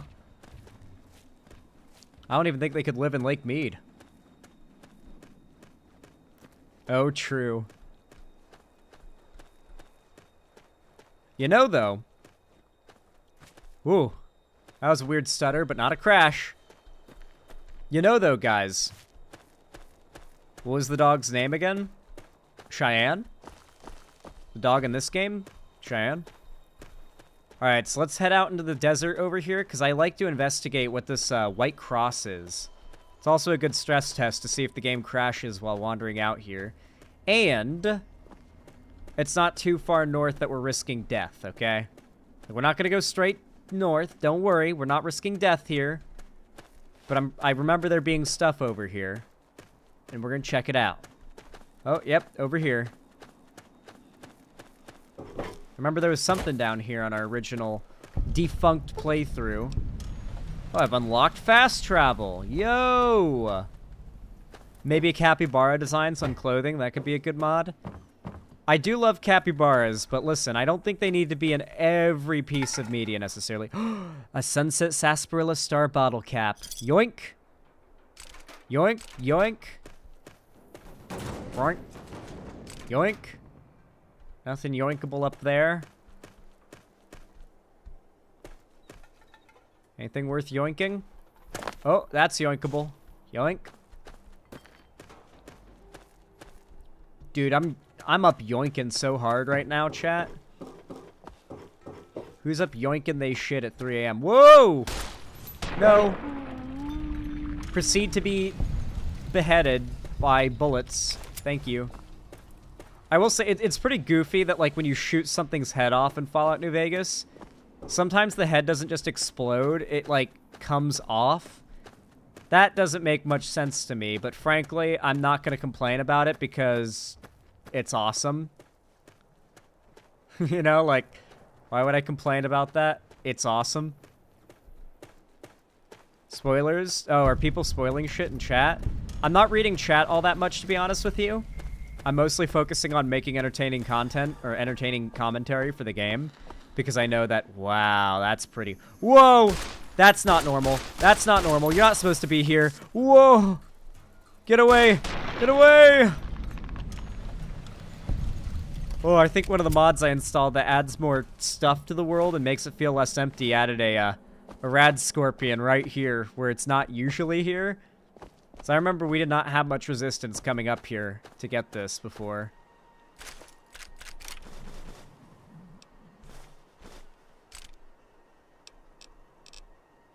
Cool. Cool, cool. Well, what is that? That's a skeleton of something down there. Yeah, going any further that way I know is the worst idea, so we're gonna not do that. Okay. Pog.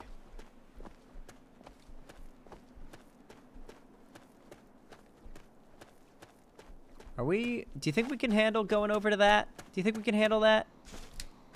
Let's see, what's over here? We got some scorpions over there, but I think if we just... go in here, we should be fine. Alright, is there anything in here? Oh, a reloading bench? Ooh. And this isn't stealing, it's abandoned. White horse nettle. I know scrap electronics are useful. You guys told me that I should grab them. Maize is food. Is that $26 for machete? Fuck it, I'll take it. Bobby pins, dirty water, and healing powder. Nice. This place is awesome. Worth. Activate toilet? No, we gotta save that water for later. We can come back. We come back when we're thirsty. Dirty water? Sure, we'll yoink that. I'll yoink some dirty water, sure. I love getting dirty with it. I'm nice with it. Alright, we just got a great dono, so let me just, let me read that dono really fast.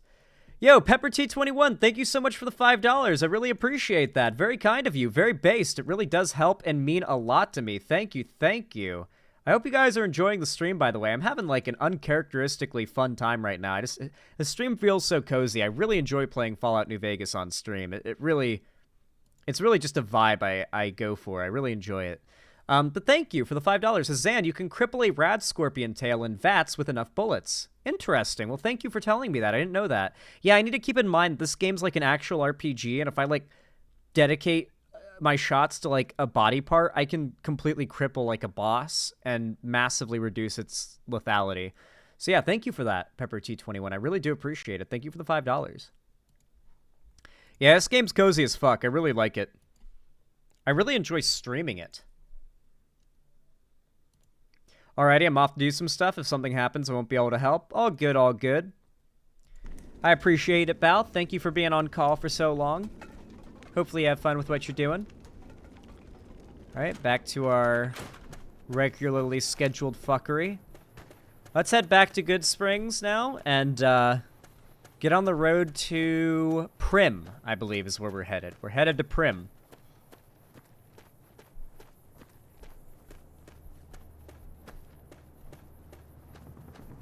Will you denounce Tipster for being cringe?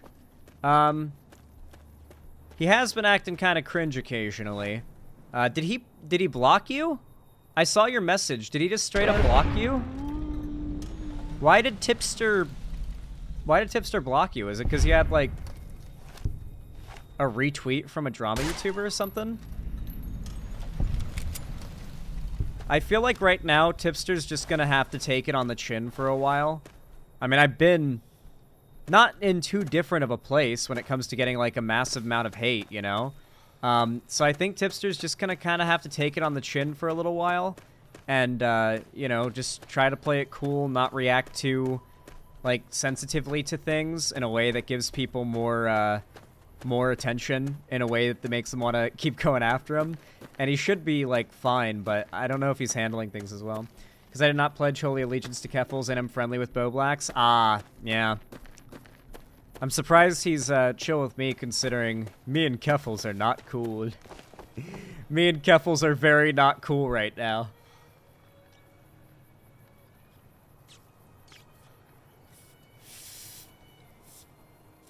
God damn it, what happened to this vape? Why is it so, Well, I gotta give this the ultra suck, guys.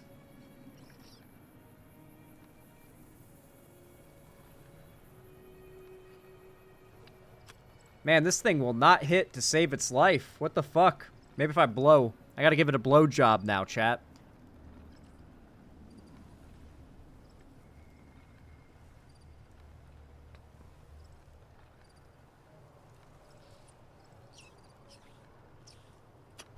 I think I'm getting it, guys. I think the suck is working. Xanderhall, congratulations on being the only person in my orbit to not have a horrific drama around them so far this entire year. I've been too busy playing New Vegas. Can't get into drama. Too busy playing New Vegas. I'm too based. I'm too busy being good. Like, I'm good with it, you know?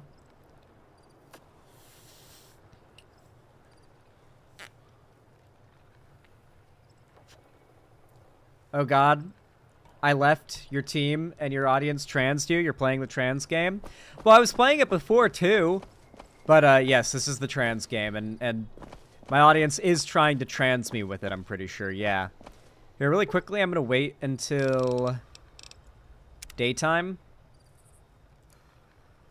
We're gonna wait out the night real quick. Oh, what the fuck? Hello there. It's good to see a friendly face. I almost took you for a raider, I did. Name's Malcolm. Oh, he just showed up right now. Don't suppose you'd care to trade. I'm missing a few essentials and... screw this. Lying just ain't in my nature. Oh. I'll tell it to you straight. I've been following you for a good bit now. Why were you following me? It's because of the battle cap. It started off innocently enough. I was traveling, as I often do, and happened to observe you picking up one of those blue star caps. You didn't show any reaction to it, so I figured you didn't know what you'd gotten your hands on. What's so special about these caps? There's an old wasteland legend that says somewhere out there is a fabulous treasure from before the war. Those caps with the blue star on them, the tale goes, are the key to that treasure. They're called sunset sarsaparilla stars. You got Malcolmed. So you collect these caps too? Nah, I gave it up years ago. Too dangerous. And even if I did still collect them, I'd tell you the same. There's people out there so mad with the idea of treasure that they'll attack strangers just on the suspicion that they have some of those caps. What kind of treasure are we talking about? No one knows. Money, weapons, water. It is, or maybe was, something of value, and that's enough to get people motivated. Interesting, interesting. Where can I find more of these caps? All over the place. The easiest place to find them is unopened bottles of sunset sarsaparilla. You'd think they'd all There's have a bunch been of picked watches clean on by now, but somehow new bottles keep appearing in the machines. Some say it's old Festus that does it, hoping someone will finally collect enough caps to earn the treasure. Other than bottles, you'll just have to scavenge. You can find caps in the unlikeliest of places, and blue star caps are no exception. Interesting. Can you just get them randomly from drinking sunsets? You mentioned someone named Festus. Who's that? It's said that the treasure is guarded by a man named Festus, and he's the one who asked for the blue star caps. It's also said he's been around since the war, standing a lonely vigil, waiting for someone to come and take the treasure off his hands. That'll make him pretty damn old, But I've met a few people in my travels who claim they actually met him, and they weren't the lying type either. Thinking about it, if old Festus exists, he's got to be a ghoul, right? Or maybe a super mutant? Thanks for the info, but I'll be going now. No problem. If you do end up trying to collect more stars, watch out for a man named Alan Marks. He's killed several people for their stars already. Not Marx like Karl Marx, I see. Hold on, guys. I have an idea. I came up with this idea while talking to this dude.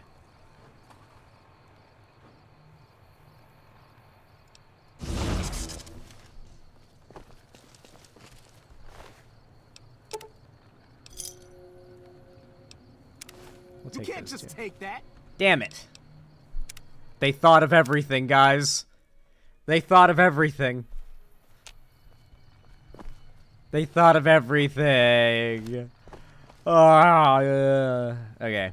We'll quick save again. And then now, we wait until daytime. We make our journey to Prim. You failed the skill check, yeah. I'm not high enough stealth. They do that on purpose. They tease you there on purpose with, like, ungettable caps, totally. Oh, hey, y'all. Sorry I missed all Seggies today, but still happy to stop by anyway. I hope y'all are well, Xander Hall and company. Oh, hey, you're not late at all. It's only been 4.5 hours, and I plan to go for at least 6 hours today, but let's be honest, it'll probably be 8. I actually realistically plan to stream for about 8 hours today, so I'm going to be going on Fallout New Vegas for a good number more hours today. Particularly because I'm not playing any of this game off stream, and I've really been dying to finally get to play it. And so, you know, on stream is the only time I get to play it. So, okay, just a lag stutter. Dude, I've got New Vegas PTSD, guys. Anytime I experience anything close to a freeze or a stutter, my fucking balls, my balls get tight. I don't know how else to describe it. I don't know what that is, but, loading stutter, that's where the maps are stitched together. Weird. Does anyone know how to deal with that, or if it's, like, a temporary thing or not? I think it's temporary, because I've experienced it once or twice before, and it usually goes away. Yeah, the New Vegas PTSD's stored in the balls for real. Yeah, not wrong there. Okay, I think we are supposed to get jumped here, right? Like, there's some powder gangers just kind of vibing here for some reason.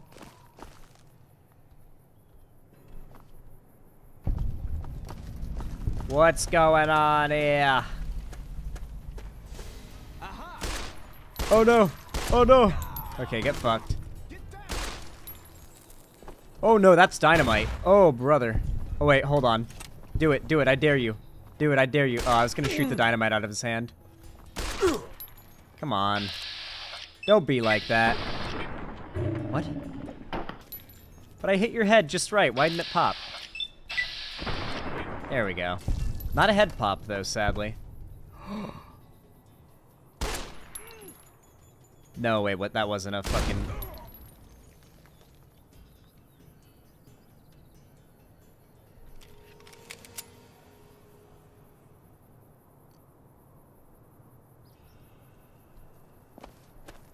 My rating of this game just went up a point.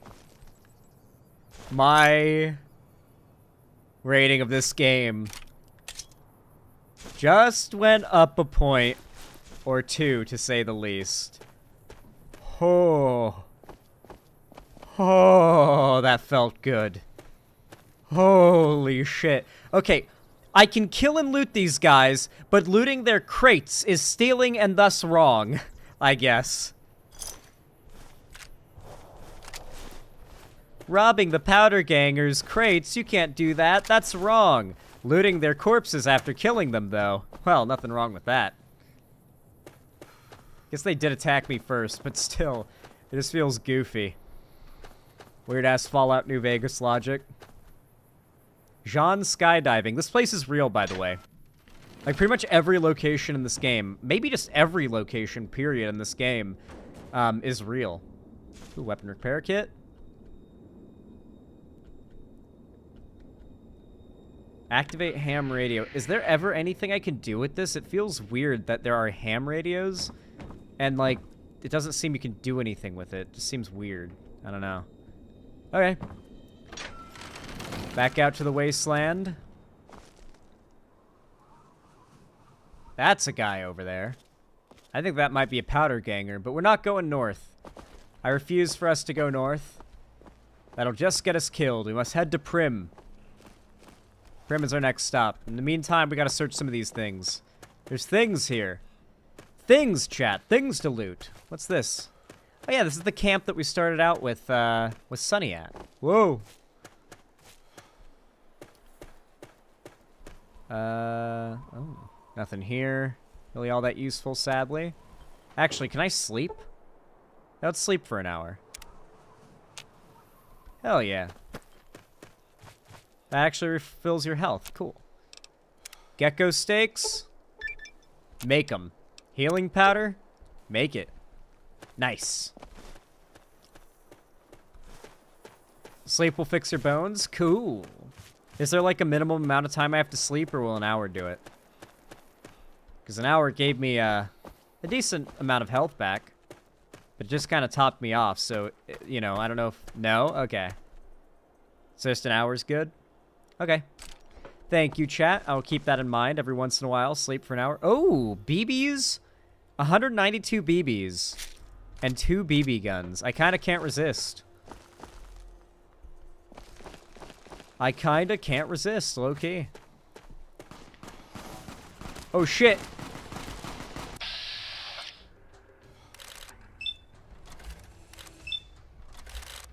None of these are gonna hit, guys. But maybe one does. Oh, that one hit. One's enough.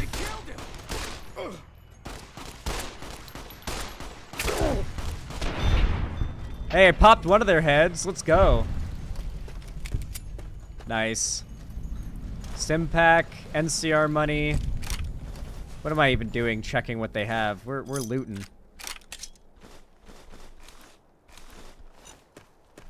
Oh, that's a mine. Oh, okay. I didn't remember there being mines here on our last time. Oopsie daisy. I actually don't know why the fuck you can't rob the powder gangers. It genuinely makes no sense. The note reads, not many patrols out here lately, which means not much loot. Our crew is thinking we should make a move soon. Follow the tracks up north. Head towards the strip. Yin? Ain't on the chain gang anymore, but we still gotta stick together. Huh. I guess that's like how the powder gangers formed. Okay. It's interesting that it seems like all the groups are kind of working their way to the strip. Whoa, more. Alright, we can handle this. We can handle this. Hey, hey, hey. Hey, calm down. Calm down. Dude, these are inaccurate. What the fuck? I need to get closer to these guys. What the hell? Had enough? Goodbye. I love how they close their eyes like they're gently passing into sleep whenever you shoot them in the head and it flies off. Go gently into that good night. Their head just goes as it falls off their body. I fucking love that. This game's so fucking fun. Why did you guys not tell me the game was this good? Why did you guys let me live in ignorance for so long? What the fuck, guys? I thought we were friends.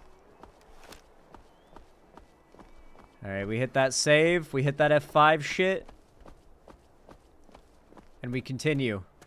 Onwards towards Prim.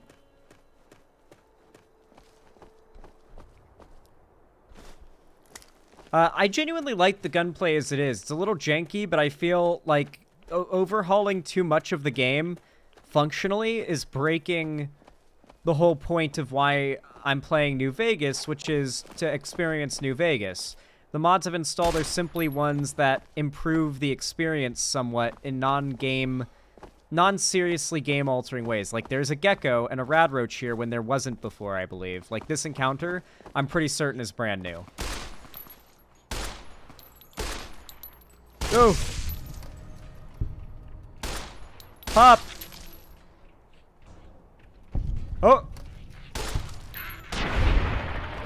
We be popping gecko heads.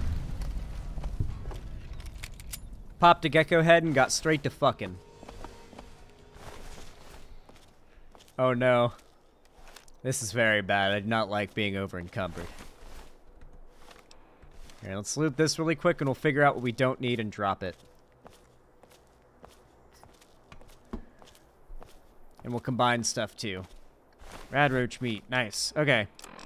Apparel.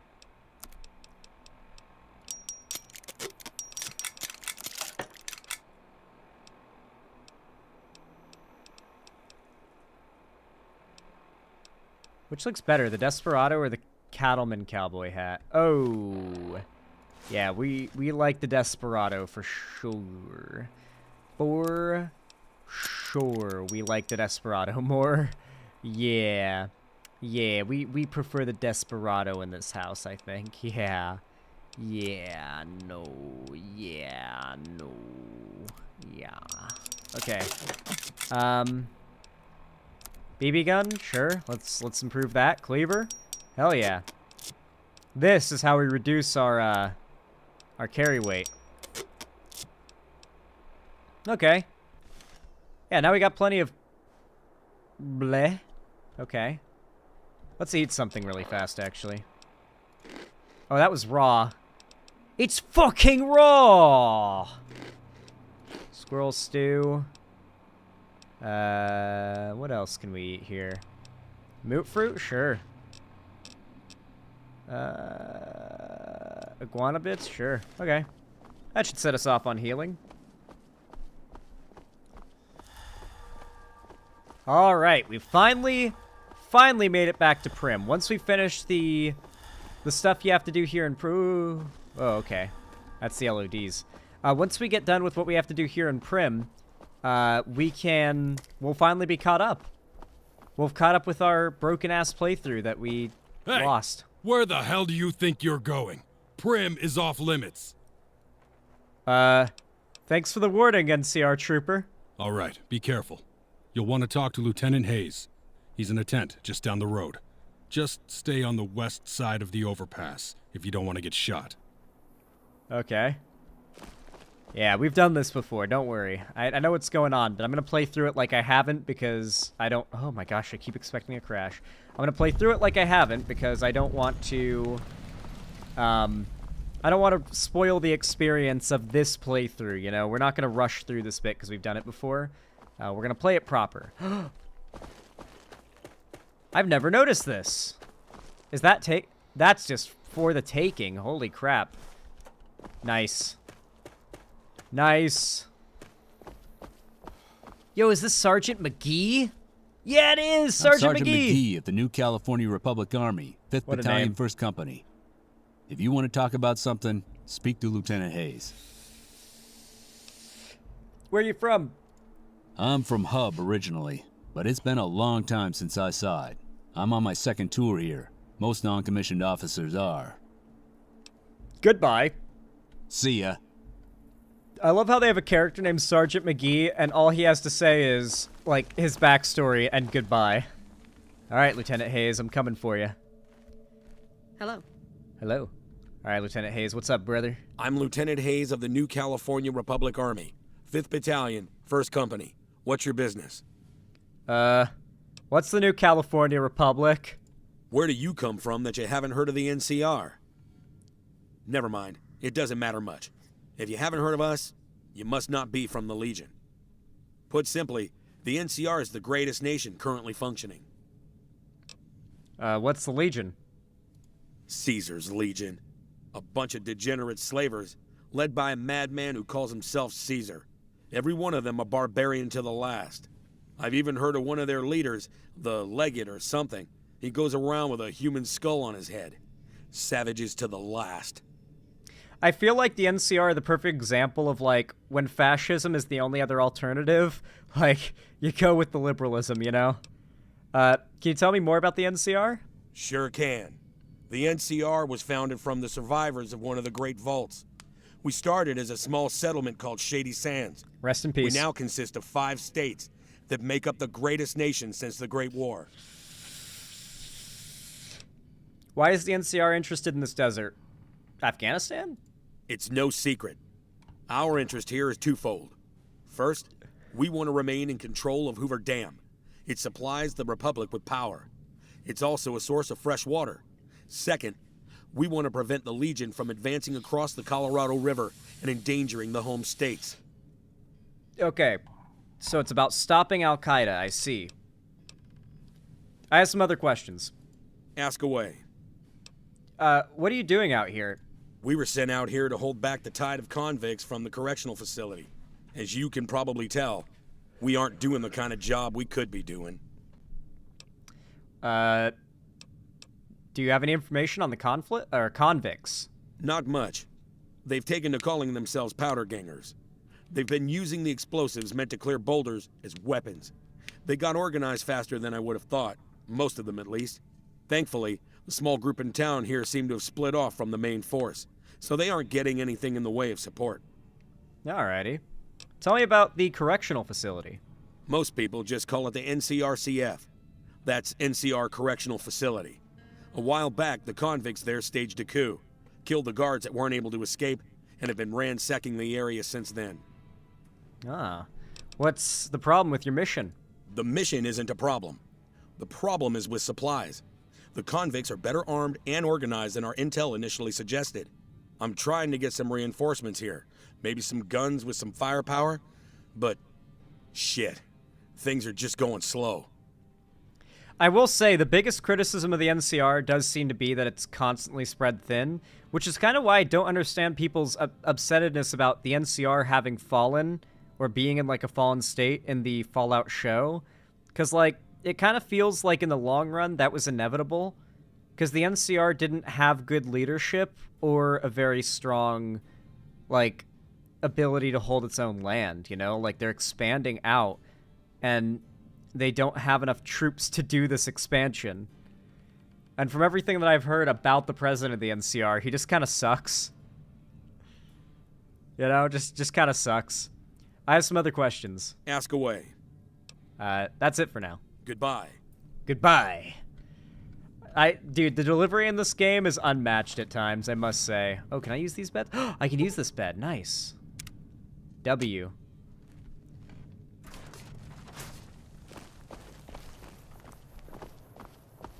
All right, Sergeant McGee. Be on your way, sir. Oh, I remember there's mines on this bridge. We don't want to walk over those. Oh, can I take these? No, I can't. We won't go quietly. The Legion can count on that. Nice. All right. Those are the mines. We're gonna grab them. Yoink. Yoink. Yoink. Flawless. That was flawless execution, chat. Should I feel I should maybe fast travel. I feel I should probably, like, fast travel back to Good Springs to sell some stuff, because we know what's waiting for me here already. You know what? Let's do that. Let's sell some stuff in Good Springs real fast. Data. Local map.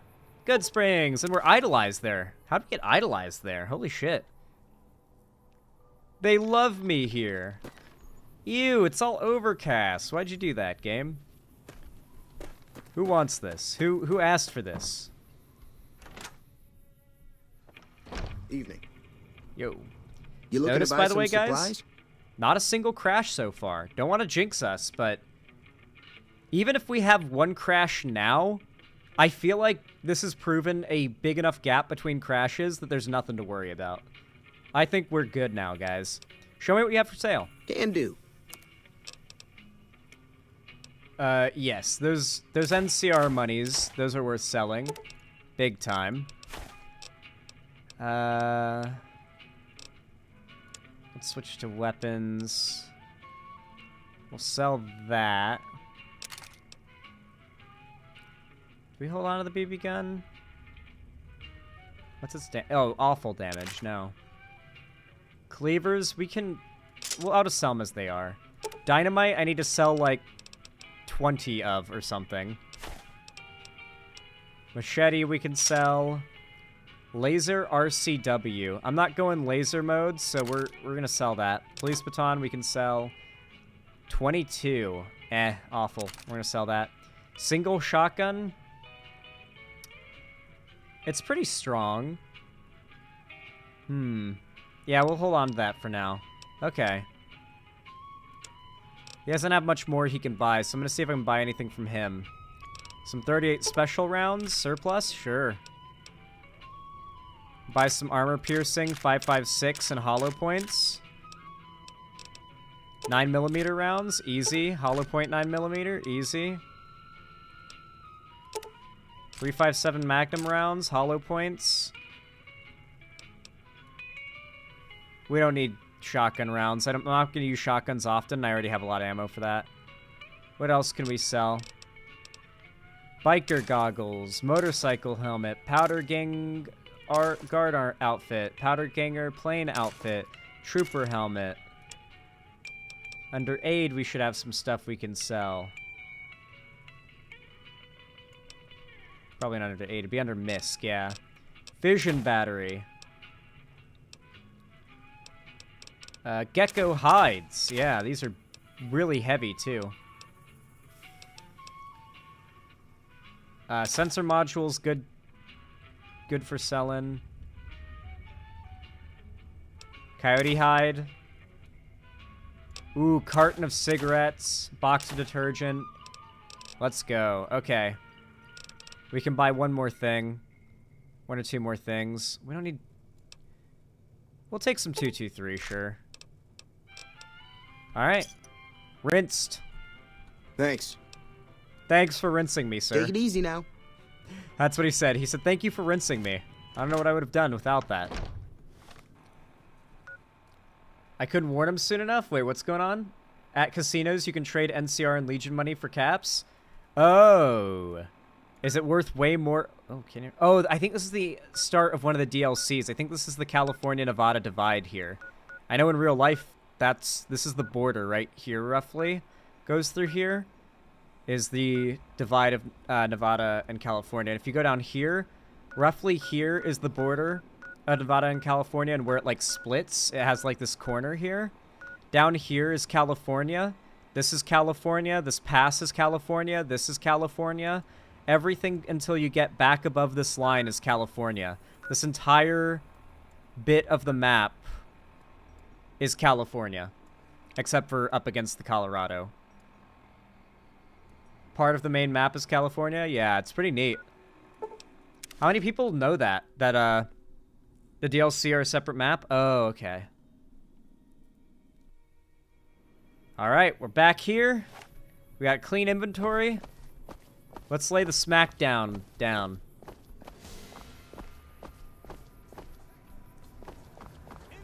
Oh, dudes. Oh, they're throwing dynamite at me. This is not good. Pull it back out. Pull it back out. Pull it back out. I dare you. Pull it back out. I dare you. Pull it back out. Pull it back out. No, he's not gonna do it. Cringe. There's no way.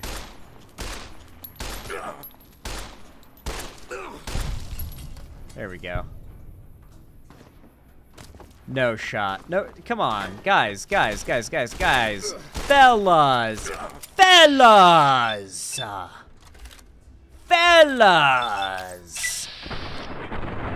Fellas, calm down. Oh, dude, I love it when they follow the bullet. When the camera follows the bullet, that shit goes crazy.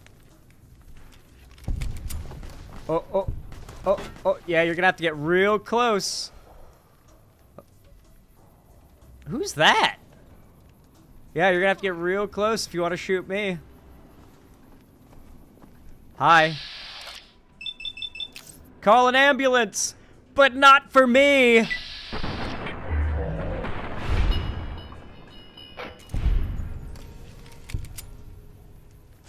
Yoink, yoink, yoink. Yoink, yoink, yoink, yoink. I'm out of here. Oh, you're a bad guy? Oh, well, no, you're not. You're not out of here at all.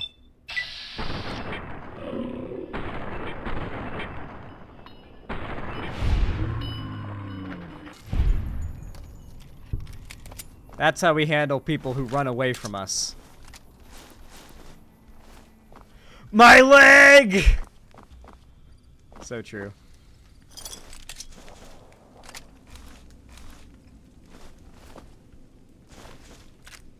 Loot this shit up.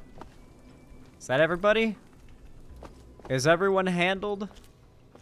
I think there was a guy over here too. Yeah, there was. We picked up some junk we'll have to sell later, but we should be fine for now. Oh, there's a guy up there. Yep. I remember this. We're gonna get this asshole. We're coming for him. We're coming. We're coming. Totally funny way to kill him. Why was he running away? He was hiding before his friend was even dead. Like, bro was an actual coward. You okay, man? Oh, I love when he hit... Dude, when you hit the head just right. I have been over-encumbered. Shit. Okay. What to increase here? Guns, we don't need to increase for now, honestly. Lockpick. Ooh. Science, sneak. Speech, survival. Let's increase sneak to 35. Increase lockpick to 30. That's pretty good. That's pretty good for this level up. I feel like we've got a good stat spread so far. I feel like we're cooking with this. I feel like we're kind of cooking with this. Comprehension. With comprehension perk, you gain double no. Educated. With the educated perk, you gain 2 more skill points every time you advance in a level. This perk is best taken early on to maximize its effectiveness. So normally I would get Swift Learner too, but we want to get educated, because the sooner you get educated, the more total perk points you're going to get in the long run. So this is big. Like, not broken, but like big meta, get this as soon as possible. So I'm going to grab it. Yes. Yes. Yes. Apparel. Anything we can repair here to reduce our... Okay. Weapons.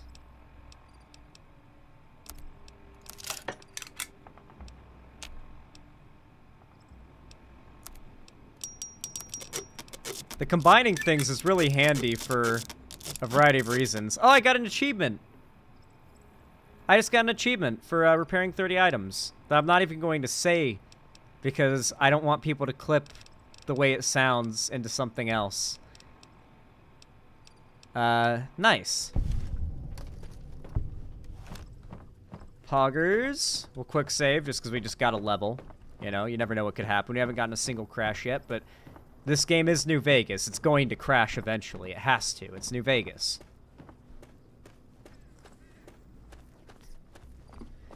Okay, if I remember correctly, I think there's also another guy, like, up here. And on here, too, maybe? Was there a guy? Yeah, there's a guy there. Whoa.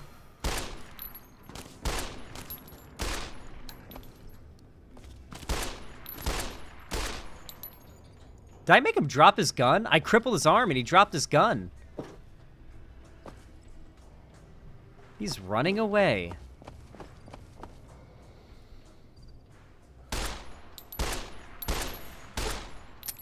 You have no honor, sir. Oh my god, I just ran out of ammo. Shit. 9mm time. Your lack of honor will be your end, sir. Uh-oh. Hold on.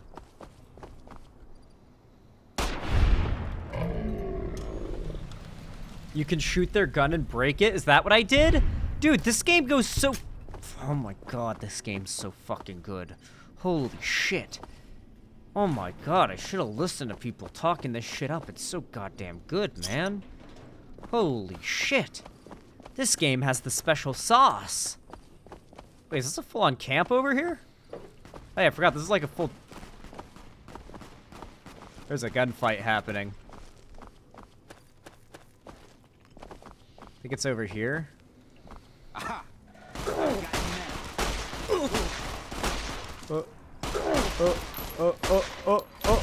Yep, you're dead. You're dead. You're dead. You're dead. Not me. Nope, you die.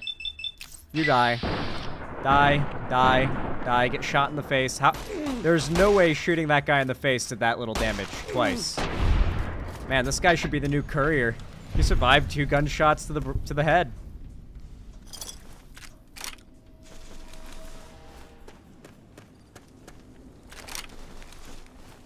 Like, to be fair, a lot of characters in this universe give the courier a run for his money, or their money, considering they just tank gunshots to the head pretty often.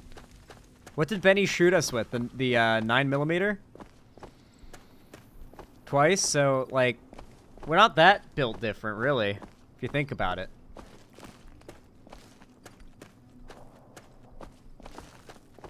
What's going on over here? Oh, no, these guys are not friendly. I thought this was just friendly townsfolk. Turns out this town does not seem to have any friendly townsfolk outside the casino. They killed him! Dude, it's just so satisfying, man. This game always makes me rock hard. Yeah, that's the magic of this game, honestly. It's truly just... It feels different to play, you know what I mean? Compared to, like, a lot of other games. Like, it feels like it was made with love.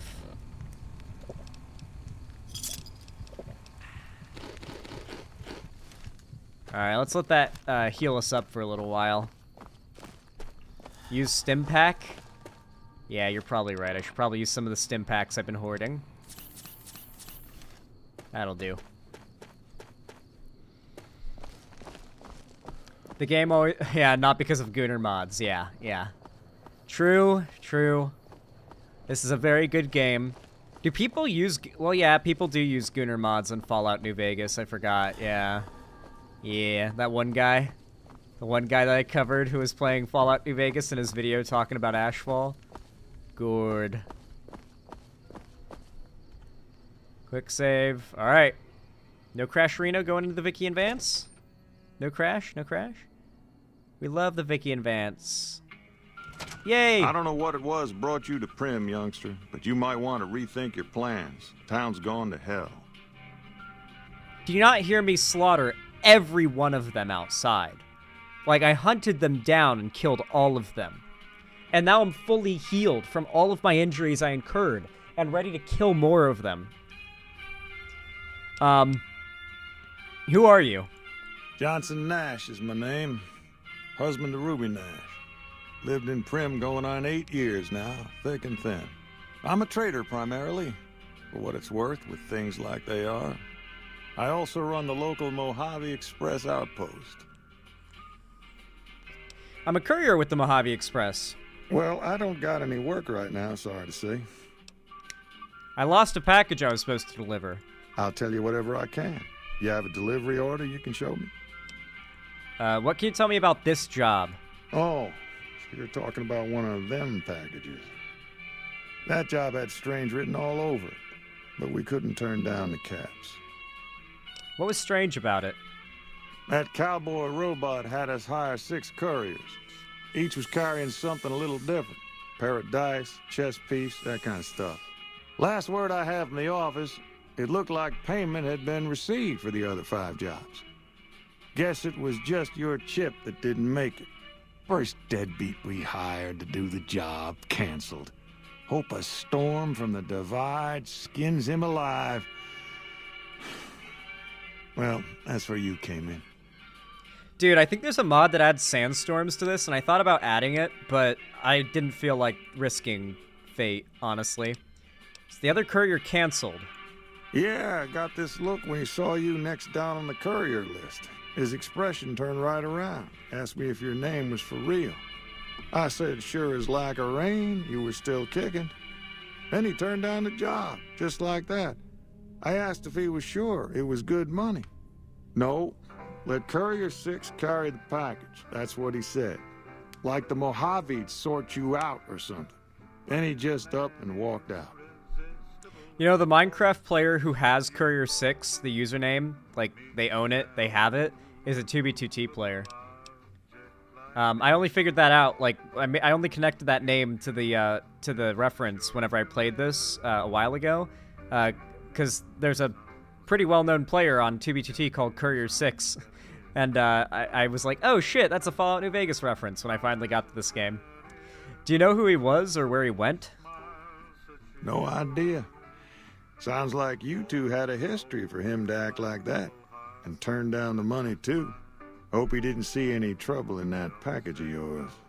Maybe he thought your name was bad luck. Enough for me to say. Some men stole my package. A man in a checkered suit and some thugs. Did they pass this way?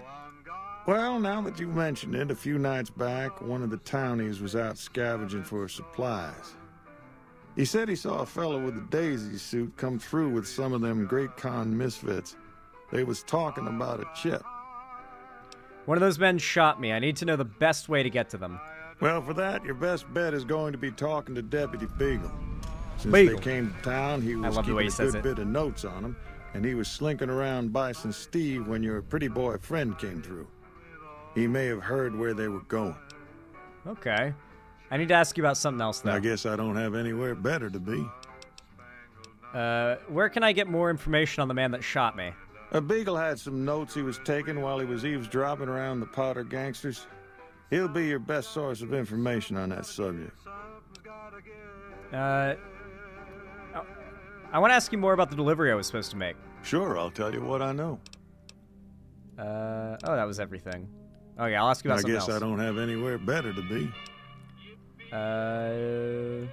What can I do to help Prim? Right now, Beagle is the closest Prim's got to any organized Deputy law, Bagel. But he's still stuck up in Bison Steve. First thing I'd say is get his sorry butt out of there.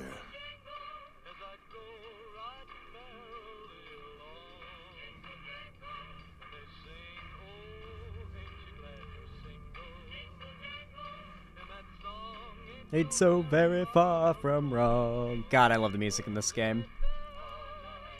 Do you have anything? No. I have some questions about Prim. Well, I'll answer what I can. Do you know where I can find the courier office? Sure do. I run the courier office out of my shop. Leastways I did before things went to hell around here. Alright, I have more questions. Ask away. What happened to Prim? Let's see. Been tough around here for a good while now. While? Worse since them thugs kidnapped our deputy. It started with the breakout from the prison up the road. First there was just a few thugs rolling through town, but then they got organized. Now they call themselves powder gangsters or something, and run around throwing dynamite and shooting people. A little while ago, a good chunk of them left whatever kind of organization they got up there to squeeze all the food and drink out of us they could. Huh. Want to ask more? Ask away. So they've been getting extorted for a while. This place is being fucked. What's at the Vicky and Vance? That's where we are. This here little casino brought some cash and bodies into the town before them powder gangsters came in. Now, they can't rush us without eating a good bit of hot lead, but we are in a kind of box canyon. Guess this is a fitting place for that as any. I reckon that if they thought hard enough about it, they'd realize they got more bodies than we have bullets. But for now, we're safe enough in here. Okay. Wandering the Wasteland with the radio blasting is the core Fallout vibe. We're not going to listen to the music, but I'll occasionally tune it in to listen for Mr. New Vegas news reports. Because I don't want to play too much copyrighted music and risk anything, you know? I have some more questions about Prim. Ask away. What's the Bison Steve? In real life, I think it's called Bison Bills or something like that. Prim exists, and the Vicky and Vance is a real casino with a different name. And Vicky and Vance are also real, it turns out. I've watched like a video series that goes over like locations that are real from the game. It doesn't spoil the game or anything. It just showed me the locations. This place is real, and so is like the place across the street with the roller coaster and everything. Yeah, all of the things in the game exist. Yeah, it's super cool. What's the Bison Steve? It's an old hotel and casino here in town. Old Laura used to rent out rooms there, but she took off months ago. Across the way from the Vicky and Vance, the other old casino. Can't miss it. Okay. Is there any other questions about Prim I Ask can ask away. him? Let's ask something else. I guess I don't have anywhere better to be. Oh, jeez. You say the Powder Gangers kidnapped Prim's deputy? Well, you can call Beagle a deputy so long as you don't harbor too high an opinion of the word. Boy was about as useful as tits on a rad scorpion. Only qualification he ever had was to be brother to the wife of the sheriff. Still, I suppose he don't deserve what's befell him. We would have considered paying the ransom if we'd had caps to spare. Dude, I feel like a fair few of you wouldn't mind tits on a rad scorpion. I think some of you got mods for that. There's probably a mod that's literally called tits on a rad scorpion. If there's not a mod with that exact name, I will punch myself in the balls. I am that sure that mod exists. There is no way a pair of tits on a rad scorpion is not a Fallout New Vegas mod that exists. I am so certain. I would bet my life savings that exists. Why do you keep calling them gangsters? I thought they were called powdered gangers. Gangers, gangsters, all sounds like trouble to me. We are not playing a round of Caravan. Okay, goodbye, man. See ya. That was a lot of fucking dialogue, guys. Holy shit. Dude, this game and Robot Cowboys. I love it. Howdy, partner. Welcome to the Vicky and Vance Casino and Museum. You are the second Robot Cowboy I've met, and I'm very happy about that. I hope there's more. Who are you? Prim Slim at your service. Authentic cowpoke and official spokesspot of the Vicky and Vance Casino and Museum. Yeehaw! Yeehaw! Who were Vicky and Vance? Where have you been, partner? Hiding under a rock? Vicky and Vance were this nation's 4th or maybe 5th most infamous celebrity outlaw couple ever. That's who they was. Prim Slim here can tell you the whole story, if you can spare a minute to hear the tale. Okay. Tell me the whole story of Vicky and Vance. Yahoo! I ain't had a chance to tell their tale in a mess of years. First things first, any bosh you've heard about Vicky and Vance being copycats ain't nothing but ill-tempered slander. Fact is, they begun their crime spree 2 days before Bonnie and Clyde robbed their first bank. So who was copying who? Now, true, Vicky and Vance didn't exactly cut a wide swath of murder and bank robbery across the central U.S. like Bonnie and Clyde did. It was more like a narrow swath of shoplifting, check cashing fraud, and gas pump drive-offs. But crime is crime. They drove reckless, too. Having lived by the gun, well, Vance owned one anyway, it was only fitting that the duo of desperados would die by the gun. Perhaps it was fate itself that accidentally drove them into a crossfire between police and a gang of bank robbers in Plano, Texas. Or maybe they just didn't notice until it was too late. It's been said that Vicky would have tried to cash a bad check in that bank, had she lived. We'll never know for sure. All we know is that the crossfire tore the car and both occupants to pieces, and the police issued an official apology. You can put your eyes on the genuine death car just over yonder, and there's Vance's machine gun in the case next to it. I genuinely cannot fucking believe that's all real, and that you can go to this place in real life and see the gun, Vance's coat, and the murder car, the death car. Like, it's all fucking there, and it looks exactly how it does in the game, in real life. I cannot fucking wait to go on my, like, Vegas, Nevada road trip with buddies and just see all these places in real life. I want to go to the New Vegas fan event, but I have to beat the game before I go to the fan event, because God help me if someone talks about something in the game and I have no fucking clue what they're talking about. I'm at a goddamn New Vegas fan event. I would be, like, a pariah, okay? What is this place? Why, this is the Vicky and Vance Casino and Museum, Prim's premier tourist attraction and resort destination. Yeehaw! Yeehaw! Tell me about Prim. Prim is a thriving resort community located in Clark County, Nevada, right along Interstate 15. Whether you can't wait till Vegas to try your luck, or want to hit one last jackpot before you leave Nevada, Prim's your place. The town's premier attraction is the world-famous Vicky and Vance Casino and Museum, so you came to the right place, partner. What about the Bison Steve Hotel across the street? The Bison Steve is one of Prim's less impressive casino hotels. I'd steer clear of that place, partner, if I were you. Rumor is the dealers over there cheat, and that rickety roller coaster is liable to fall down any day because it wasn't built to code.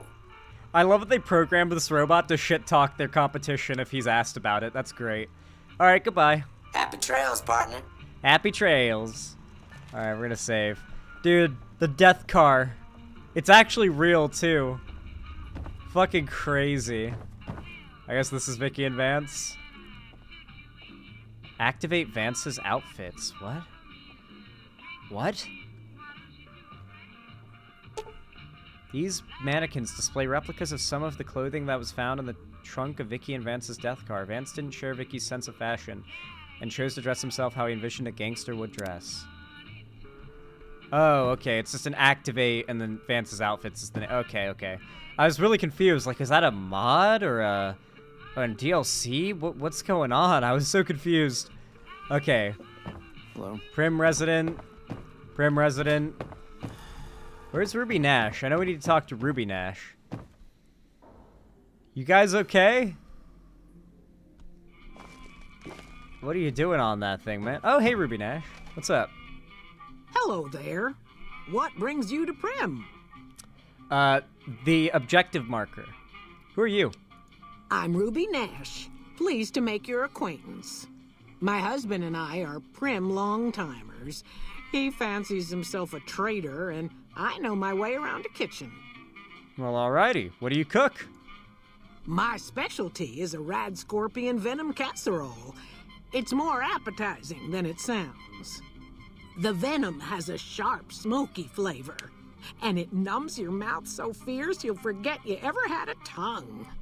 It's perfectly safe, long as you don't have sores in your mouth for the venom to find your blood, 'cause that'll kill you dead. Who in this world doesn't have sores in their mouth, though? Like, bloody sores in their mouth. It seems like that's really common in this world. I'd like some of that rad scorpion venom casserole. Does sound good, don't it? How many rad scorpion glands you got? I have one. One's enough to make a helping. Hand it over. Okay. I guess I have one. Tell me about Prim. My mother taught me never to say something unless it was nice. So, I don't have nothing to say about Prim, for the time being at least. It's a sad state of affairs. Discuss it with Mr. Nash if you care to. Just makes me want to cry. Oh, well, goodbye. Yeah, bye. Aw. Man, this town is in a decrepit state. Alright, it's time for us to save Deputy Beagle. Either. Or Deputy Bagel, if you so prefer. No Crasherino? We've yet to have a single crash yet. If we can go through this entire session without... oh my god, look at these lighting mods. Yeah, lighting mods are nice. Lighting mods are really nice. I cannot wait to see how Vegas is gonna look with this. Holy shit. Oh, Vegas is gonna look pretty. Alright.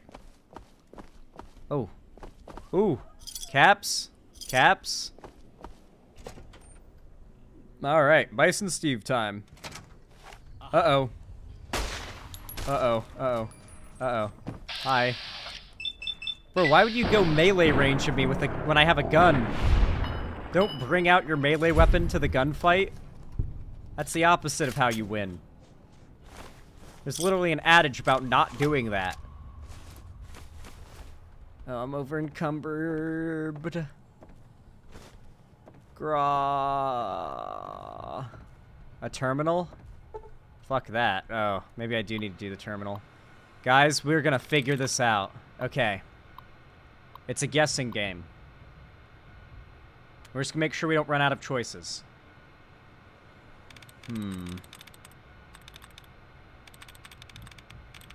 Barons. Ooh, Barons is 2 out of 3 correct. Ooh. Could it, or 3 out of 7. Could it be ends? Happens? No, it's not the ends that's the thing. It's the A and the 2 R's, maybe? Like, warrior? Yep. Okay, there is skill to it. You can click certain brackets for bonuses. I don't understand what brackets are the good ones, but we did it.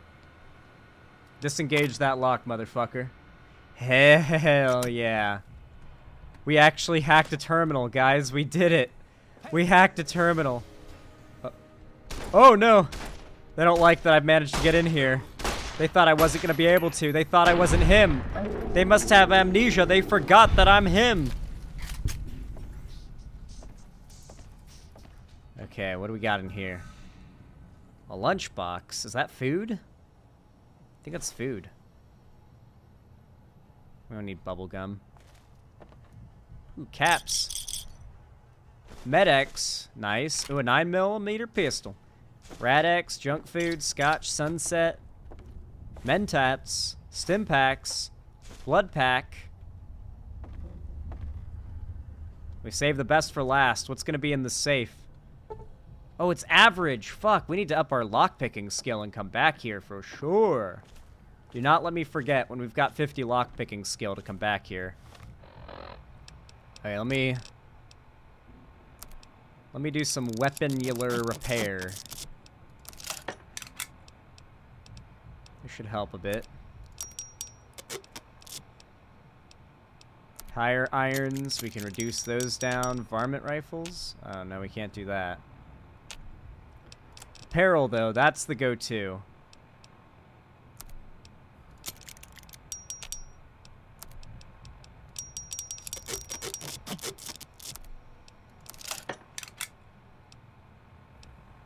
Okay. Alright. Now we've got plenty of room. God, thank you for introducing me to that mechanic. Man, this game has a much better gameplay loop than I even thought it did, once I know about that mechanic. Cat eye, dirty water, mesquite pod, okay.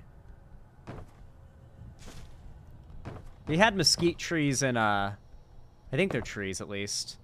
We had mesquites in, Palm Springs. I wish I'd played through and beat this game in Palm Springs. I would have been able to go to real-life New Vegas-looking-ass locations around it. Hell, I wasn't far from Nevada, Vegas, you know? I could have just gone there on a day trip, really. It was really not far. But my mom still lives there, so I can always just visit and go from there, which is what I plan to do when I do the Fallout New Vegas event. I'm probably going to fly down and visit my mom and, like, drive from there with some friends, so that should be cool. Oh. Sneaky, sneaky. Okay, we're going to take this stealthy route, all right? Absolute silence. Absolute stealth. Flawless silence. Oh, flawless stealth. Flawless stealth. Flawless stealth. Flawless stealth. Flawless stealth. Absolutely flawless. We are being stealthy flawlessly right now. There has not been a single flaw in our stealth. Name one. Name one flaw. Name one flaw in the stealth mission.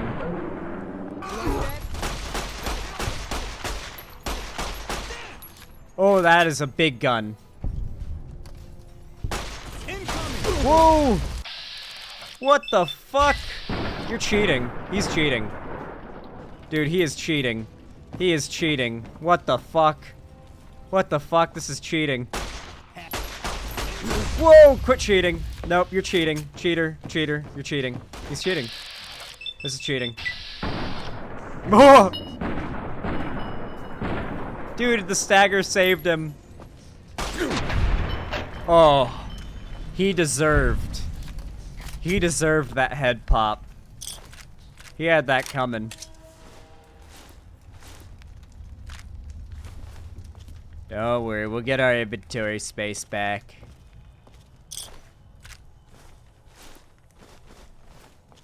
We'll get all this inventory space back. We don't need that butter knife. I should probably drop that. Everyone when flamethrowers were invented? Yo, that's cheating. That's cheating. Pointing at an immolated body. No, literally, that's what happened. Flamethrowers are cheating. They're banned in war. It's a war crime to use flamethrowers. Like, flamethrowers are literally cheating. Fire is, like, that's against the spirit of war. It's cheating. Like, that's why we banned napalm. It's cheating.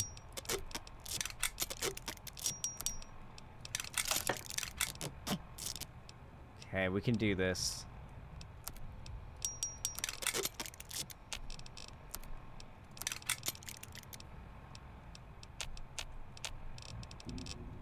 Under apparel.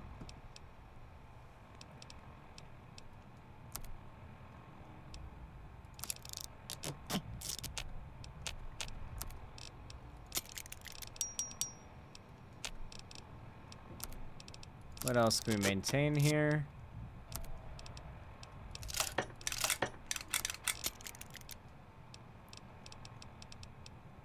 Okay. Honestly, it might be best to step out of here for a moment and go sell some things. But where's good to sell? I guess theoretically, Sunny, or not Sunny, it would be, oh, it's the wrong way. Oh yeah, let's leave out the front door. We can come back here. Oh wait, we can't leave out the front door. We have to go back the way we came in. Here. No crash, Reno? Quick save, just in case, just in case. Because it could crash going through the store, but it doesn't. Because I am so good at modding. I'm so good at modding, chat. Have you ever seen someone this good at modding before? I think I might be the best modder that's ever modded. I don't know. I think this is just the best modding experience. Oh, Johnson Nash is a shopkeeper? Okay. Here, I'll expend as much shopkeepering as I can here, and then we'll go to Johnson Nash. I didn't know I could buy and sell things from him. Oh, wait, is he not here? We need to wait till daytime. One moment.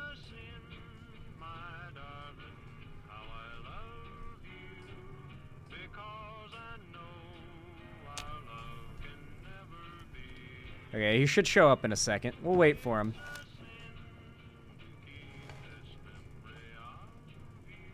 Oh, there he is.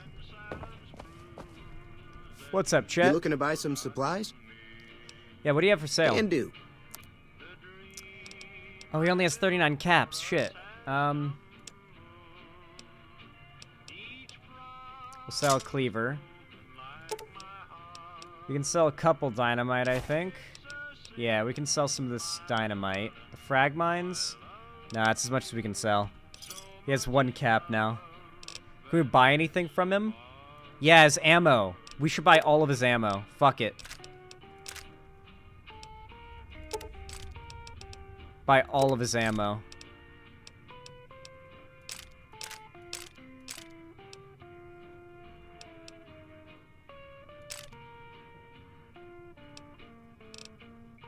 What? Bubblegum, buff out, carton of cigarettes, cleavers, coyote hides, Christmas. What else do we have here? Man, I've sold this guy a lot.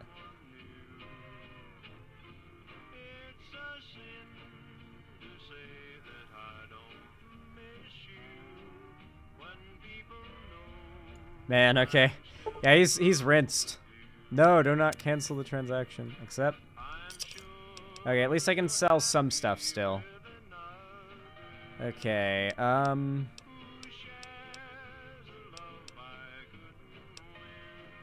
sell that, we'll sell that. We'll sell some of these. That's as much as we can do. Give me a shout if you need anything else. Cool. Take it easy now. How much can Trudy buy, do you think? Whoa, scary. How much do you think Trudy can buy? She's a vendor. She'll buy and sell. Where's she at? Hey. Yo. Feeling thirsty? I can take care of that.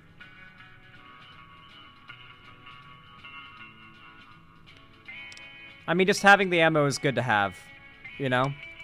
Got a special... It's better than weighing my inventory down with garbage, you know? NCR money's not taking up room. I don't need to sell that. Frag mine we can sell. And we're wasting some money, but we'll sell the tire iron just to get something else out of our inventory. Pleasure doing business with you. Oh, did she have anything actually worth buying? Got a special discount for you, after what you done for us. Nice. We'll buy some Sunset. We'll buy... And she doesn't really have much worth of any value. In that case, we can sell... a ball cap with glasses. And some... biker goggles, I guess. Pleasure doing business with you. Hopefully Be careful Johnson out there. Nash. Hopefully Johnson Nash has the real shit. Oh, new Wastelander, that's cool. I love seeing like new characters coming in and out of town. It's neat. That's neat. Prim. Let's go back to Prim. Johnson Nash. We need to buy. Oh my god. That body reanimated and flopped the second I fast traveled here. What the fuck? Johnson Nash, I need you, my friend. What do you have for sale? Hey, youngster. Still hanging about Prim, huh? You are in the shadows right now. What do you have for sale? Well, yes and no. My shop's got plenty of stock. Problem is, I ain't going into my shop until I know it's good and safe. Oh. So I need to... Bye. I had to help Deputy Beagle first, I see. Shit. Oh, what? I think there was some weird thing where all the, like, smoke from the fires puffed out, and then now it's going up as a normal column. That's funny. Okay, not, like, a big problem. Why are the eyes like that? 4K eye replacer.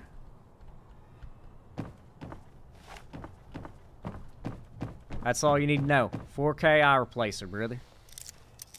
Ooh, a door. Oh, oh. Yeah. Carton of cigarettes, I'll take that. Thank you very much. Oh, a pack of cigarettes, sure. Hey, Beagle.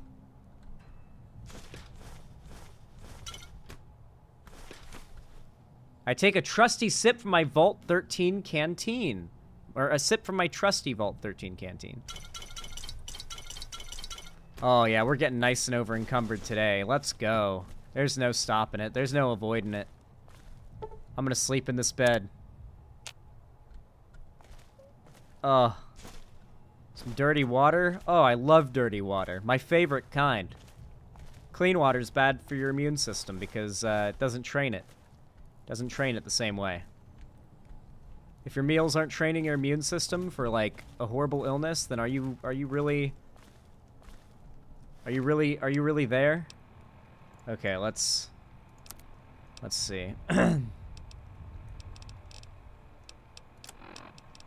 don't even know who I am anymore. I'm getting too much money. Okay. Ugh. We have so much shit. Hi, Deputy Beagle. I don't suppose you came here to rescue me.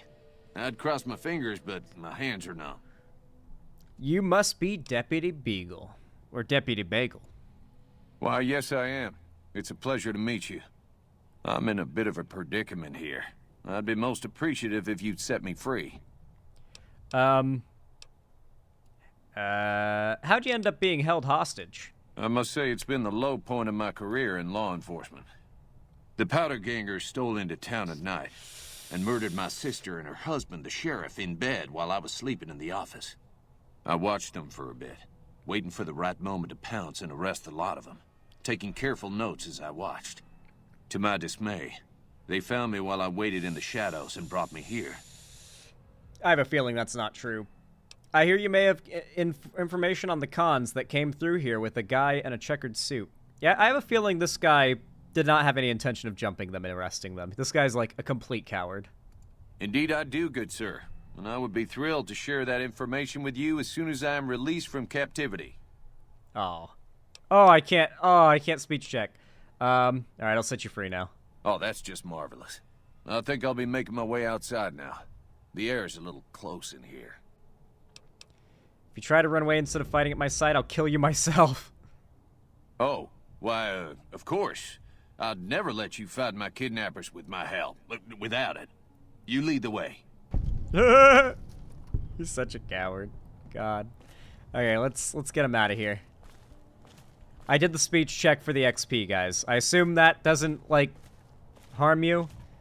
If it's just straight up a speech check that you can succeed, you're fine, is what I assume. They will do what you want, and they will like it.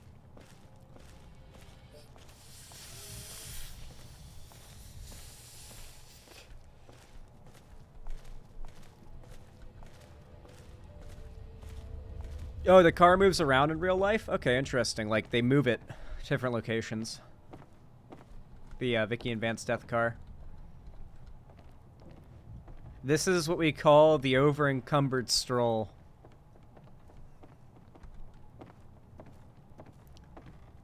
You know, guys, I think weight limits in games might be a little bullshit. Not gonna lie. Not a fan of them. But this game is still pretty good, pretty fucking good. Also, one of the mods I have makes it like the paint's peeling off the walls of the ceiling.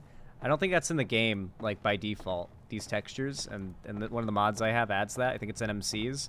Pretty cool. Pretty cool. Pretty dope. Alright, Beagle, let's go. That's what companions are for.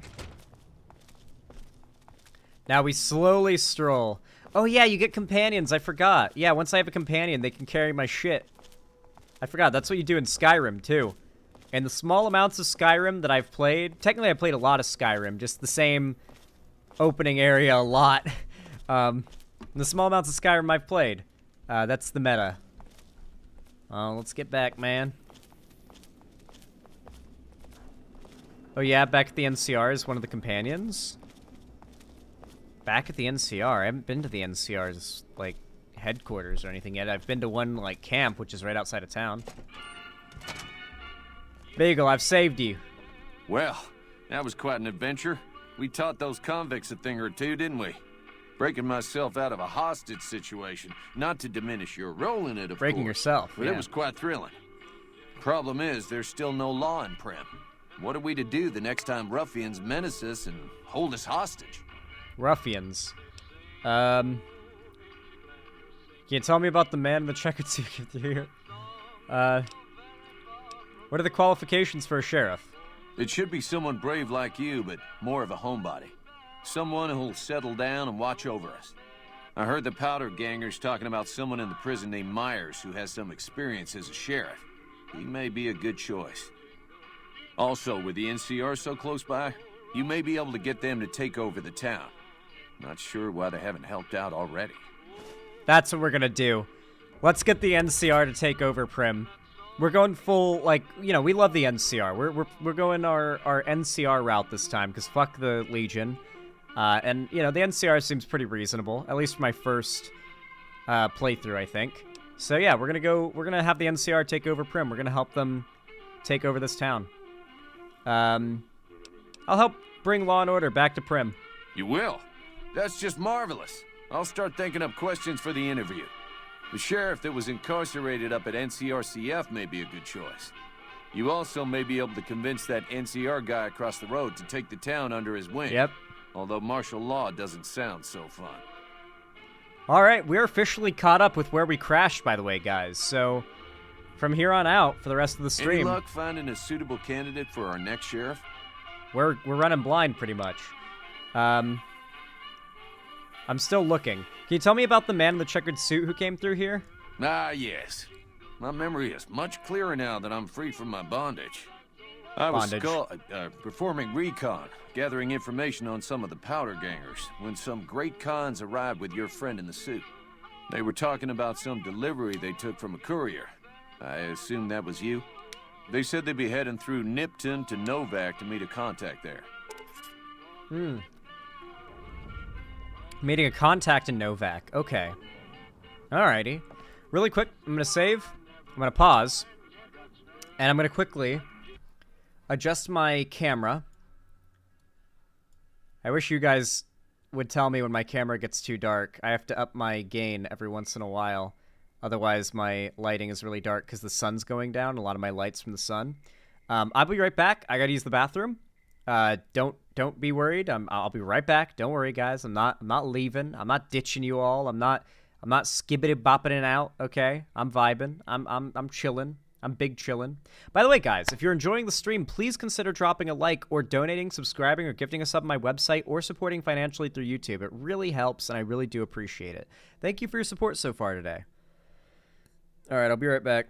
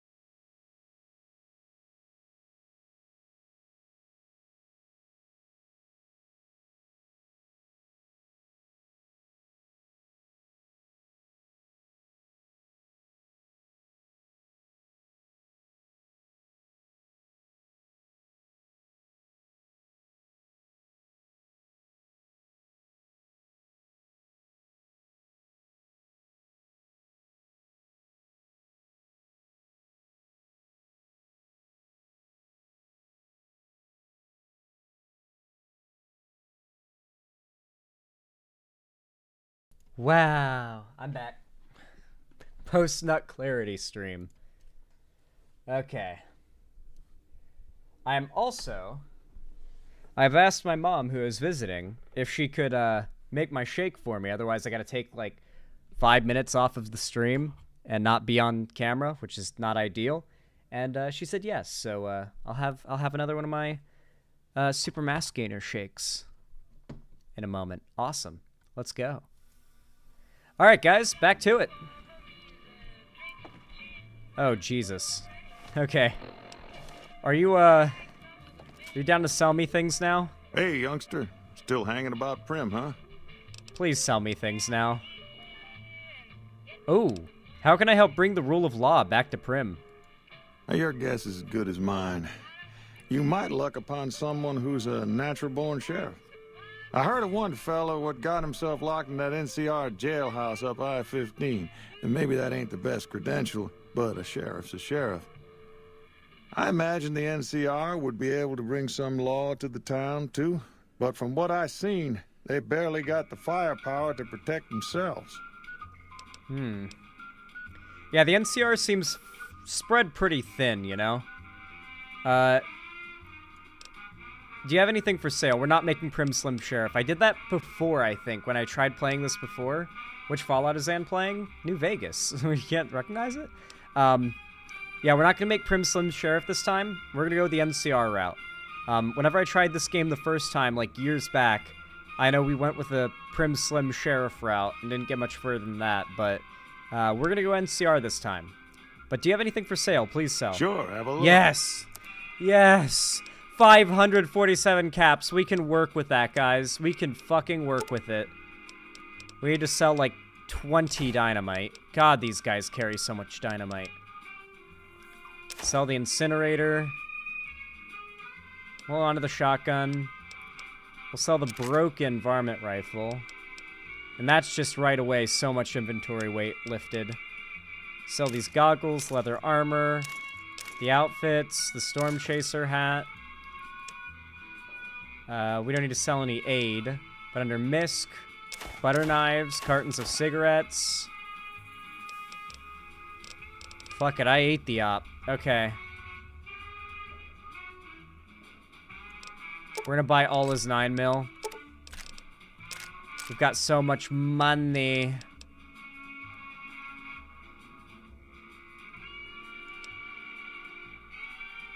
Packs of cigarettes. Pre-war money. Okay. Ammo isn't really worth selling. And then we'll just go through items, see if there's anything that stands out. NCR money. This stuff weighs... Oh, actually it doesn't have any weight.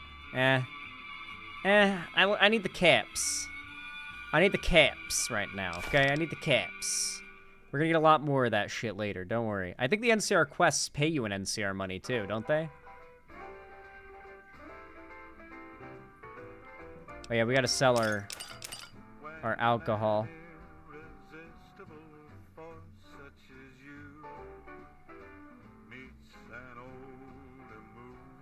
Flamer fuel.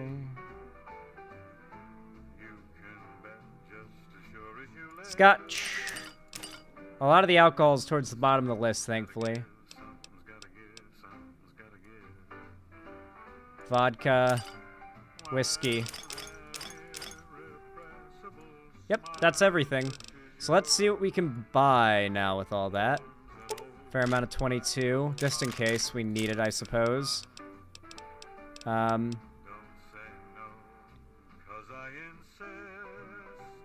Stim pack. Y'all ever notice how, like, vaguely rapey this song is? That's playing right now. To be fair, a lot of music that's, like, supposed to be romantic from that time was just downright rapey.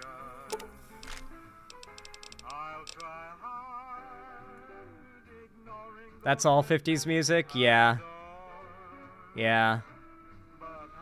Yeah. Yeah, you're not even wrong. You're not lying. You're completely... you're correct. Yeah. Dude, what do I need to buy to get us back into... Jesus. Chainsaw? Alloy frame? I have no clue what the fuck that is. Atomic cocktail. Oh, that's crazy. That's like energy resistance plus 37 and fire resistance plus 37. What am I fighting that I'll take it, you know, if I can afford it. We're never ever playing Caravan. I'm not buying that. It's a drug, it's a chem, yeah. Okay, this should be good. We have to sell this shit anyway. All Give right. me a shout if you need anything else. Okay. I'll find Prim a new sheriff, Johnson Nash. Finally decided to make yourself useful, huh? If you can bring the law back to Finally? Prim, we'll all be in your debt. What are you talking about? I slaughtered the guys who took over your town. Oh, whatever. Time for me to go. Later. Asshole. Why'd I save these people? They didn't deserve it. I should have let these people fucking rot. Okay, let's go finish looting this place now that we're not fucking broke. Or not broke, now that we're not full of loot. Now we're full of money and an empty inventory. Ready to continue our loot spree. Nothing in here? Okay, just making sure, guys. Just making sure. Pack of cigarettes. Second floor. There's gonna be guys here, right? If I remember correctly, there's guys here. Like, lots of guys. Like, just a whole bunch of dudes who want to throw down. They're not gonna like that I'm here. I love picking locks. Give me them X penises. Whoa! He doesn't like that I did that. He's not happy about it. Oh, I hit those. I hit those. Oh, right in the back of the head. Running away like a coward. What a way to die. His last thought was, I gotta get out of here. What the fuck? A vacuum cleaner goes for 20? Not really worth it, but still. Probably pretty heavy. This feels like I should be able to go in that door. What the fuck?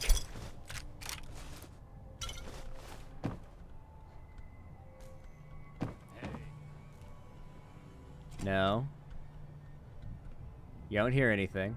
Whoa. Butter knife. Cigarettes. Can I? Oh. Can I? Oh, there we go. Pre-war money? Give me. That's cash. Oh. Empty whiskey bottle. Empty whiskey. Okay. Nothing here. We gotta get out of this place. Yeah, it's good. Good song. Good show.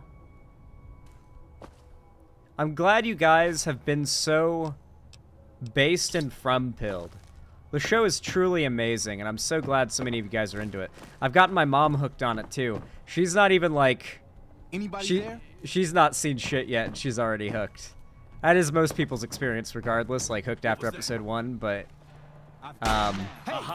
it's crazy how exponentially better the show just continues to get, you know? Like, I really don't see it losing any hype or quality anytime soon. Had enough? I'm out of here. But I will admit, I guess I'm a little worried about Season 3, just out of the general... Just the general fear that they can't top how good of, like, everything's been so far. But, I mean, they topped it with Season 2. They topped Season 1 and Season 2, and I didn't think that would be possible when I started it, so... you know, what can I say? Form. Why do you guys keep calling it form? Damn, their leader's a pussy. He's just running away. Dude, your leader ran away. He doesn't care about you. Oh, thank you. I'll get it in a second. Thank you. I think my mom has made the shake. I'll have to go get it in a second. But first, we're gonna finish slaughtering these guys. The ultimate meta for streaming. Have your mom visit. All the time. You're gonna get me... You guys are gonna get so hooked on this from Season 2. It's so good. I've seen Season 2. I assume you're talking to chat, but yeah, they're gonna get very hooked if they haven't seen Season 2 yet. Like, if the show is not already, like... crawled into their brain and latched itself to it like some kind of bug or parasite, crawled into their body like worms, then they're gonna have that happen to them when they watch Season 2, that's for sure.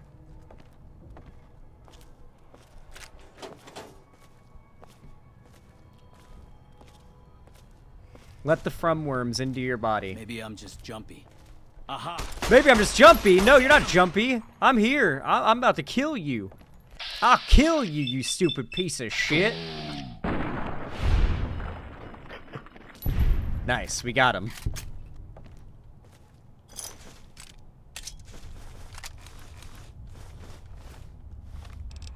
All right, let's repair Reno some of these. Hopefully we're able to get some durability back. Or not durability, weight. You know what I'm talking about. I'm brain scram. I've been streaming for nearly 6 hours, okay? Bear with me. Alright, we got a lot more room now. God, this game's so good. Oh! Guys! I love this game so much. The inventory management was like the one hang-up I had about it. And that mechanic entirely deals with the inventory management, like 90% of the time being a problem is dealt with for me before. So it's like, I really have not a thing to complain about anymore with this game. The performance has been good. We haven't had any Ooh, ransom note. What the fuck?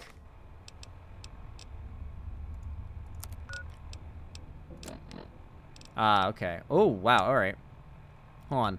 Instructions. Deliver the package at the north entrance to the Vegas Strip by way of Freeside. An agent of the recipient will meet you at the checkpoint, take possession of the package, and pay for the delivery.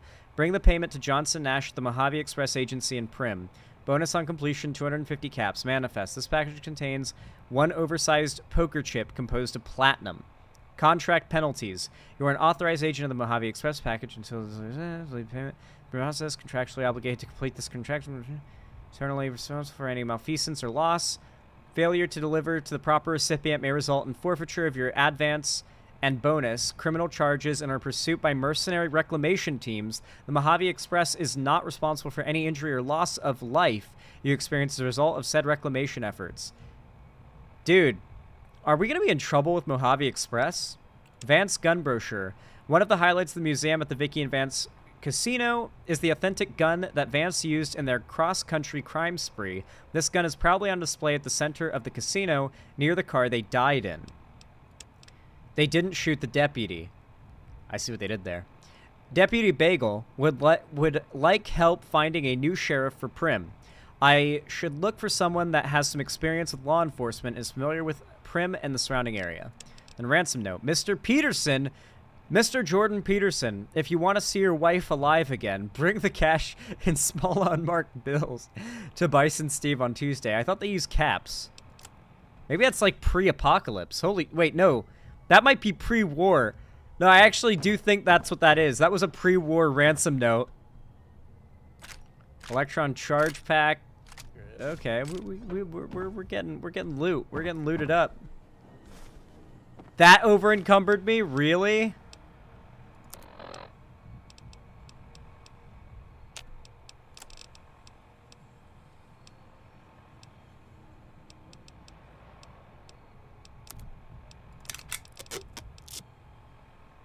Okay, that varmint rifle. That weighs a lot. I kind of hope there's nothing else to loot here now, because it's like, if there is, then I'm crawling my way back out of here. But if there isn't, then there's no point to continue exploring. That's the Fallout, that's the Fallout enigma, the paradox. Oh shit! This skeleton had a really fun time when the bombs dropped. Did they, like, cut their wrists with a switchblade while high? Why didn't they just OD?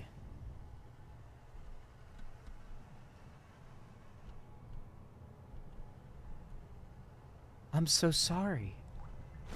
I didn't mean to disturb your bones. I just wanted to grab the drugs.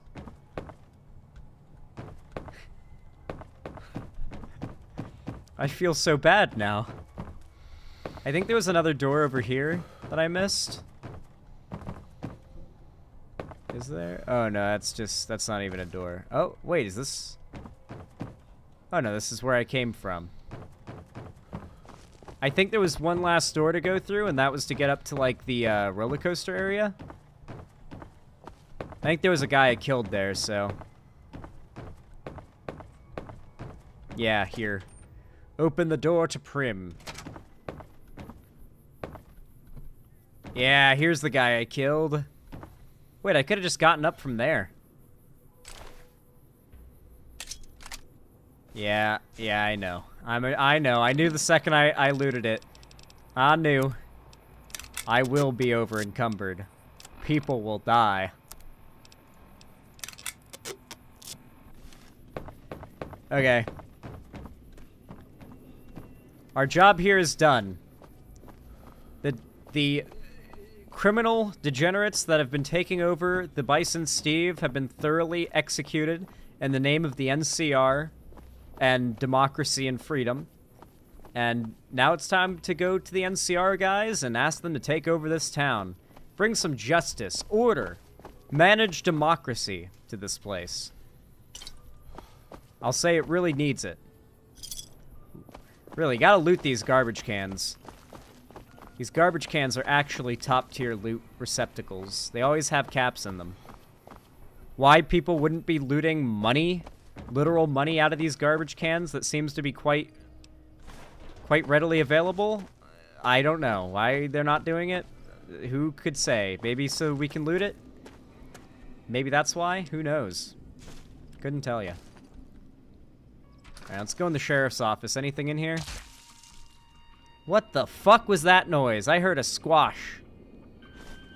Grab some pre-war money.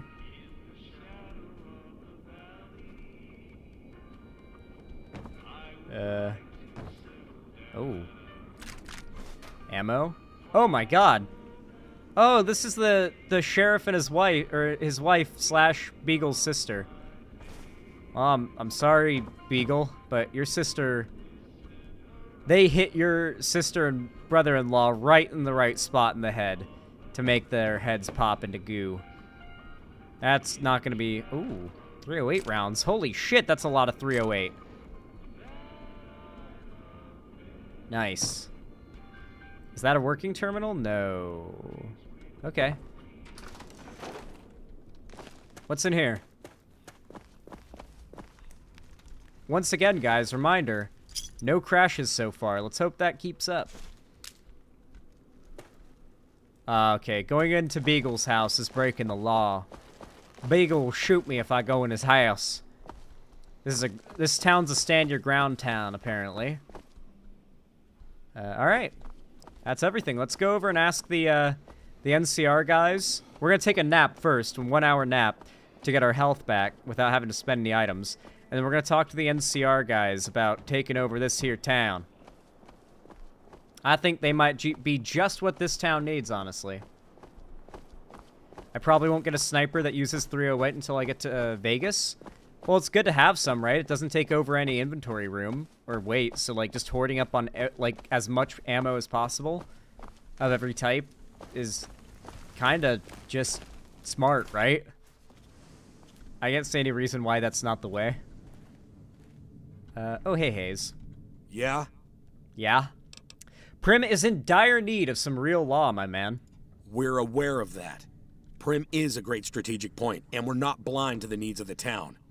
Thing is, we're barely handling our own against the powder gangers. We don't have the guns. We don't have the personnel. We're not in a position to carry out our mission, much less deal with the needs of another town. What do you need to take over protecting the town? What we need, more than anything, is bodies. If we had just one more squad, we could recruit a sheriff. That would allow us to handle our primary objective, to protect the interstate south of here. If you'd like to see the NCR include protection of Prim, you'll need to get us more troops. Talk to Knight at the Mojave Outpost. He may be able to help. Okay. The Mojave Outpost. That's the pass. That's the mountain pass. I know where that is with the big statue. I think I've been there.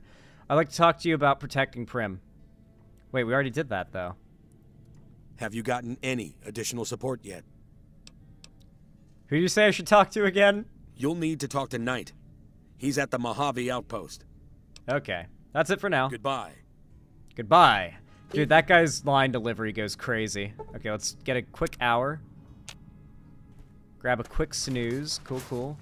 Oh, we're not traveling at night. We want that scorching Mojave sun on our backs as we travel. We should also listen to some Radio New Vegas. See if there's any news. What's going on in the world of Radio New Vegas? This is Radio New Vegas, and I'm your host, Mr. New Vegas. And in case you're wondering if you've come to the right place, you have. This just in.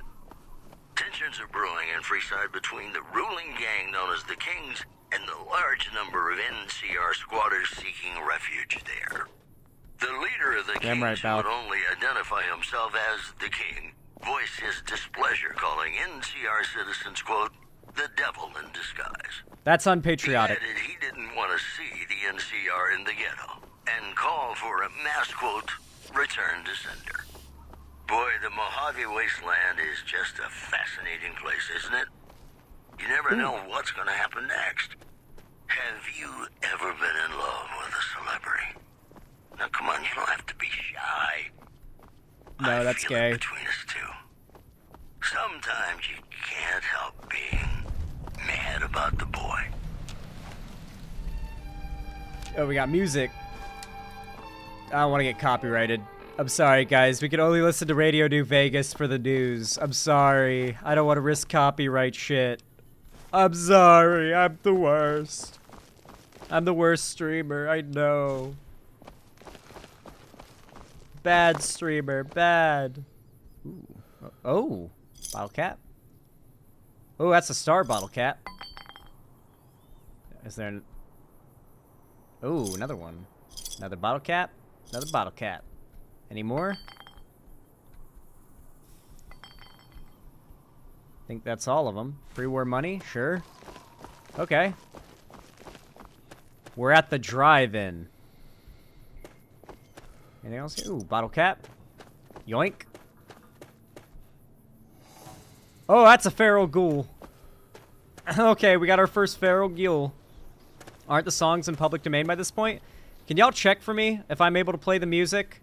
I also feel like it might override my commentary. Like, music playing while I'm talking. I don't know if it's good for Let's Play, you know? It adds to the atmosphere sometimes, but, you know, I'm commentating. That's the atmosphere. Okay, these guys are strong. Okay. You gotta pump some rounds in these guys' heads to stop them getting to you. I think that's all of them. Wasn't really anything crazy. Is there more this way? I think there might be more this way, guys.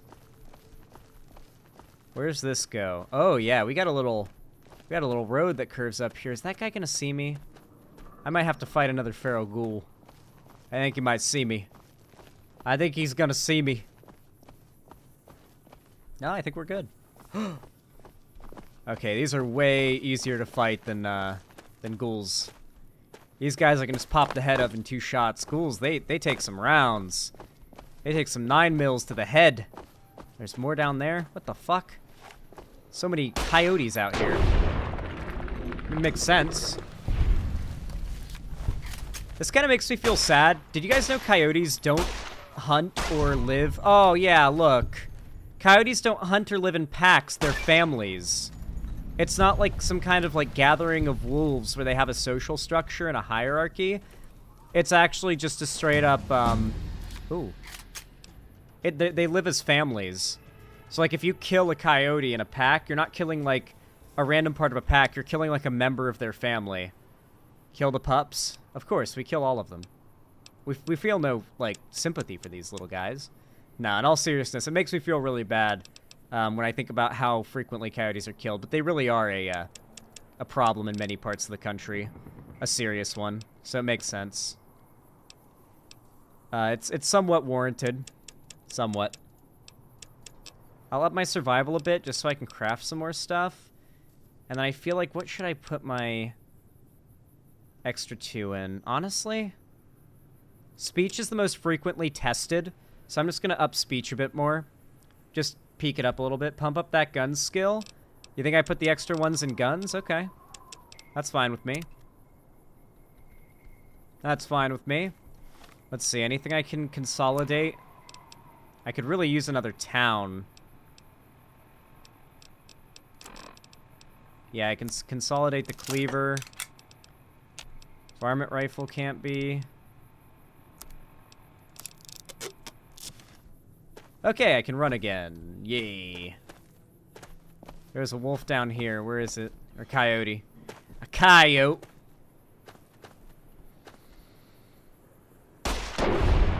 Get popped. Aw, they had a den in here. I think I killed the mom, the dad, and the baby.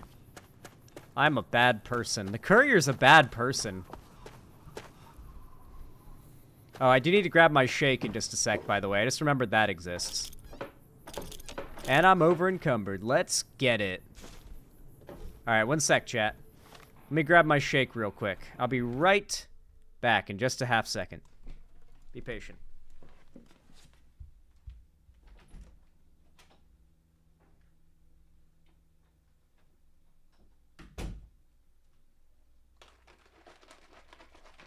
Shake this up a little more just in case. Alright, looking good. Okay. We're back. And I got my chocolatey mass gainer drink.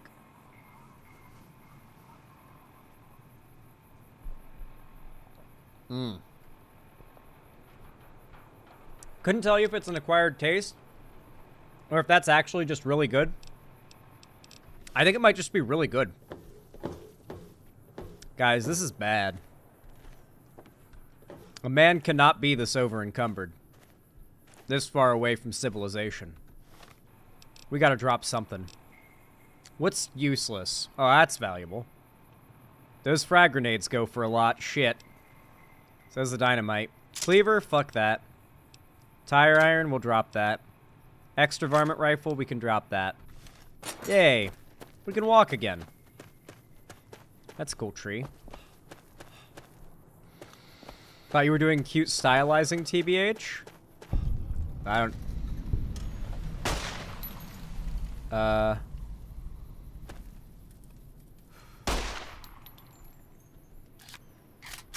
The best game ever made. Best game of all time, undisputably.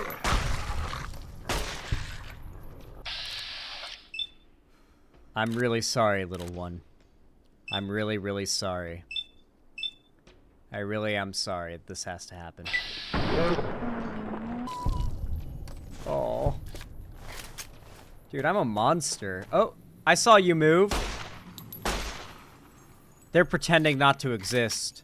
Lonesome Road. Courier 6? 6? The Divide? You can go home, Courier? Don't go? This is the start of Lonesome Road, right? Is this, where I think it is? Is this the Divide? Yeah. Okay. So this is like the gate, and you go into the California-Nevada Divide. Yeah, when the guy said, I hope a storm from the Divide skins him alive, I think he meant a sandstorm from here. Okay. Stim, caps.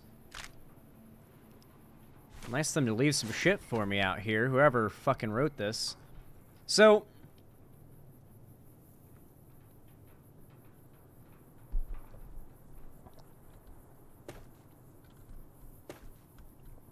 someone's clearly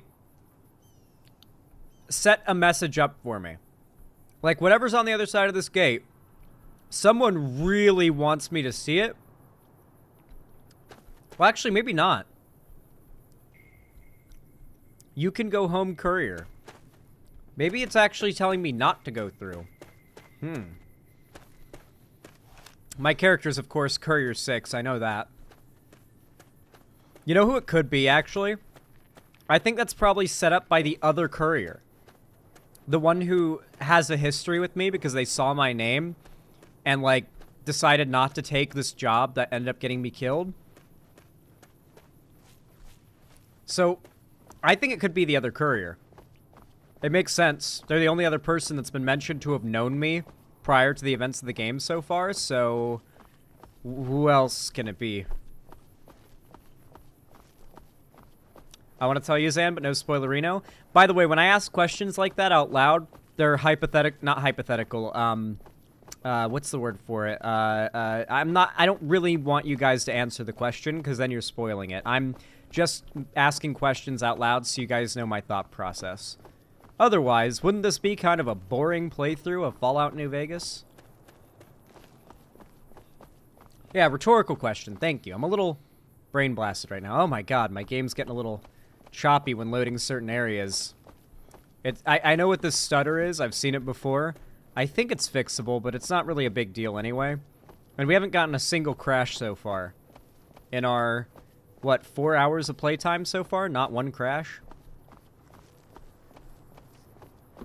That's pretty impressive. Alright, onward we go. There's some people up ahead.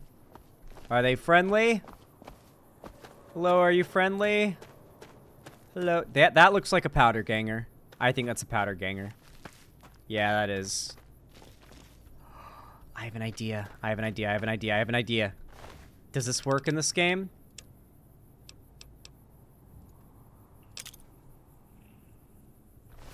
Look out!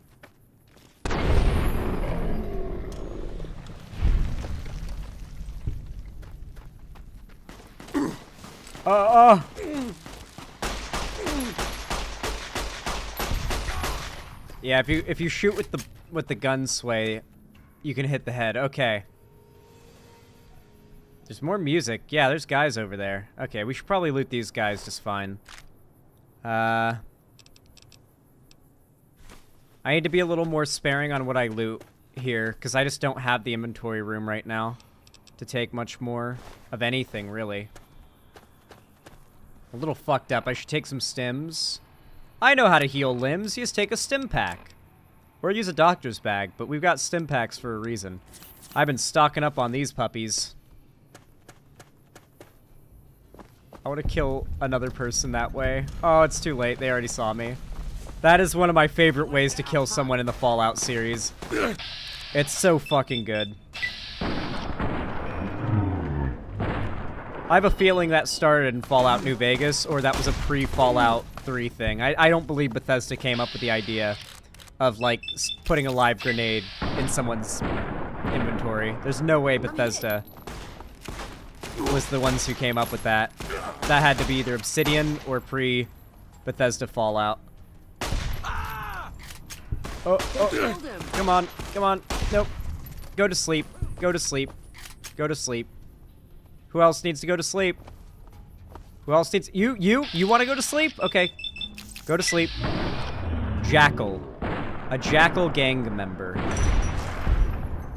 Yeah, so I've never heard of the Jackals before, and now no one ever will, either. So, you asked for this. You asked for this, brother. This is what you asked for this.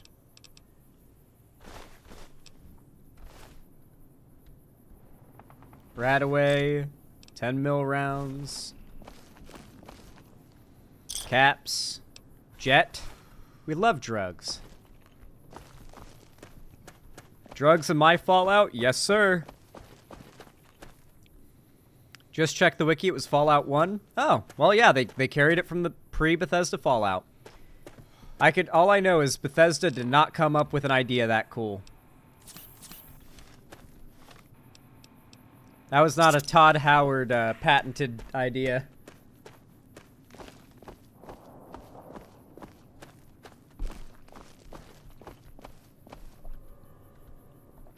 You forgot the cowboy repeater? Dog, I can't carry shit. Hey! Oh! If I could save time in a bottle, the first thing that I'd like to do...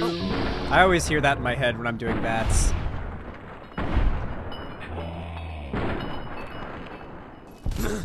Bye-bye. We're in close range. You're about to get deleted. God, how do I always get crippled? My harshest adversary. A giant mantis nymph. I hope you enjoyed reality. What? What? How did I miss a 91%? Okay. My RNG is not good, guys. Okay. Nothing on him. Caps. Radaway. More ammo. Jet. Agave. Pure water. Casings that we can reload, I think.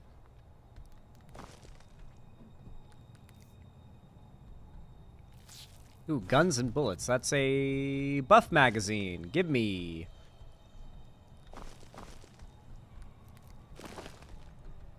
Anything in here? I think that's everything except for whatever's on the other side of door number 1. Or is it door number 2? Oh, nope, nothing in here. Anything in here? Oh, that's a lot of creatures.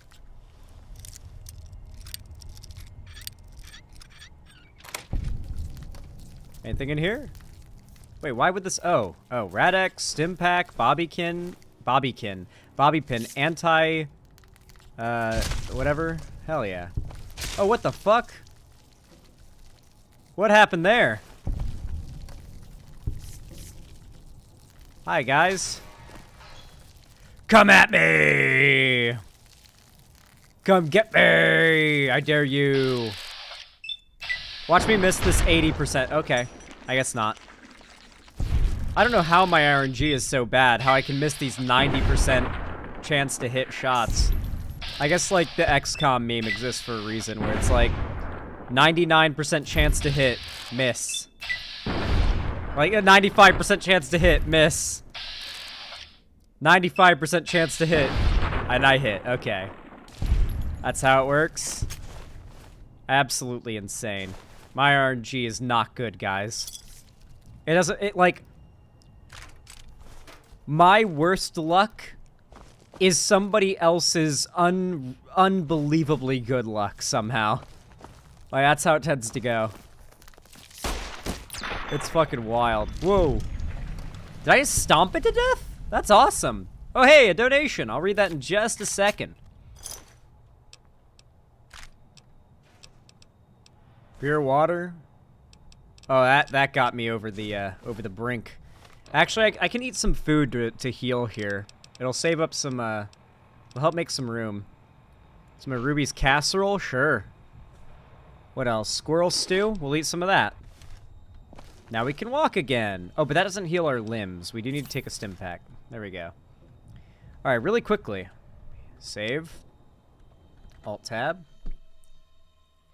Perry Icefire, thank you so much for the $5 donation. I really appreciate that. That means a lot to me. It helps a lot, too. Said, hear me, Cope. Hear me, Cope. It tortures me when you stream early, because at times I can't torture you and chat with my cringe commentary, but at least it makes the day go by faster. Aw, well, thank you, Perry Icefire. I appreciate it. Thank you for coming to the stream, though. And yeah, I am going to be doing earlier streams from here on out. That's always been the goal. It's just take me a while to get that, like, kind of, like, routine going. But I thank you all for being here today. I plan to do a lot more gaming, obviously, on stream. You know, like after segments, just vibing gaming. And if not that, we'll probably do a watch party. Most nights. Not every night, but most nights. That's how we'll do it. Bottle cap. Yoink. Okay, that seems to be everything of value here. Let's quick save and go back to the Mojave Wasteland. I looted these guys for what they're worth, right? Yeah. Actually, I'll take the 10mm pistol, because I think I can repair this with that, yeah. Yeah, and now I've got ammo for this. Well, it's not much, though. I shouldn't use it. Okay. That's nice, though. Our next stop is that place with the big-ass statue. It's a pretty obvious landmark we should head... Actually, wait. Isn't there all, like, stuff to the left, too? We can explore over there later. We'll keep to the right, because it's right up against, like, this cliff face that's kind of the edge of the map, so I feel it's the more thorough way to explore. And yes, you better believe we're going to check out that gas station. Wait, do we go straight? Or we'll check out the gas station first, then we'll look through that little, like, underpass area. Collapsed underpass.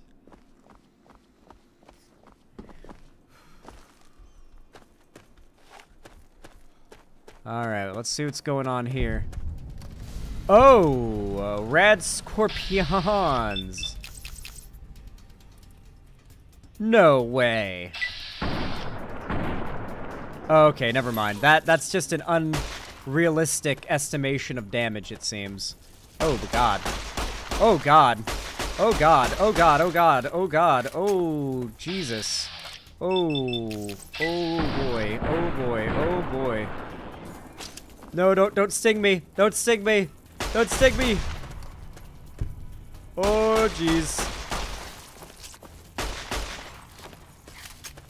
Guys, I need a better weapon for this. 10mm time. 10mm time. Actually, wait. I can use better ammo, right? Isn't there better ammo? Hey, get fucked. Critical strike.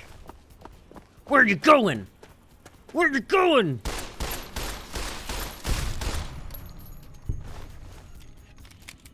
Yeah. Who else? You?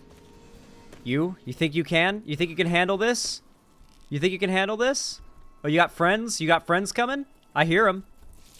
Oh, you got buddies. I know you got buddies. I hear them. Now I want to hit you right in your little creature head. Press 2 to switch ammo types? Ah. Thank you. That is what I will do. Oh, we just got over encumbered. Okay. What can I drop? Drop a frag grenade, right? Yay, 1 frag grenade sacrifice. Not a big deal. Not a big deal. I'm sure there's a, Oh, no. Oh, no. This place has got loot. Where's New Canaan anyway?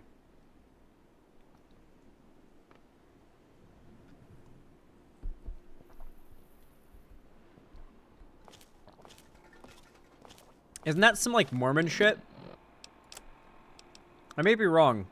Is that Mormon shit? Old Fallout fans understand? Is that a Fallout thing or a Mormon thing? Because I know there's a lot of, like, Mormon shit in this game. It could be both, I suppose. But I know, like, Joshua Graham, who's, like, a big, important character, the one with the bandages on, who I'm very interested to meet. Very excited to meet and find out what his deal is. Seems like a cool character. I know people stan him pretty hard, probably more than they should, considering some of the things I've heard that character say, but he's also said some cool shit, so it's hard to say, like, how I'll feel about him. Is he awesome? Is he based? He's a Mormon? I don't like... I don't dislike Mormons, but I've known Mormons in real life. They're not like Joshua Graham, I assure you. Like Joshua Graham might be the most, like, sugarcoating of Mormons out there, okay? They are not like him. Dirty water. Pugilism Illustrated. That's punching. Ooh, a star cap! Normal cap, and a normal cap. And some more caps, and pre-war money. Dude, somebody had a little shop going here, and it got memed pretty hard. It doesn't exist anymore. Flour, gumdrops, energy cells. Ooh. Oh, I need to get my lock picking up, man. I need to remember where all of these things I want to loot are. I'm never running again, guys. I'm so fucked. Okay, we gotta drop... We gotta drop some stuff that we're just never gonna be able to... We're gonna drop 5 dynamite. Oh, we gotta drop more. Let's drop 4. We'll drop a frag grenade. There we go. I know it sucks, but we can make it back. We can make it back in the future. Whoa! Bro, what?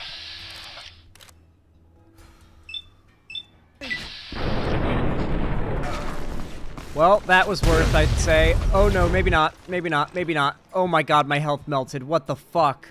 What the fuck, dude? My health just went... I think I got exploded by multiple things there, maybe.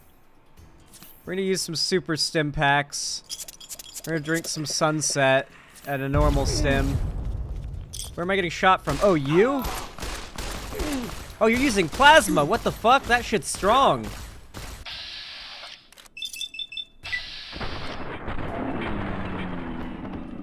Oh, get on the ground, man. Come on. Oh,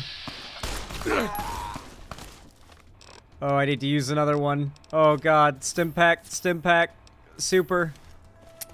Oh no, I need a weapon. Oh, I need a weapon. What's this, 11 to 10. All right, varmint rifle's the way. Are you serious, man? My armor condition's low. I really gotta find a way to repair this stuff, guys. Oh, this is not good. This is bad. Oh, I'm crippled. Oh. Like that? Come on. I'm out of here. No, you're not, Yuri Lowenthal. You're gonna die. I'm hit. It's over for you, buddy. Dude, this guy's got such a baby face. I feel so bad for what I'm about to do to it.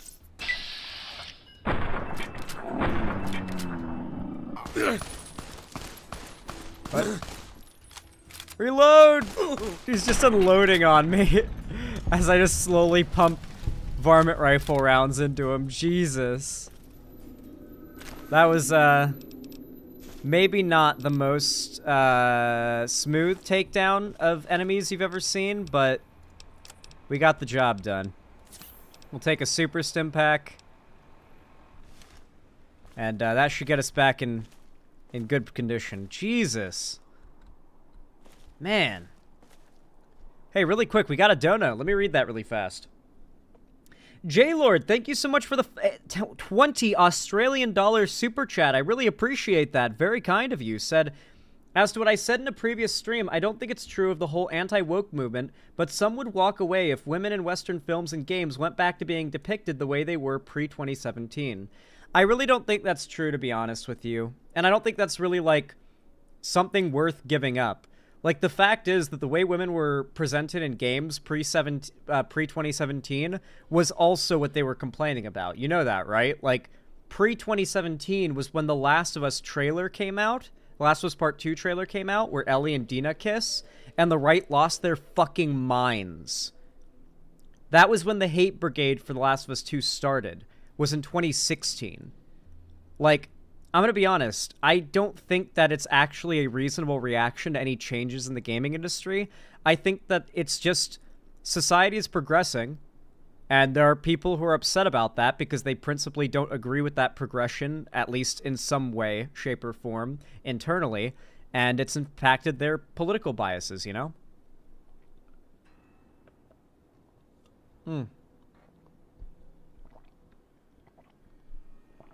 But thank you for the $20. I do appreciate it. Very kind of you.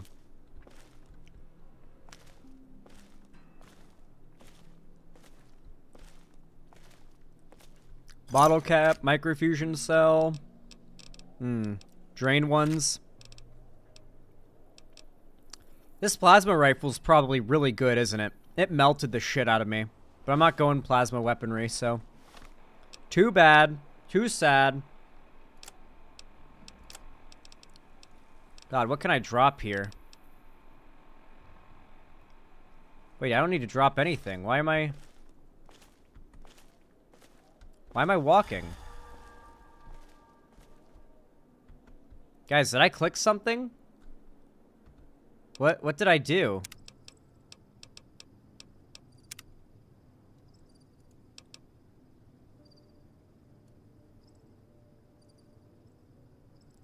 Has run been unbound? What the fuck? That's weird. What the fuck? My run key got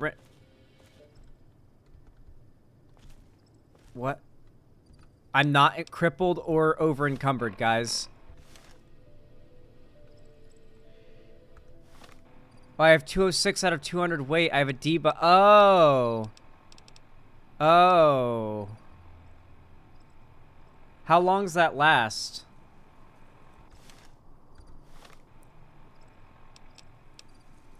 Is there like fixer I can use? Aid maybe if I use fixer? Do I have fixer? I don't think I have fixer. Wait an hour and you'll be cool? Okay. Whoa. Okay. Well, that seemed to do it. I was so confused, man. What the hell? Oh, no. Oh, no. Guys, I think I might have broke my run key. Guys, uh-oh.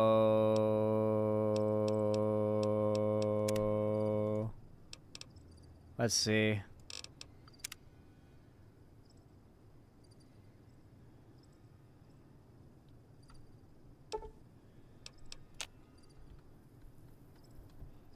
Okay, there we go.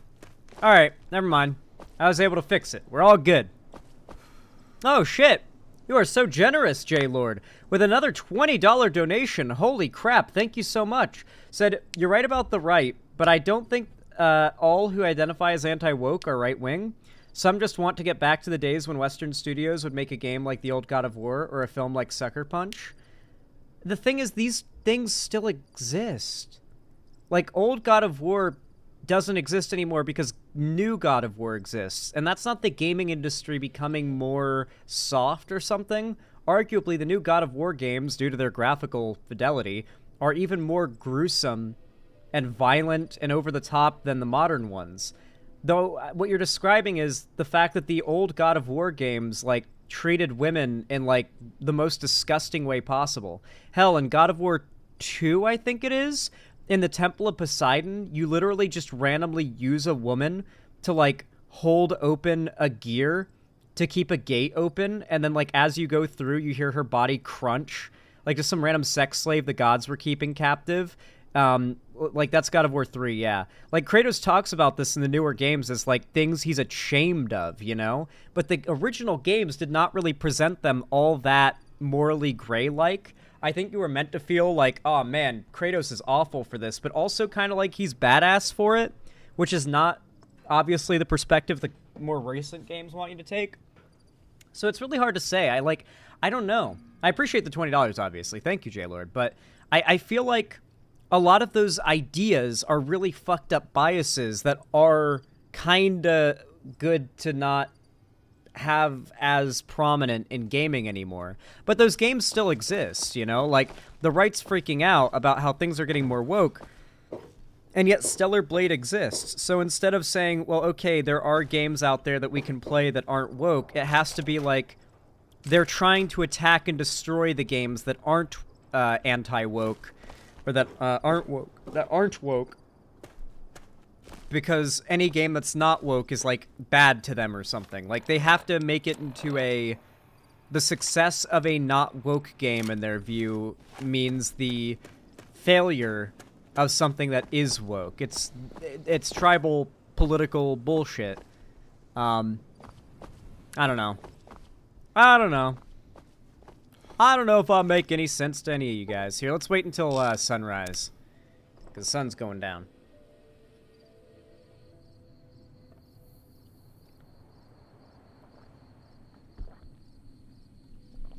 Yeah, but let's be honest, Balth. The original games didn't exactly treat what Kratos was doing a lot of the time with enough gravity. That was what made these newer games kind of cathartic, is to see Kratos genuinely reflect on his actions and talk about it. Hey there. God of War Ragnarok especially. Like, the conversations Kratos has with, like, a bunch of different characters, depending on who you're running as your companion. He will literally, like... Oh, there's literally an entire expansion they released, a DLC, where Tyr gives you therapy. Did we literally see Kratos end the world? Yeah, Kratos ends the world. But then again, like, they also... He sacrifices himself and releases hope into the world, as if, like, doing that saves everybody, and thus he is the hero, and then he crawls off and he gets redeemed.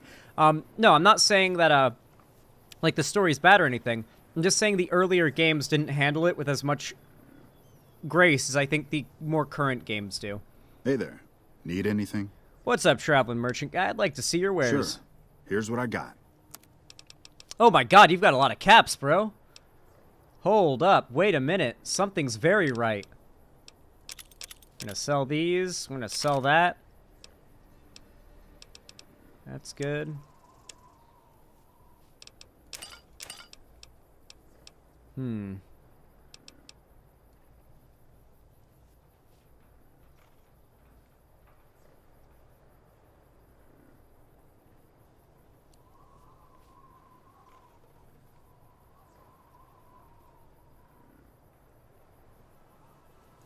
Get rid of the whiskey. Do we have any more liquor in here?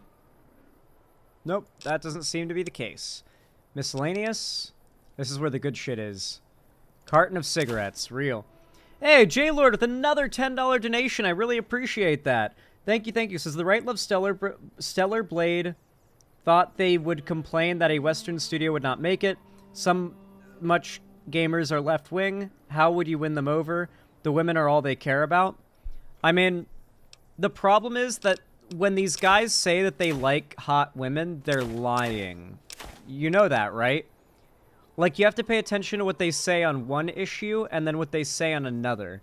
The same guys who say they love hot women, they feel like the left is attacking, like, hot women in gaming, are the same dudes that, like, shame real women for having an OnlyFans, or for, like, even posting relatively lewd-esque photos on, like, a social media site, you know? Like, these guys claim they're just all about, like, gooning and seeing hot women, and they're mad the left is shutting down their hot women video games or whatever, but the real-life hot women are, like, shame targets for them. Another satisfied customer. Stay safe. They don't want women, they want sex dolls. Exactly. They want, like, a pretty character that they can jack off to, whether in-game or out of it, not actual female characters with any level of depth. They're not, like, women aren't people, even to, like, the relatively moderate sort of chuddy dudes. Women are not fundamentally people in their minds. And they're also not necessarily objects. They're more of an idea. More like a trophy or a reward, an achievement. Like, getting a girl to even like you as a guy at a young age is considered, like, an achievement that makes you more of a man. From, like, a very young age. From, like, middle school and elementary school and shit. So you gotta keep that in mind, that, like, a lot of guys, that are, like, looking into this shit, that are angry about there not being enough goon material in this media, they're really just looking for a idea of a woman to jack off to in a lot of cases. That's not always the case, but sometimes. J-Lord, with another $5, hot damn, you are so kind. Thank you. Said, once again, sir, that's true of right-wing anti-woke gamers, but not all of them. Like I said, I think it's important to parse the difference between bigotry, as it is thought of in your mind, like, oh, I only think this way, I only see people this way, and, like, biases. If you're a guy, then chances are, like, you don't like that the majority of women that you like in your life would never give you the time of day. You don't like that that is a thing, right? And yet, despite that, that is something that you just kind of accept. And so for a lot of these guys, the perspective from their view is that, like, they feel as though they have lost something, and that they want a relationship, they want some level of camaraderie or you know, sexual desire fulfilled, and they don't like the majority of women that they encounter in their lives aren't going to give them the time of day, whether they like them or not, and that just kind of upsets them, and it leads to a lot of biases. This is taught from a very young age, that have to do with, like, the way they view women. Women aren't necessarily, like, a full... A lot of young guys just don't view women or girls as, like, people, first and foremost, certainly, in the same way that they view, like, a guy as a person, first and foremost. It's really hard to put into words. I think it's important to separate, like, internal biases brought about from just social sort of statuses. Also, look at this place. This is so cool. Just internal biases brought about by, like, the social state of different groups. Oh, shit, we can loot these. Based on their identity. I don't know. I'm getting too trailed off at this point. Let me play my Fallout. Thank you for the donations. You're very kind. But, I guess my final point will be, don't confuse when I say that people have biases with those people have, like, hateful, active thoughts, because this was how I thought. What I'm telling you right now is just, like, the way that my brain worked when I was a shitty teenager. And these were realizations I had after I stopped being a shitty right-wing teenager and kind of grew out of it and had a lot more experience. Unfortunately, as much as I do want to have a more sympathetic view of a lot of, like, the chuddy right-wing gamer types, a lot of them, even if they're not actively hateful, what they want and where their motivations are coming from is an internally hateful place, whether they know it or not. Whoa! Look at this place, guys. We got tons of fucking people here. Our guys put the monorail back to work. Hello, Lacey. New face in the Outpost. Must have come from the north. So, what do you have?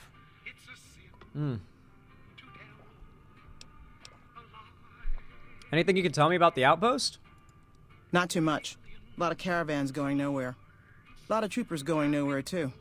Few prospectors here and there, but they don't do more than stink up the place. Everybody's backed up here. You'd think it'd be good for business, but most of the traders are tight with the caps, even the larger caravan outfits. Huh. Interesting. I was hoping to pass the time with a game. No, we're not playing Caravan. We're not trading. Any work around here? Work around here?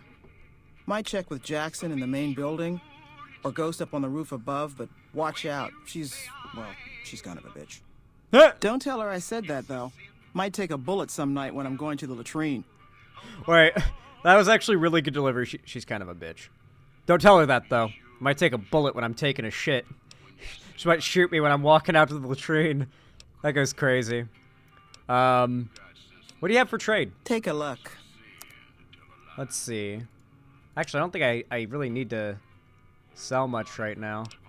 Actually, I'll sell some of my dynamite, like all but 3, because God, do I get a lot of it.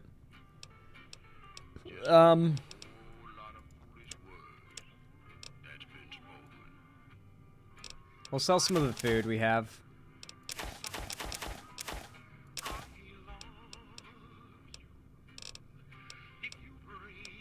Okay. Do we have any misc items we can sell? Mantis eggs? I don't know if these can be cooked or anything like that. I think I can bring these to Ruby Nash, right? For more food? Might as well do that. We'll sell the gecko eggs. I don't think I can craft those into anything right now. Okay. Wow, this is a big vendor, too. Don't want to force it, but I dig political discussions during game streams. Me too, but this game's got so much story that it's like, oh man, I want to focus on it. It's hard to talk politics when I'm focusing on the story. Alright, I'll be going now. Fine then. So who's the guy she said was in charge of this place? Traveler, Prospector, Trooper, Cass. This is a named character. What's up? Looking for trouble? No. Only looking around. Well, keep those eyes up and turning, or I'll set 'em spinning. Got no time for gawkers, or anyone looking for something I ain't selling. Oh, she's drunk. I'm surprised you could see me from that deep in the bottle. I was looking for someone worth my time. I was mistaken. How about a drink instead? Are you alright? All right? No, I'm not all right. Drinking to forget, and it's only getting me mad instead. Whiskey always gets my temper up, now more than ever. Drinking used to cause all sorts of trouble back west. Okay, Belle. Before I punched enough people, that is. And they learned to lay low when the whiskey hit. Okay, so she's got some anger issues. Probably a good person to have on my team if I can have her as a companion. What are you trying to forget? Back west? Like California? Okay, let's hear about California. Yeah, if you couldn't tell, I'm not from around here, and I'm not NCR. I run a caravan. Or did. Lost my caravan heading north. The driver burned to ash. And they didn't even take the cargo, they just burned that too. That makes no sense. Whoever did this was trying to fuck with her then. And didn't even want to make money off of it if they burned the cargo. And her people alive. Why would they do that? Doesn't sound like raiders. Might have been fiends? They're crazy like that? Interesting. What are fiends? I guess my character knows. My guess is Legion. They're trying to cut NCR's supply line, and the Mojave Outpost is proof. Got us locked up tighter than a New Vegas virgin. No caravans in, out, and just try arguing with Jackson about it. Roads aren't safe, he says. No shit, you washed out old fuck-up. I didn't need a Brotherhood scribe to tell me that. Who's Jackson? What are you gonna do? Who's Jackson? NCR officer, trooper, whatever. Runs the place. He's over in the main building, the one without a bar. Jackson won't let me head north. It's not safe. And even though my caravan's gone, my caravan papers are keeping me here. So if you came here for work, my advice, go find the Crimson Caravan branch south of Vegas. They can help you out. Dude, she got her life fucked. I want to ask you something else. What's on your mind? Anything you can tell me about the Outpost? You're looking at it. It's a watering hole without much to brag about. It's like a Brahmin drive gone wrong. Supposed to be a gate north, but you come here, you get caught in the pen. Better to head back home. If you don't have a gun and a will, don't matter much what you do when you reach here, except stare at that fucking monument outside. That fucking monument outside? Don't even tell I me saw you it. missed it coming in. It's like NCR showing its dick to all the East. If the Republic put as much effort into protecting the East as they put into those two asinine giants outside, then they'd be worth that monument. Statues of two men shaking hands covered in blood. Don't seem to be nothing to brag about. Ugh. Dog. This world is full of raiders, enslaving rapists, and monsters. The NCR are not that bad. Covered in blood? I'm speaking figurative. Isn't any blood on their damn hands. Of course, when Caesar comes walking through here, there'll be blood for real. And after the blood dries in the sun, he'll melt that piece of jet-induced sculpture down and reshape it into a bull, which by my reckoning is making up for a deficiency of his. But no matter what the state of his pecker, he's sure giving the West a good fucking. Okay, then yes, we need to support the NCR, because we need to give him a good fucking. What are those statues supposed to be? One's a ranger, one's an NCR trooper, supposed to represent unification of West and East, or some such shit. As far as those two iron lovebirds go, they've got more spine you'll see in a year from the NCR government. Let's ask about something else. What's on your mind? While you're at the bar, Whiskey and me are old friends. Keeps me going when times get rough. Like now. Got me into the caravan business, you know. Had to start transporting water instead of liquor, though. If I hadn't switched over, I'd end my trip with nothing but glass bottles rattling on the back of the Brahmin. the NCR kind of sucks, TBH? No. I want to ask you something else. What's on your mind? Do not slander the NCR on my stream. Not this time. Any work around here? If you're looking to sign on with the caravan, no. Traders are bottled up tight here. Caravan works up north. Check with the Crimson Caravan, maybe. Gunrunners might have work. Wouldn't know for sure, though. Still, if you got a gun, guts, and feeling like going on patrol, might be some of the soldiers around here have work for you. Alright. Okay. Any other work? I don't know. Seems to be a lot of attention on Nipton. Word is, one of the snipers in the nest on the roof spotted smoke from the east. Ooh. Oh, I know what happened to Nipton. Sniper on the roof? Yeah, her name's Ghost or something. Fucking scary. Ooh. Guess it's 'cause you'll never see her till you're dead.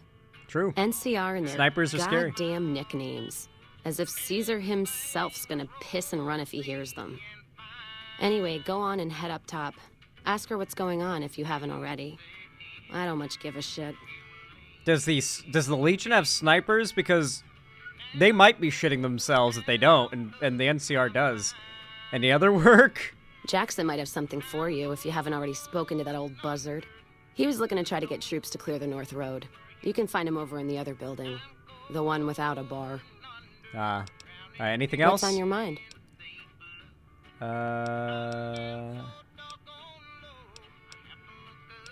I swear there's another option I didn't go with.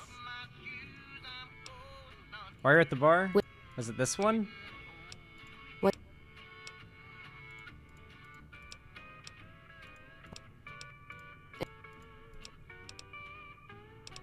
Oh yeah. Alright, that's everything. Could have sworn that I'd left an unchecked dialogue option. Gosh, there's so much stuff here. Man, if I was anti-NCR, I could loot this place up. NCR Scout? Patrolling the Oh, Mojave no. almost makes you wish for a nuclear winter. Nah. Okay, I don't think there's anybody else in here super important. Morning. It's a lot of travelers, troopers, a lot of NCR dudes. This guy's... Yeah, no one else here seems Hey there. important. Cool. Alright, so we gotta go up on the roof. She said the thing! Patrolling the Mojave almost makes you wish for a nuclear winter. Hello. A veteran ranger inspires awe. Stick around for when they get here, you'll see. If I live to earn the black armor, I could die a happy woman. Me fucking too, Ranger Ghost. I badly want to get that NCR Ranger armor. Where do I get it, chat? Where do I get it? Where do I get it? Where do I get it? I want it. Anyway. You a courier? If so, this might be your lucky day. If you don't mind walking a bit. And your eyes are good. Depends on the work. I think there's trouble in Nipton. No traffic from there on the roads. And while I can explain that away, the smoke from the town I can't. I'm sure it's been hit. What I need to know is if they survived it. Might be powder gangers with all that smoke in the air. If there's anybody left, they'd be in the Nipton town hall. Go there. Check it out. Let me know what you find. I don't think I've talked to this NPC before when I did my, like, first playthrough.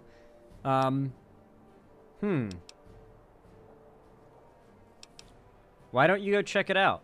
I'll do it. If I pass through there, I'll check it out. I'll do it. All right. Look at you. All fired up and ready to go. Wish the others around here had that kind of attitude. Listen, I don't want you getting killed for this. So if you head there and run into trouble, I'm asking for eyes and ears, not your life. All right? Okay. Anything you can tell me about the Outpost? Not much to tell. One of the worst posts in the NCR if you're looking to be anything more than a babysitter. Full up here, but just enough so we can't send out patrols. Gotta maintain a standing force. Jackson's orders. NCR's orders. Can't spare men for patrols or escorts, so caravans are backing up here like a Brahmin with a bottle in its ass. Typical NCR bullshit. Characters talk funny in this game, I like it. Hear any news from the West? California? Kimball's Kimball. Not sure which end is his ass or his head. That's the Caravan president, I think. families are causing trouble. Big circle getting tense. The usual. Look, you want gossip, go to the bar downstairs and listen to a whole lot of nothing. Me? I gotta keep watch, then fill out the daily log. Okay. Alright, I'll be going now. Mind yourself on the plank going down. Mind myself. I'll mind myself so good, you won't even believe how much I'll mind myself. Okay, let's go in here. I think this is where the Jackson guy is. Welcome to our program. This is Mr. New Vegas, and each and every one of you is wonderful in your own special way. We've got some news for you coming right up. Troubling news from Prim as merchants report a large presence of armed, unsavory figures patrolling the town. Residents are nowhere to be found. Also, NCR officials at Camp McCarran were relieved when technical difficulties with its monorail line to the New Vegas Strip proved easy to fix. One anonymous official told us a serious mechanical failure would have been a disaster because of the age of the train and the scarcity of the replacement parts. That news was brought to you by the Tops Casino. You'll dig us, baby. We're the Tops. And now, Nat King Cole reminding us what really matters with Love Me As Though There Were No Tomorrow. Because in New Vegas, hey, you never know. Nice. Got our news update from Mr. New Vegas. Major Knight, what's up, brother? Caravan, citizen, pilgrim, or... Courier. Oh, my apologies. You must be new. If you're looking for the commanding officer, he's in the back. Oh. Just letting you know, though, he's got a lot on his plate. So if you speak with him, keep it short. Also, if you need any gear checked, we'll get you up and running again, provided you got the necessary paperwork. Okay. I'd like to talk to you about Prim. Prim? Hayes' unit is stationed up there.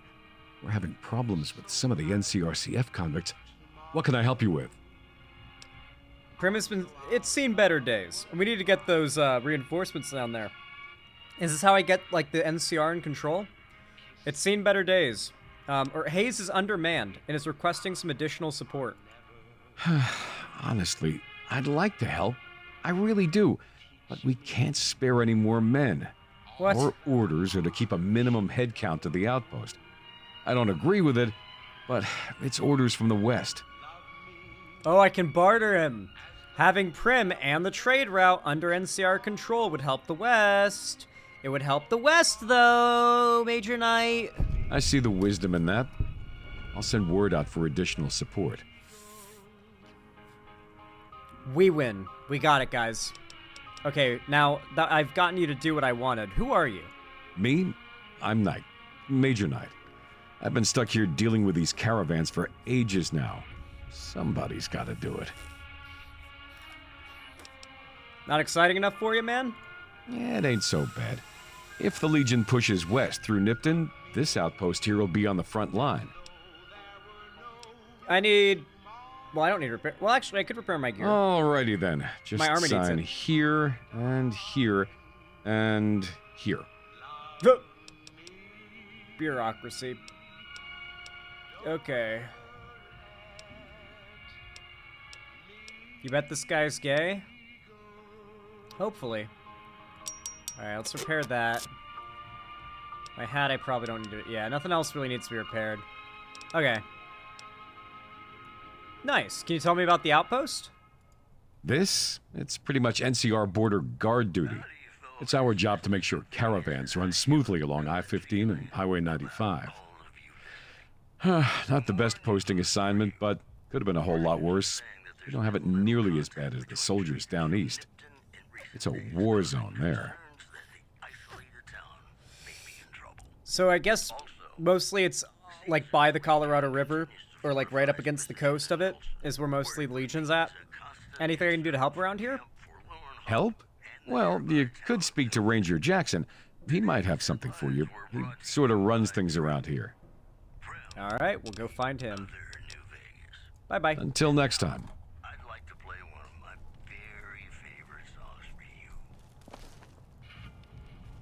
Huh. Wait, what the fuck? The Legion awaits the gates of hell, and the NCR is gonna send them in. You got, like, the helmet guy, I forget his name. People of New Vegas. Ranger, this is your friend. He fights for freedom. Is this guy's name, like, Lanius or something? NCR Trooper, you bring democracy to this land. Hell yeah, democracy! This is why we love the NCR. That's a Ranger. Also, how am I gonna not support the NCR when the NCR is literally, like, the NCR Ranger is literally on the cover of the box? The monorail back to work. You know? Hello? Like, you buy New Vegas. NCR military clerks, huh? You buy New Vegas. And, there's an NCR Ranger on the cover of the box, you know? It's the cover of the game. I gotta get that Ranger armor. I gotta support the NCR. Yo, Ranger Jackson, what's up? Looks like we got a new visitor in the old Brahmin pen. Not many people coming here in a hurry. Only passing through. Dude, this guy's voice. If you're passing through, you picked a bad time. Road north has gone to hell. And if I let that caravan through, they won't make it. You seem like you have enough soldiers. Yeah, there's a lot here. I don't have soldiers here. I got recruits. We're ordered to have a standing force at the NCR perimeter at all times. Problem is, they gotta be here. I can't send anyone out. It'd be a direct violation of my orders from back west. Is the NCR gonna send more troops?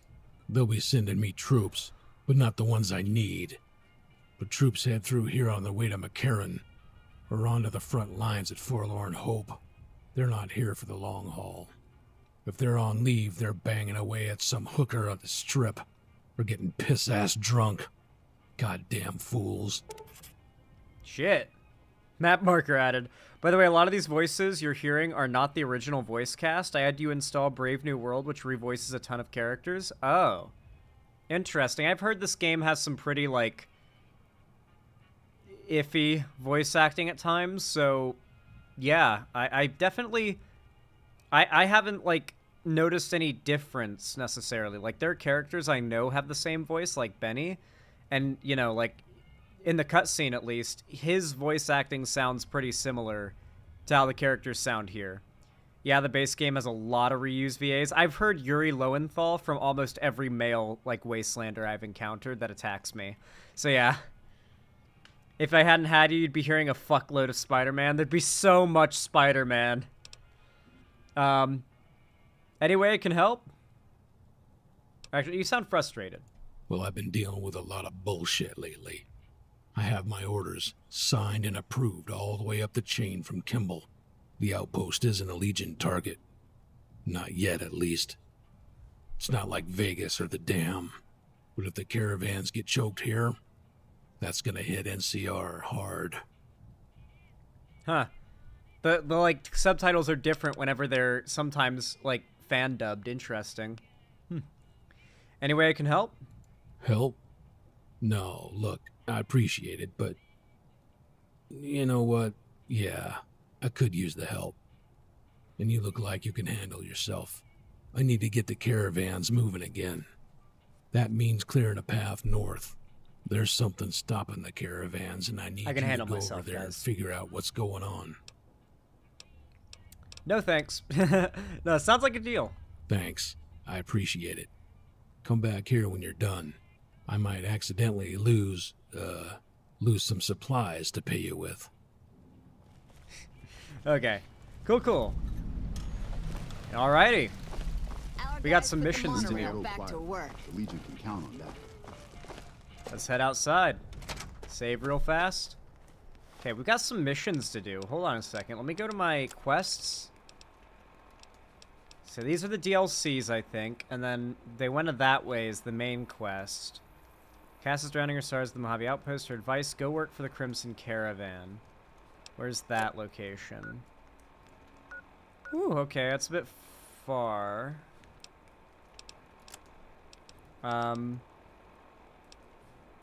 Recon the Nipton Town Hall for Ranger Ghost. Major Knight promised additional troops for Prim. Oh yeah, let's go to Prim really fast, actually, because I think we can go talk to Hayes now, right?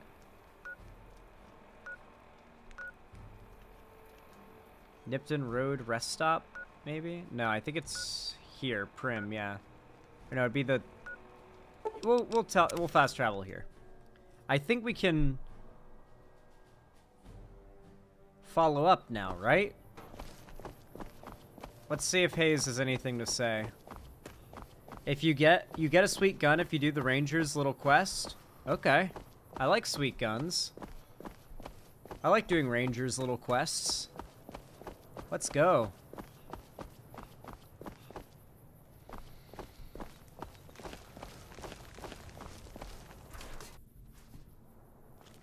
What's up, Lieutenant Hayes? Yeah? Yeah? I got extra troop support for Prim. I just got word of that. There's a squad of Rangers standing by. Sergeant McGee will take over as sheriff, and the Rangers will be his deputies. This town will be NCR territory.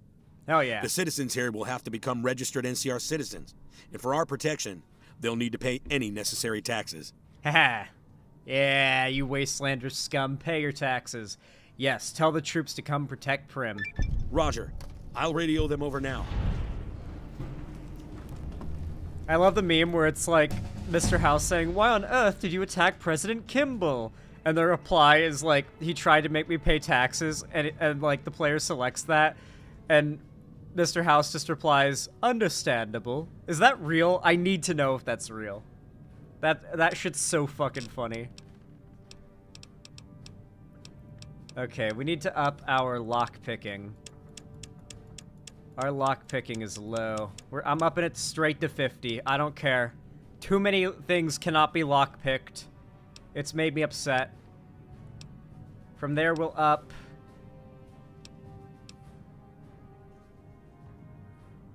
speech... and repair? Raise your guns? We'll raise my guns to 26 too. There we go. Ooh, okay, yeah. Okay, we can grab Swift Learner 2, right? Swift Learner 2, right? I think I got the retention one or whatever it was called. The one that gets you more points per level.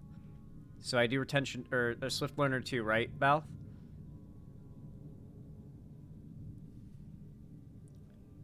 Cannibal. No, we're not going cannibal. We're not.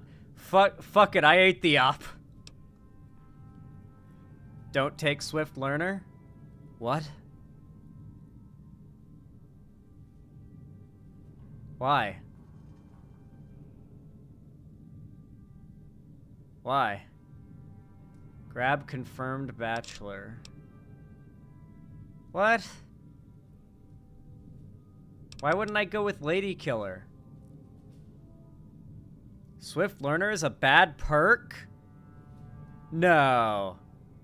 No, you weren't here to tell me not to get it in the first place. Fuck, I thought that was a great perk, because the more XP. How's getting more XP bad?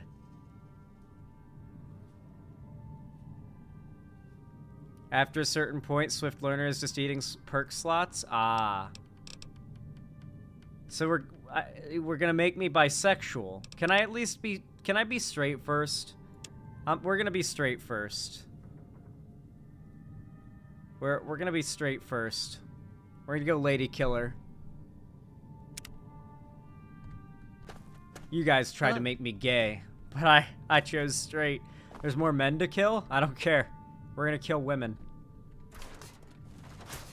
Clipped. That's homophobic? No, you guys tried to make me gay. Stop trying to make me gay, chat. Zan, what vape do you use? Your mom's. In all seriousness, I'm using a Yo bar for my nicotine, and for my weed, it's a Dabstract. Disposable vape. Alright, we gotta make this rain go away. Why the fuck's it raining in the Mojave Desert? You cannot wait when there are enemies nearby? Oh. Oh. There are ants here. What the fuck? There are giant ants. Dude, somebody left something sugary out on this highway. Who left an open can of soda on the highway? That's how you attract these things, you know. Oh my god, they're kind of scary, low-key. What the fuck? Oh.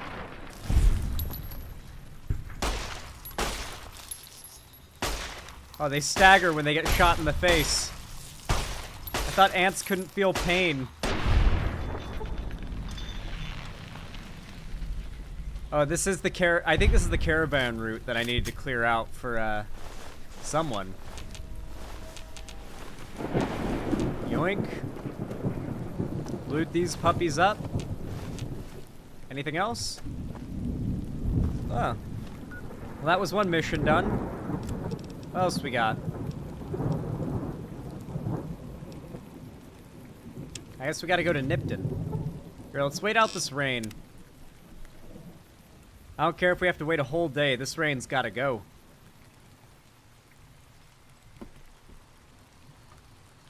I assume the weather will stop being rainy after I wait a long time, but it might not be affected by wait time. Yeah, I don't think it's affected by wait time. That blows, but I mean, I guess it's not the worst thing in the world. The center cannot hold dead. This is probably what that meant. The bridge collapsed. Hey, if they're too big, I don't have to worry that they'll crawl through walls. I mean, those things look like they can chew through your walls and just get into your house, so... You know, they wouldn't infest your house so much as they just break in, kill you, take what you have, and leave. Okay, I think I just gotta head this way to Prim, I believe? No, not Prim. Nipton. Nippleton is what we'll call it. Nippleton. We'll take the fast track to Nippleton.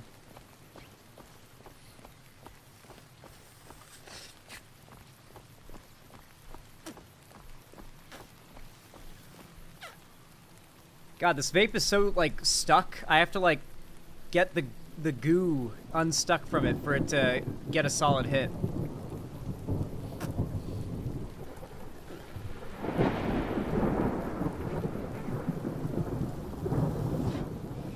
I had to go to the dispensary tomorrow.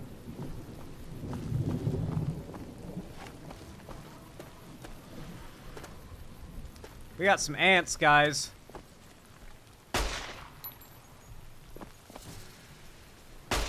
Get off my property! Get off my property!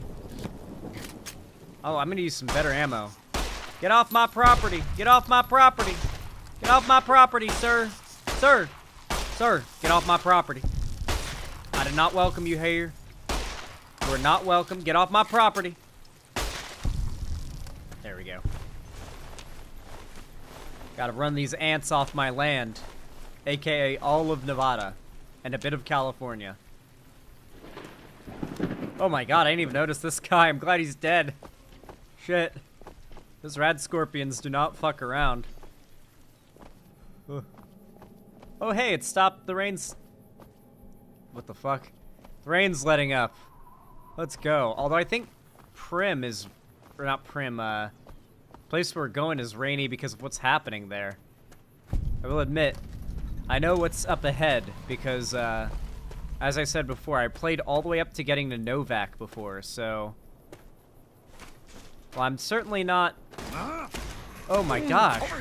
My game just keeps randomly going into, like, third person for no reason.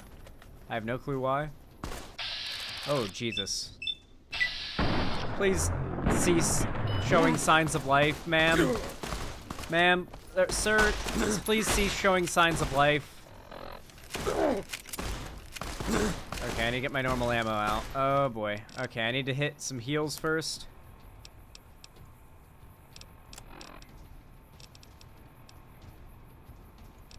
Stim packs. I hoard them for moments like this.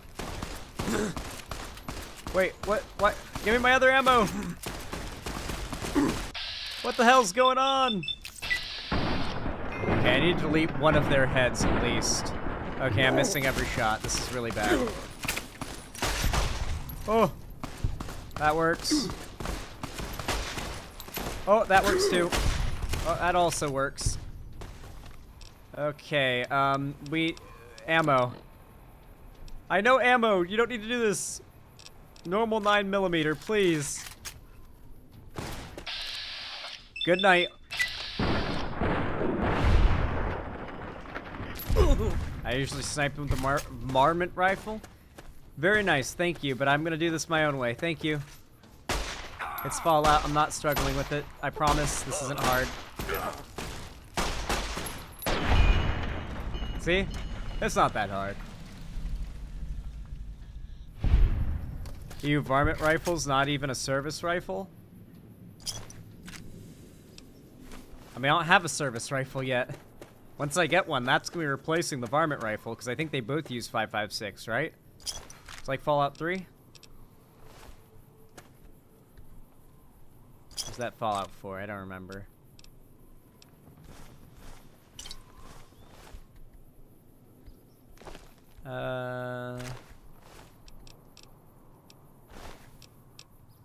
Okay.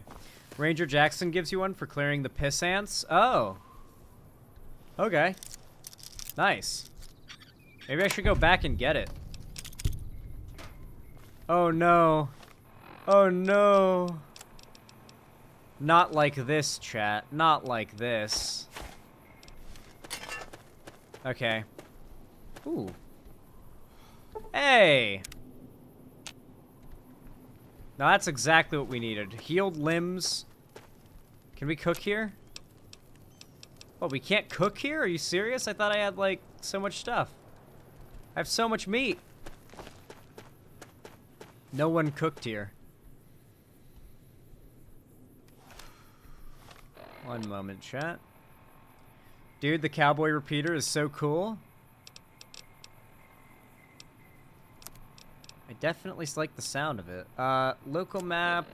Not local map, world map. I think we're gonna go back to Mojave Outpost. We'll turn in that quest and get our new gun. And do some junk selling at the store. Hello. Who said that to me? You? You keep your hands to yourself, woman. Oh, there, Garfield. You just, like, yoinked that name. You are now officially the Garfield of Xander Hall's website. How's that feel? Welcome to the stream. Ooh. Really beautiful right now. It's just about time to get you some news. NCR officials at Camp McCarran were relieved when technical difficulties with its monorail line to the new We've heard this one. Is this guy I need to talk to? What can I help you with? Oh, not him. Until next time. Is he back? Is he in here? Yeah, here he is. Ranger Jackson. Appreciate the help. Wish I had more work for you. But nothing else on the radar at the moment. Nice. You mentioned a reward before. No. I mentioned you might accidentally get supplied, and I meant it. Come here. I'm not allowed to contract mercenaries at the Outpost. Still, a requisition form or two can get lost, and they won't check on that. So here you go.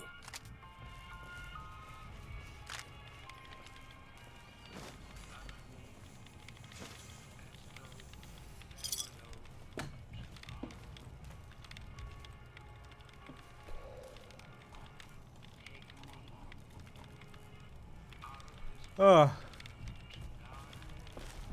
I just associate the green text with Fallout 3. No, this is New Vegas. It's just that I use the green text because it contrasts better with the environment. Okay. I guess we have our service rifle now. How much does that sell for? A fair amount. Let's sell that varmint rifle. Morning. I think it's in the other building is where there's a, oh my gosh, look at that texture for it too. Sheesh. That's a clean, realistic gun texture right there. This is why we use mods. This right here is why we use mods. I myself have been playing Fallout, mainly Fallout 2. I really think Fallout New Vegas is just the perfect vibe. Especially after watching the Fallout show. Like, oh. Such a vibe. I think this is the entrance over here. We just gotta mosey our way over to the vendor so we can walk again. I use white text because I can see the red HUD markers easier. I guess that makes sense, but green will always be the Pip-Boy, like UI Fallout color for me. Sorry, liberals.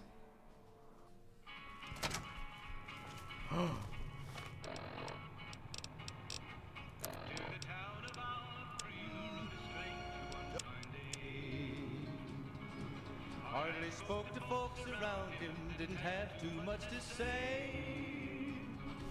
No one dared to ask his business, no one dared to make a slip. Background? Just my luck. What'll it be this time? What do you have to trade? Take a look. Alright. When he rode into the town, he came riding from the south side, slowly looking all around. He's an outlaw, loose and running, came the Okay, aid, anything here that's like really just taking up room? the big iron on his hip, big iron on his hip. Oof. I have a lot of stuff here. What about dirty water? Yeah.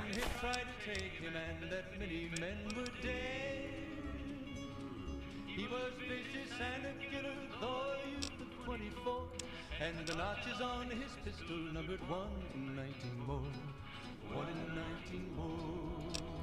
Not selling ammo. Items? Now the stranger started talking, made it plain to folks around.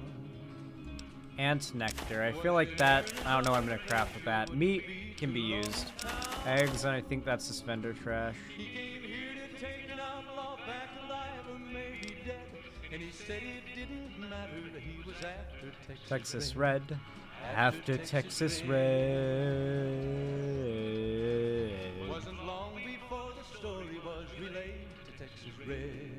You guys are bopping. I'm happy for you. The outlaw didn't worry, men that tried before We're dead. 20 men Had made the take 20 men had made the slip. And then would be the ranger with the big iron on his hip.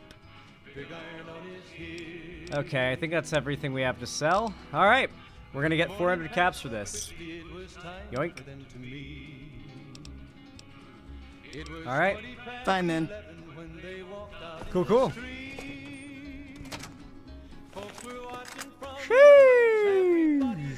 Alright. Let's go.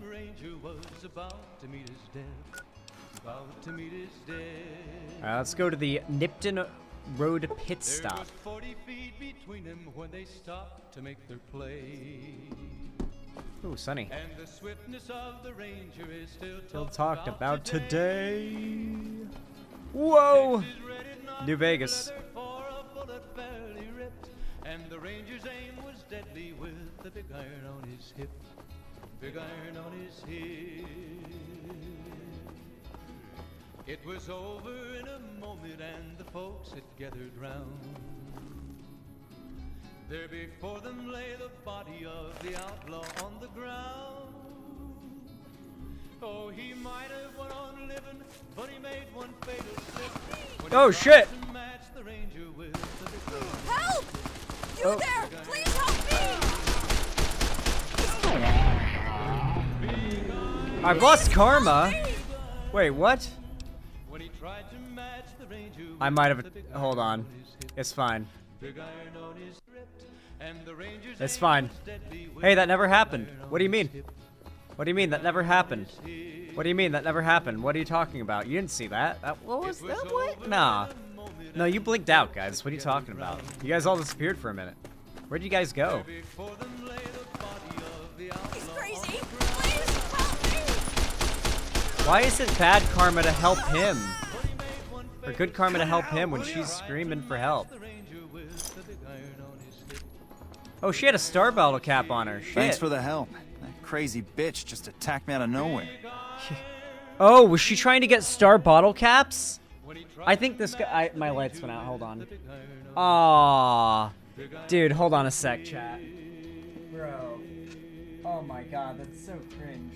I hate that this, like, one remote, it's, like, so finicky. I have to perfectly line it up between both lights to get them both to turn on, and then if just one turns on, then they alternate between one on, one off. So annoying. Any idea why? Did you know her? Any idea why? No, none at all. We've been traveling together since I picked her up a few days ago, and she's been friendly this whole time. We'd actually been flirting a little when she suddenly pulled a gun out and began yelling at me to hand my caps over. Now that I think of it, though, she laughed when I threw her my money. I think what she really wanted was my Lucky Charm necklace. Lucky Charm necklace? Yeah, every once in a while you can find a cap with a blue star on it. They're pretty rare, so I started collecting them. And once I had enough, I made a necklace out of them, since I thought they were lucky.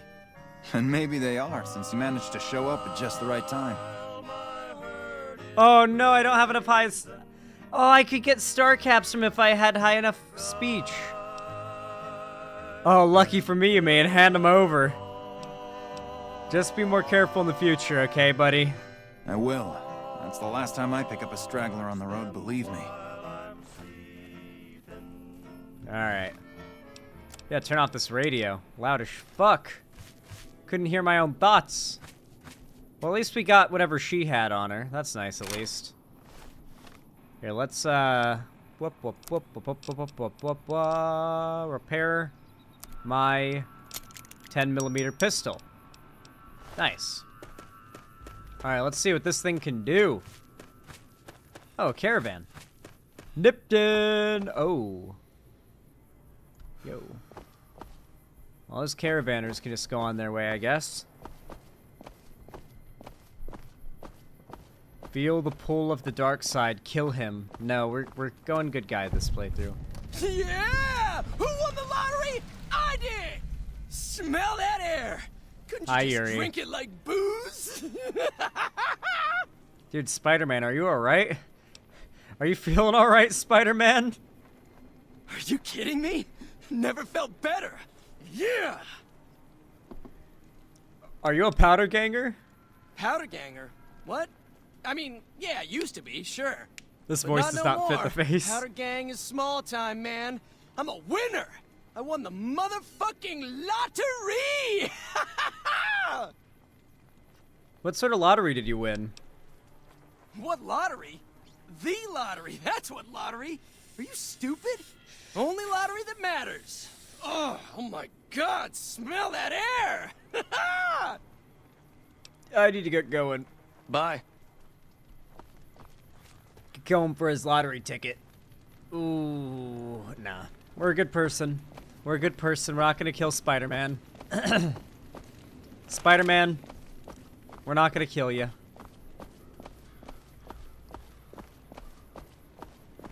Smile? Oh. Hello, powder ganger. You appear to have been crucified. To remove them from the cross would kill them. Ah. Ooh. Oh, I threw out my dynamite. Well, I might have to kill these guys the old-fashioned way. This is the Legion. You know what happens this time. Dude. Dog. Don't fight? Wait, real? Don't? Don't fight. You should spare them for now. You might get whooped. Don't they send, like, troops out after Don't you? worry. Yeah, okay. I won't have you lashed to a cross like the rest of these degenerates. It's useful that you happen by. I want you to witness the fate of the town of Nipton, to memorize every detail. And then, when you move on, I want you to teach everyone you meet the lesson that Caesar's Legion taught here, especially any NCR troops you run across. Caesar is how you're supposed to pronounce it. Okay.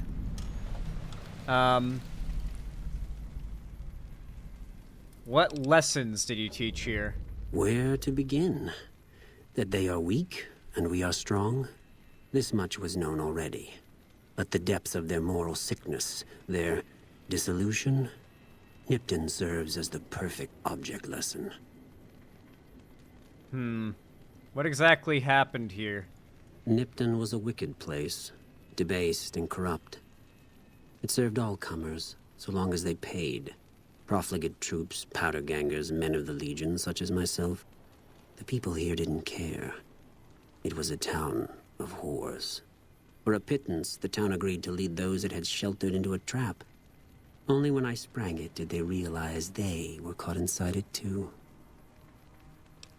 Ah. They're wearing football pads? Yeah, it's like all repurposed football gear and stuff, just made to look like, Roman Legion shit, which is, you know, very in character for the Fallout universe. I love it. I really love it. You captured everyone? So from what I understand, like, this town was like a bit of a hive of scum and villainy, which the fucking Legion considers morally degenerate, and they came in and wiped everyone out. To be fair, the town itself was treacherous. Like, the powder gangers were working to, like, fuck everyone over, and then the Legion fucked them over, but still, the Legion deserves to die and be wiped out. You captured everyone? Yes, and herded them to the center of town. I told them their sins, the foremost being disloyalty. I told them that when legionaries are disloyal, some are punished, the others made to watch. And I announced the lottery. Each clutched his ticket, hoping it would set him free. Each did nothing, even when loved ones were dragged away to be killed. Sounds like they got what was coming to them. I admire the purity of the Legion's justice. You slaughtered innocent civilians? Ha! Innocent? Hardly. Cowardly, though. They outnumbered us. Yet not once did they try to resist. They stood and watched as their fellows were butchered, cowardly. Crucified, and burned. One by one. They stood and hoped their turn would not come. Each cared only for himself. Goodbye. Balth. Am I fucking up my save if I, like, upset the Legion here? Is that what you mean when you say I'd have to reload a save? Or am I completely able to, like, deal with it? Am I fucking, like, my save up if I attack the Legion here? Tell him he'll do as he asks, it's okay? Okay. Then I bid you Wale. Until we meet again. I mean, I will say it's surprising how friendly the Legion is, like, if they don't already have a beef with you for attacking them. Like, they just kind of say, alright, have a good one then. Like, you cannot handle these guys? I've handled them before, Balth. What do you mean? Balth, I've literally wiped these guys before, when I played it before, remember? Like, I can absolutely handle those guys. Is it literally just not being able to handle them that is the reason? God damn it. Your gun is pretty low? Bruh. What do you even mean, man? What do you even mean? What do you even mean? You didn't have 25 guns last time? Gun skill? Oh, okay. Is there anything I need to do here? Should I, like, finish these guys off? They're just kind of suffering. Did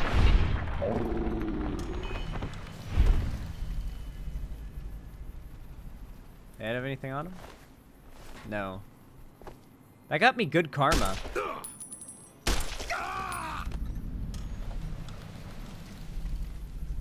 I think that's giving me XP, too. Pop.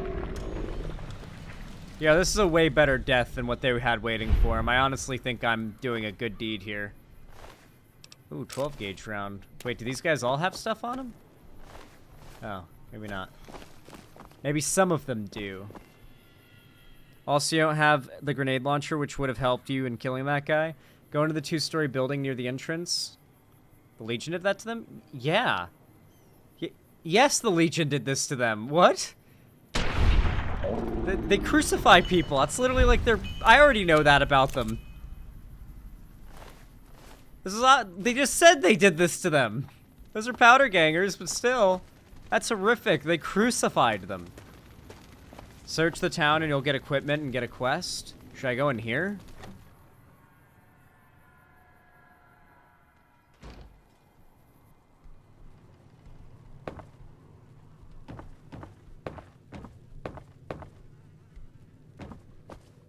Oh. Oh.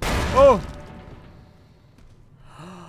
Oh! Okay, chat. I heard something... I think this was in an H-Bomber guy video about Fallout New Vegas. The Legion plant mines under dead bodies, don't they?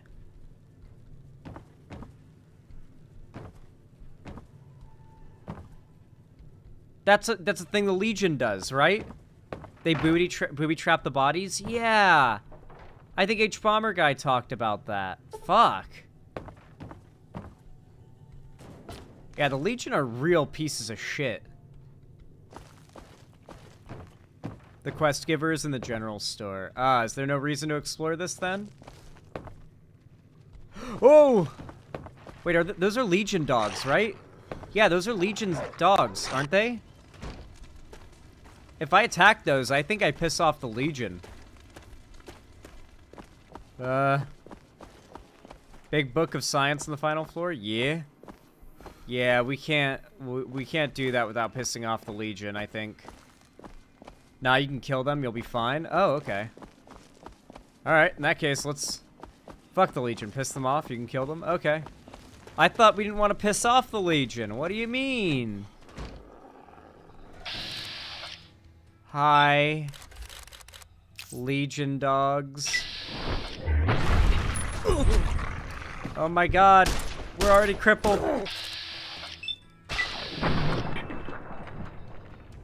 Alright, it's time to spray and pray here. Use it like an assault rifle. Oh. Alright. We won that encounter, guys. We won. We totally won. We totally won. Oh. Oh, I'm so over encumbered. Oh. Oh, I'm so over cucumbered. I'm so over cucumbered, chat. What the fuck? Drop that motorcycle helmet. What do I have that's filling up my inventory? Wish I could sort by, like, weight or something. Stop using stim packs to heal out of combat. Eat food instead. Ah, okay. Dog hide? Oh, but that goes for money. That's money. Yeah, I don't have enough. Oh my lord.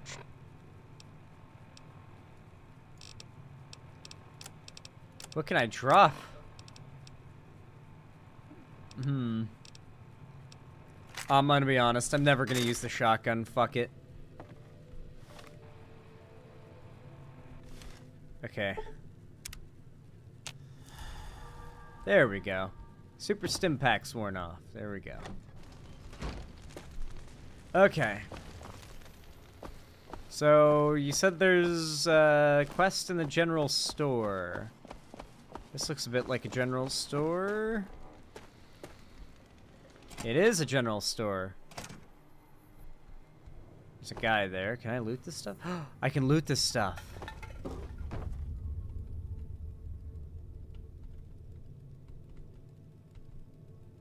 Anything useful? No, it doesn't really seem like there's any. Oh, locked. Locked doors tend to have good shit behind them, Chad, even if they're easy. Oh, I'll talk to that guy in a moment. Ooh. This guy was holding out. Bottle caps, pre-war money, 10 mil. And some casings. We are cooking now. What the fuck? Drink the tub water. No. No, I won't drink the strange, murky tub water in the wasteland house. No. I'm gonna not. No, thank you. Yeah, that 200-year-old dirty tub water. Oh. Oh, I need it, guys. I need it. Oh. How am I gonna live without 200-year-old tub water? Okay. Boxcars. That's a funny name. What's up, buddy? Are you fucking kidding me? First I get my leg smashed, and then in walks the Powder Ganger's Grim fucking Reaper. What the fuck have you got against us, man? Jesus fucking Christ. If you want me dead, just give me 15 medics and I'll fucking OD for you, okay? Fuck! Jesus, this guy's mad. Why are you still here? I don't know. I just love it here. What the fuck do you think, asshole? Prize for second place was I got to live, but they beat my fucking legs with hammers. I'm fucking crippled, get it? I can spare some medics. Then you're a fucking dream come true, ain't you? How much you gonna give me? 5 doses? 5 doses? Nice. A fella could put himself out of his misery with 5 doses. So he's just gonna kill himself now? Let's go. How did you survive? Luck, that's how. I'm just that fucking lucky. You're looking at the second place winner of the Nipton lottery. That asshole Swanick took first place. So him they let walk. Tell me about the lottery. It ain't like we came to Nipton to play it. Me and my crew had it worked out to kidnap some NCR troopers who come to town to get laid. Had it all worked out with the scumbag mayor. We were gonna ransom them off, keep their weapons for ourselves, a nice score. How'd your plan go wrong? We get in position, and next thing we know, we're surrounded by those fucking Legion freaks. They dragged us and everybody else into the center of town. And that asshole with a dog on his head, he starts talking about how we're bad people. He said we needed to be punished for what we did. Not all of us, but some of us. And then he gives everyone a fucking lottery ticket. What happened after everyone got lottery tickets? What do you think? He started drawing tickets and that's how people got punished. First up was the lucky losers. They got decapitated. Guess that's lucky cause it's pretty quick. Then came the crucifixions. God damn, but those went on and on and on. Third place runners-up got enslaved. I got the fuck beat out of my legs, and the winner, they let go free. Yeah, fuck the Legion, guys. You said some people were enslaved? Yeah, a bunch of those Legion fucks dragged them off right away. They were headed east, if you're feeling heroic. Should I try to save them, guys? Guys, do I do it? Do I agree to it? I'm pretty sure the Legion's not going to be happy if I save those guys, yes? I'll do what I can to save them. Don't act like you'd be doing me a favor. I don't give a fuck. What happened to this town? The Legion happened. What the fuck's it look like? What happened to the mayor? Him? When his ticket came up, they burned him alive on a pile of tires. Shit. God, this guy's crazy. All right, time for me to go. Later. Later. Well, enjoy killing yourself, man.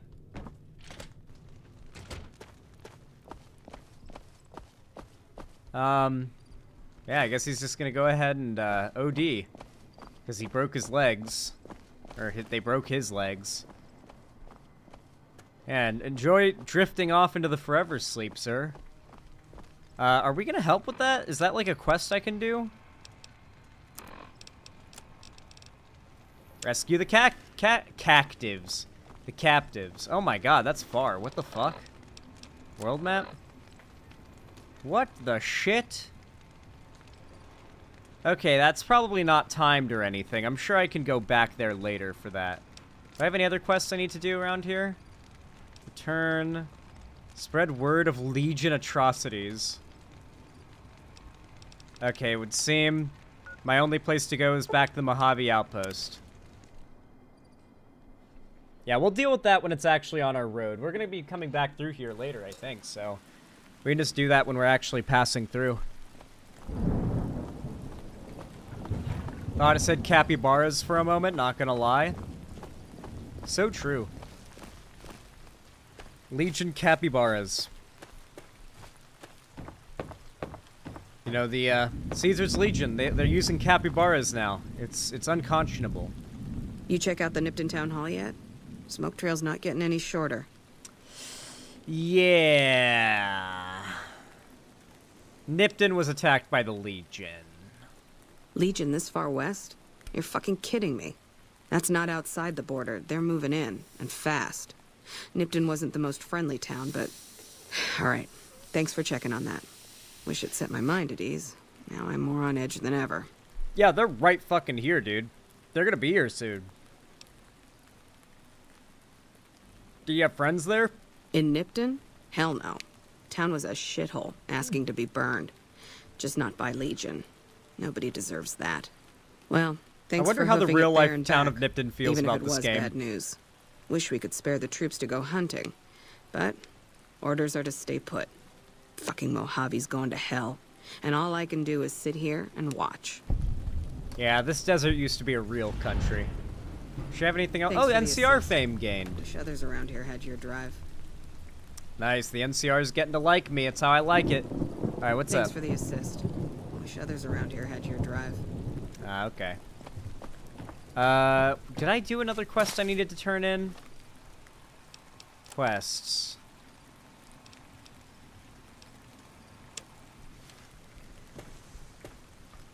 Oh. Here's someone I can spread word of Legion atrocities to. Sergeant Kilborn. Hello. What's up? Heard you helped out Jackson. Really appreciate that. Caravans are still waiting for clearance to move out. But at least there's movement. Oh, wow, a lot of things to say. Attack and say Ave Caesar. No fucking way, dude. That goes crazy. Dude, this game's an RPG. What are those statues of? Those two? It represents unification. Mostly good for shade. Won't do much else when the Legion reaches us. Any work around here? Or actually, no, what is this place? This is the Mojave Outpost. We usually get local caravans, but we've been backed up.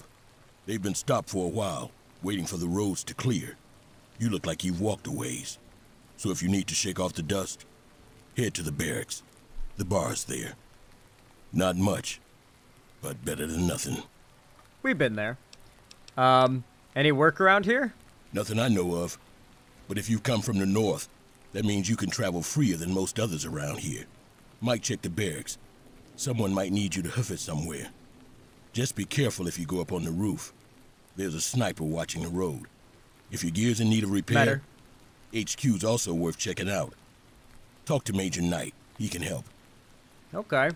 Legion attacked Nipton, burned and killed everyone. What? There's no way. Oh. We're miles from the Colorado. They aren't even waiting for the dam to fall. They're already inside the borders. We'll never stop them. Not at this rate. We're No, doomed. don't doom. Don't doom. Thanks for bringing the word. Even if the news is bad, I'll let the men know. Nah, man, this is a motivation. You guys need to push forward and start killing these Legion fuckers. Alright, I guess I'll be going now. Watch yourself. Okay. Heartache by the number. Cass is drowning her sorrows at the Mojave Outpost. Her advice, go work for the Crimson Caravan. Head to Novak through Nipton. Ask around about my attackers. Or rescue my captives. I guess Booted is on the way to Novak, right? I think so. So I suppose we'll just... Ooh, Mojave Drive-In. Is that where that one DLC starts? We probably shouldn't go there just yet. Let's head to Nipton first. Oh, you have an older style Pip-Boy mod? Yes, I do. Balth had me get it. A few of the visual mods Balth did have me get just because they're Balth's, like, lore preferences for some... Like, just small things like that, like the Pip-Boy thing. And certain... the gun overhauls are for both me and Balth's sake because... Obsidian's better about it, but just generally speaking, the Fallout universe is really bad about guns. And the guns are really silly in this universe at times. And so just gun mesh overhauls and overhauls of the way guns look and work, or look and the animations work, really needed. Very much needed. Oh, welcome to Nevada. We're crossing back from California into Nevada again. Let's go. You can start that DLC when you're level 12. Okay. I kind of feel like I don't want to do the DLCs unless I'm at a point in the story where it feels like it makes sense to do them. But I don't know when that would be. Oh my gosh. Jesus Christ. Whenever the area starts loading like another part of the map, or the game starts loading another part of the map for the first time, it like stutters like crazy. But on the second load, it doesn't stutter. So it's like once I've made this loop, I'm pretty sure we'll have nothing to worry about. But, oh my gosh. That was a mine. Why? Oh, a sarsaparilla star bottle cap. I see. Somebody wanted to keep me from noticing it. Or make sure I'd stop and slow down and to notice it. Maybe that was the game design intent there. Oh, hey, a guy. Okay. Oh. Little creature? Got a little mole creature. Hey. Oh, shit! What the fuck? What are you doing, bitch? What are you doing? What are you doing? What the fuck? I just got jumped. Did I just enter the wrong neighborhood? My god. Is this guy on the hill friendly? We gotta go make sure that... No, I don't think he's friendly. Oh, he's not friendly. Yeah, it hurt, didn't it? Didn't feel good, huh? This is gonna hurt a lot more, man.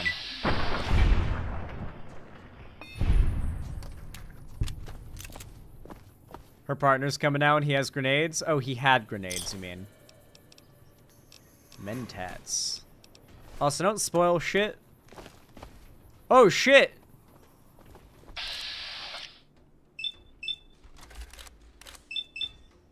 Well, these guys are about to not exist anymore, I hope. Huh. Dude, how do you not stagger from that? This guy's face looks like the peasant from that one, like, video. When you have a medieval serf listen to Promiscuous. That video, that meme video. Look at his fucking face. Well, now not so much, but yeah. He was just standing there. Yeah, he accepted his fate, I think. I think he knew it was happening. Okay, yeah, let's keep pushing forward. We're gonna make it to Novak, and we're gonna free these prisoners. Well, if I am not the representative of the NCR... I tried to hit, like, a Kennedy voice there. I had it for a second, but I lost it. Sorry, I had to hear that. Okay, we're about to raid a... Ugh. We're about to raid a Legion camp. Apparently this is not a Legion camp. What? I thought this was the Legion camp. Apparently it's further up ahead. Ooh. Wolfhorn Ranch. Empty bottles. Hammer, wrench, scrap metal, paint gun. What is this place? Is this just a nice little farmstead? What's in here? Oh, it's abandoned, it would seem, because nobody cares if I take anything. 12 gauge, 357 mag. I'm not taking any apparel. Okay. That's a guy. Okay, is this person friendly? Please be friendly, man. I could use a friendly face right now. They're friendly. Prospector. Hey there. Dude, you've got some seriously goated armor for just being some NCR prospector, dude. Okay. Oh, that's a Legion patrol? They're walking lockstep. Oh, there's 4 of them. Yeah, I'm not attacking them on sight, that's for sure. Let's see if I can free these prisoners without upsetting... Oh. Without upsetting the Legion, ideally. Is it possible to do this without upsetting the Legion? Because I know it gets pretty oh my god, they're everywhere, dude! What the fuck? Okay, it's probably a good thing I didn't piss them off before, because they are everywhere, man. Oh my god, there's no way to free these guys without pissing off the Legion. Wait. No, you're gonna piss them off? Should I do this quest or no? Is it bad to piss off the Legion at this point in my playthrough? Is Balth here to tell me yes or no? And will they attack me just for approaching their camp? I'm gonna save just in case. Can I talk to them and maybe talk them down? Like, get them to release these guys? Recruit Decanius?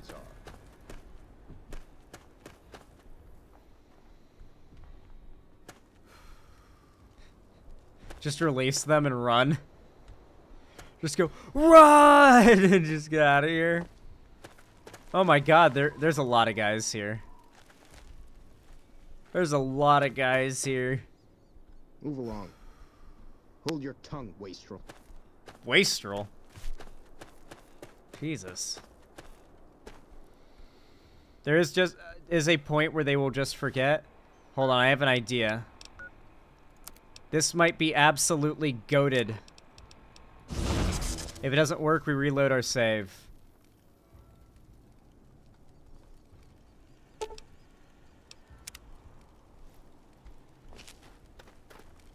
No way. No. Get out of here, guys! Get out of here! This game's so good! This game's so fucking good! Holy shit! I don't think we lose any... We lose nothing from that! Dude, this game! I love this game, I love this game, I love this game, I love this game, I love this game, I love this game, I love this game. I love this game. Holy shit. Holy fuck. I'm gonna up my barter to 40. It tends to help a lot of times. Repair 36, science 36, sneak 36, medicine 36. This seems like a good distribution. We're keeping them coming. And let's get the fuck away from Legion guys before they... Oh my god. Holy shit. There's some caravanners fighting Legion up ahead. Dude, they're wiping these Legion guys out. What the fuck? Dude, these mercenaries can scrap. Come on! I'm hit. Dude, if I get attacked by Legion, I just need to go to these caravan guys. Holy shit.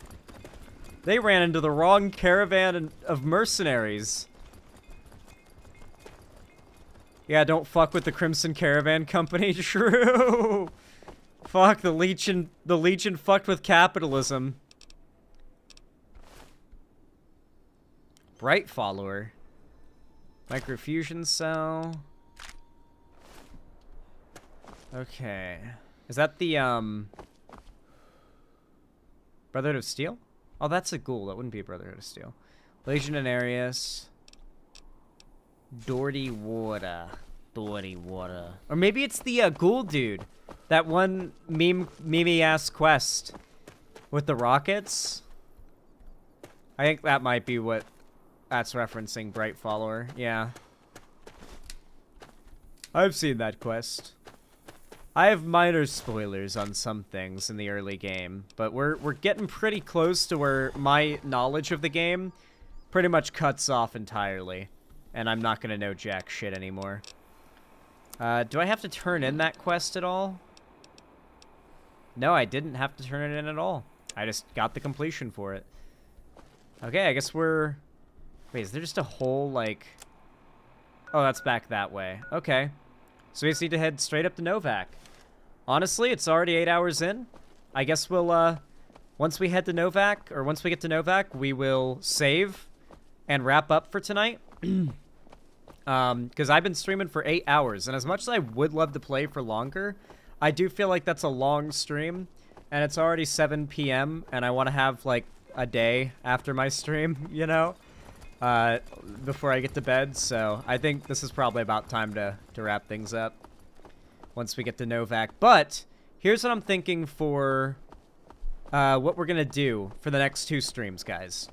I know you guys really want From, but to help keep things a little bit more regimented, tomorrow I'm off, obviously, but then the day after tomorrow I'm going to be streaming. Oh, there's a guy over there.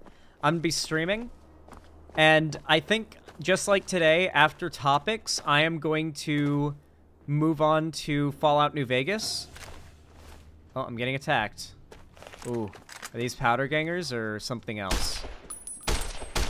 Whatever they are, they need to die. They killed him.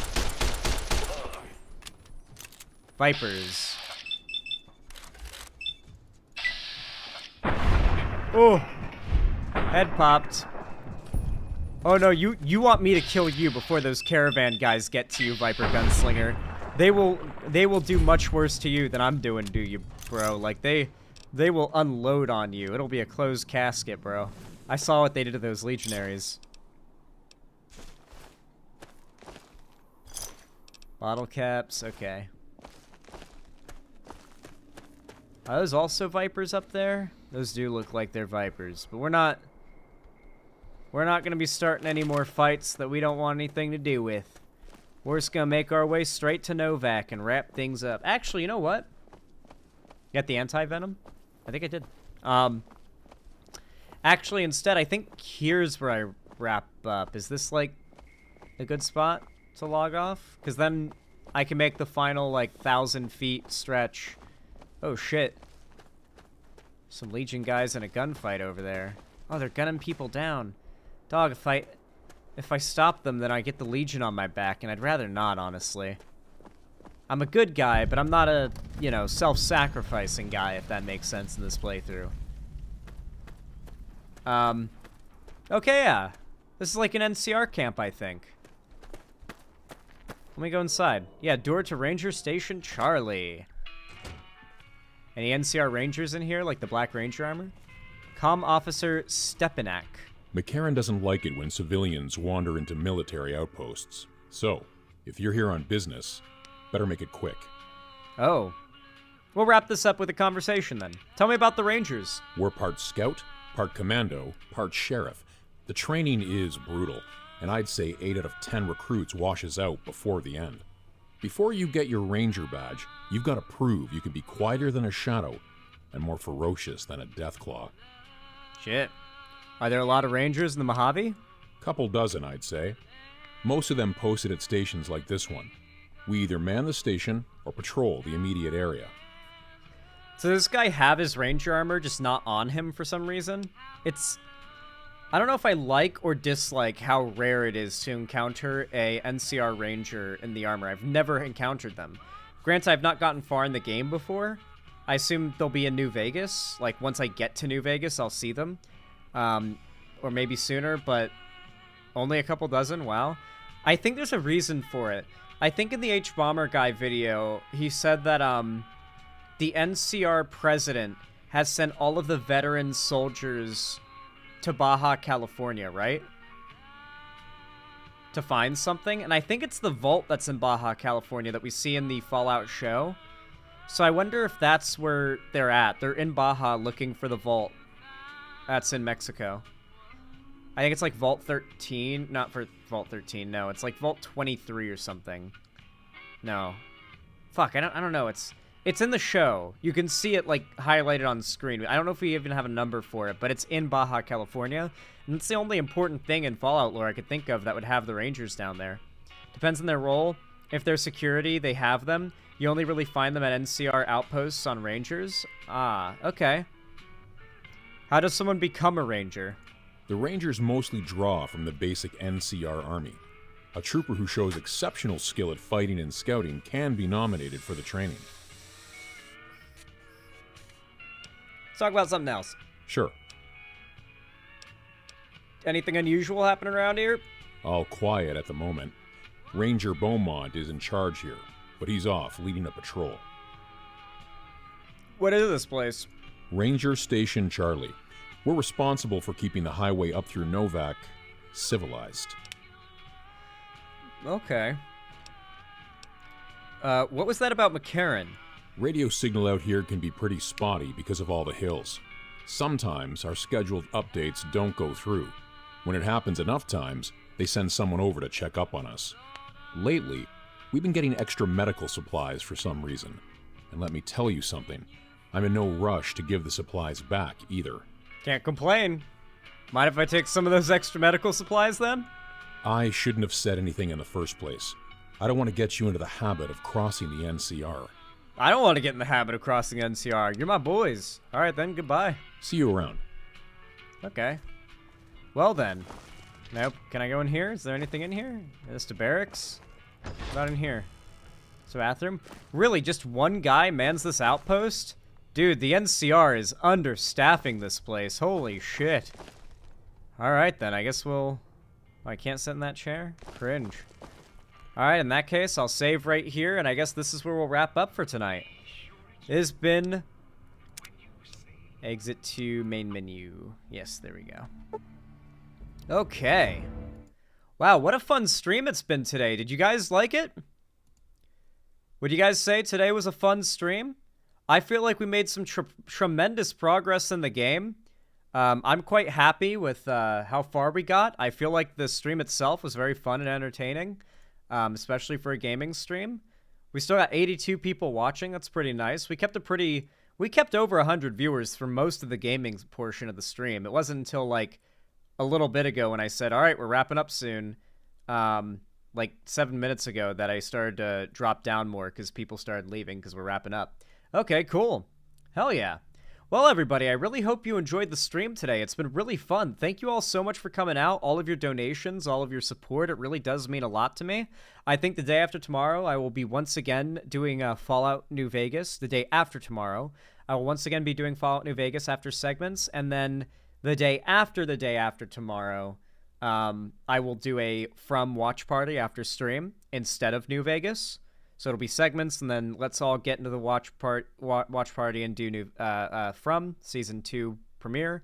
And yeah, tomorrow I should actually be breaking into the completely blind, or not tomorrow, the day after tomorrow when I stream this, I should be getting into the completely blind, I know nothing, and I have not gotten past this point section of the game, which is pretty much once I finish up doing stuff in Novac with the place of the dinosaur. Also, before I wrap up, I want to show you guys something really cool. Google Earth. I guess it'd be Maps, actually. Google Maps.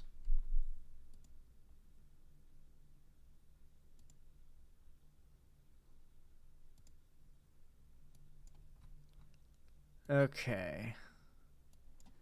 Let me show you guys something really neat. I desperately want to do this road trip one day. Check this out. Are you guys ready to see how insanely accurate the map of Fallout New Vegas is? Are you guys ready to see how fucking crazy it is? Look at this. This is Google Maps. Check this out.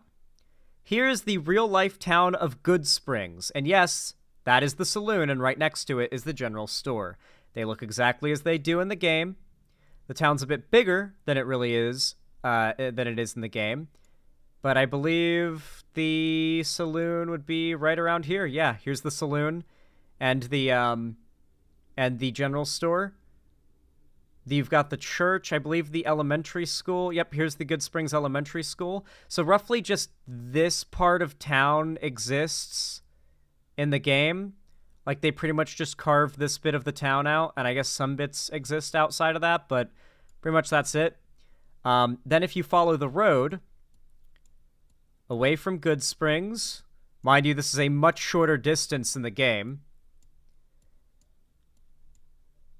We keep following this road south from Good Springs. We eventually get to this truck stop. I'm pretty sure we ran into this truck stop in the game. Jean. Yeah, this is the Jean skydiving place. Yeah, Jean, Nevada. Yeah, so whenever you get to that, like, intersection on the road where we got to, with that little shack where the powder gangers are, the Jean skydiving shack, that's this place, Jean. And then I believe it's south from here. We continue south down Las Vegas Fairway. And then roughly around here, we get to Prim. Real life Prim. Here we have Buffalo Bills Resort and Casino. Right here, they've got the roller coaster out front and everything. You've got the gas station, Prim Valley Casino. I think I don't know where the Vicky and Vance is supposed to be, like what the inspiration is for that. It's one of these casinos.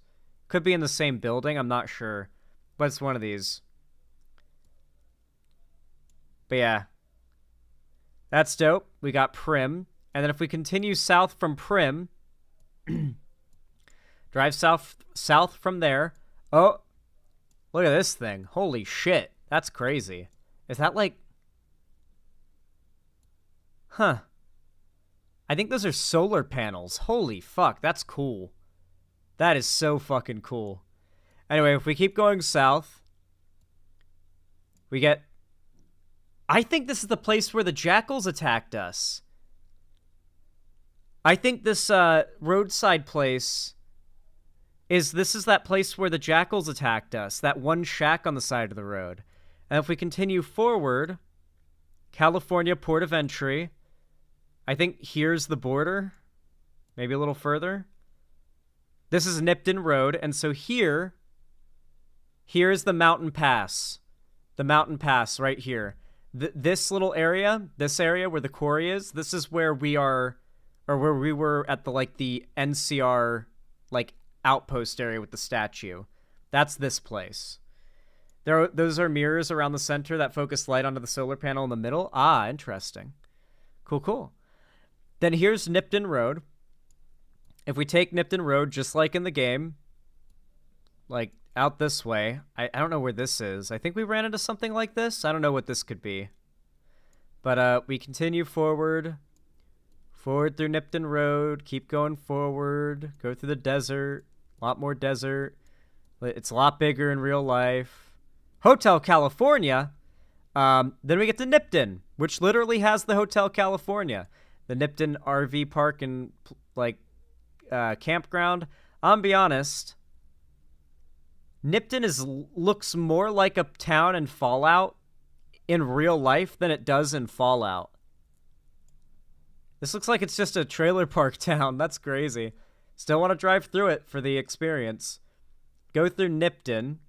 And that's where we're headed now, I think. No, that's where we went through. This is what the Legion burned down. Yeah, no tire fires, though. We head forward through Nipton, and we should get to the California-Nevada border soon. Keep following the road from Nipton. Yep, there it is. This is whenever we pass through. They displayed this as being, right up against Nipton in the game, you know? But we pass over the border, keep going along the road. It is wild that I can find my way through the state of Nevada using the geography I learned in a fucking video game. I love that. I fucking love that for Fallout New Vegas. Keep following on this highway. And we should end up at wherever... Is this the ranger station? Dude, I think that could be where I'm at. This looks like the ranger station that I'm at. Ranger Station Charlie. So that means Novak should be, like, right ahead, right? Right up here?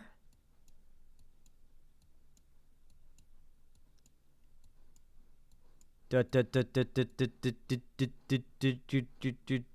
gonna zoom out a bit so this takes less time. It's a pretty big state. Oh, wait, what? There's no Novak, there's Searchlight. I don't think Novak's real. I think it's the one place that's not real. I think it's called Searchlight instead, maybe? Maybe Novak is real. I thought it is real. I don't know. Searchlight Solar. That's a big solar field. This goes off this way. Like, what can I say, guys? Like, the map of Fallout New Vegas is surprisingly accurate. Here's Las Vegas. Here's Prim. You go down to Good Springs. Here's the Mountain Pass. You go to Searchlight. You go up Boulder City. You got the fucking Colorado. There's Nelson. You got Henderson, Whitney, Paradise. There's Las Vegas, and then you got some area up here.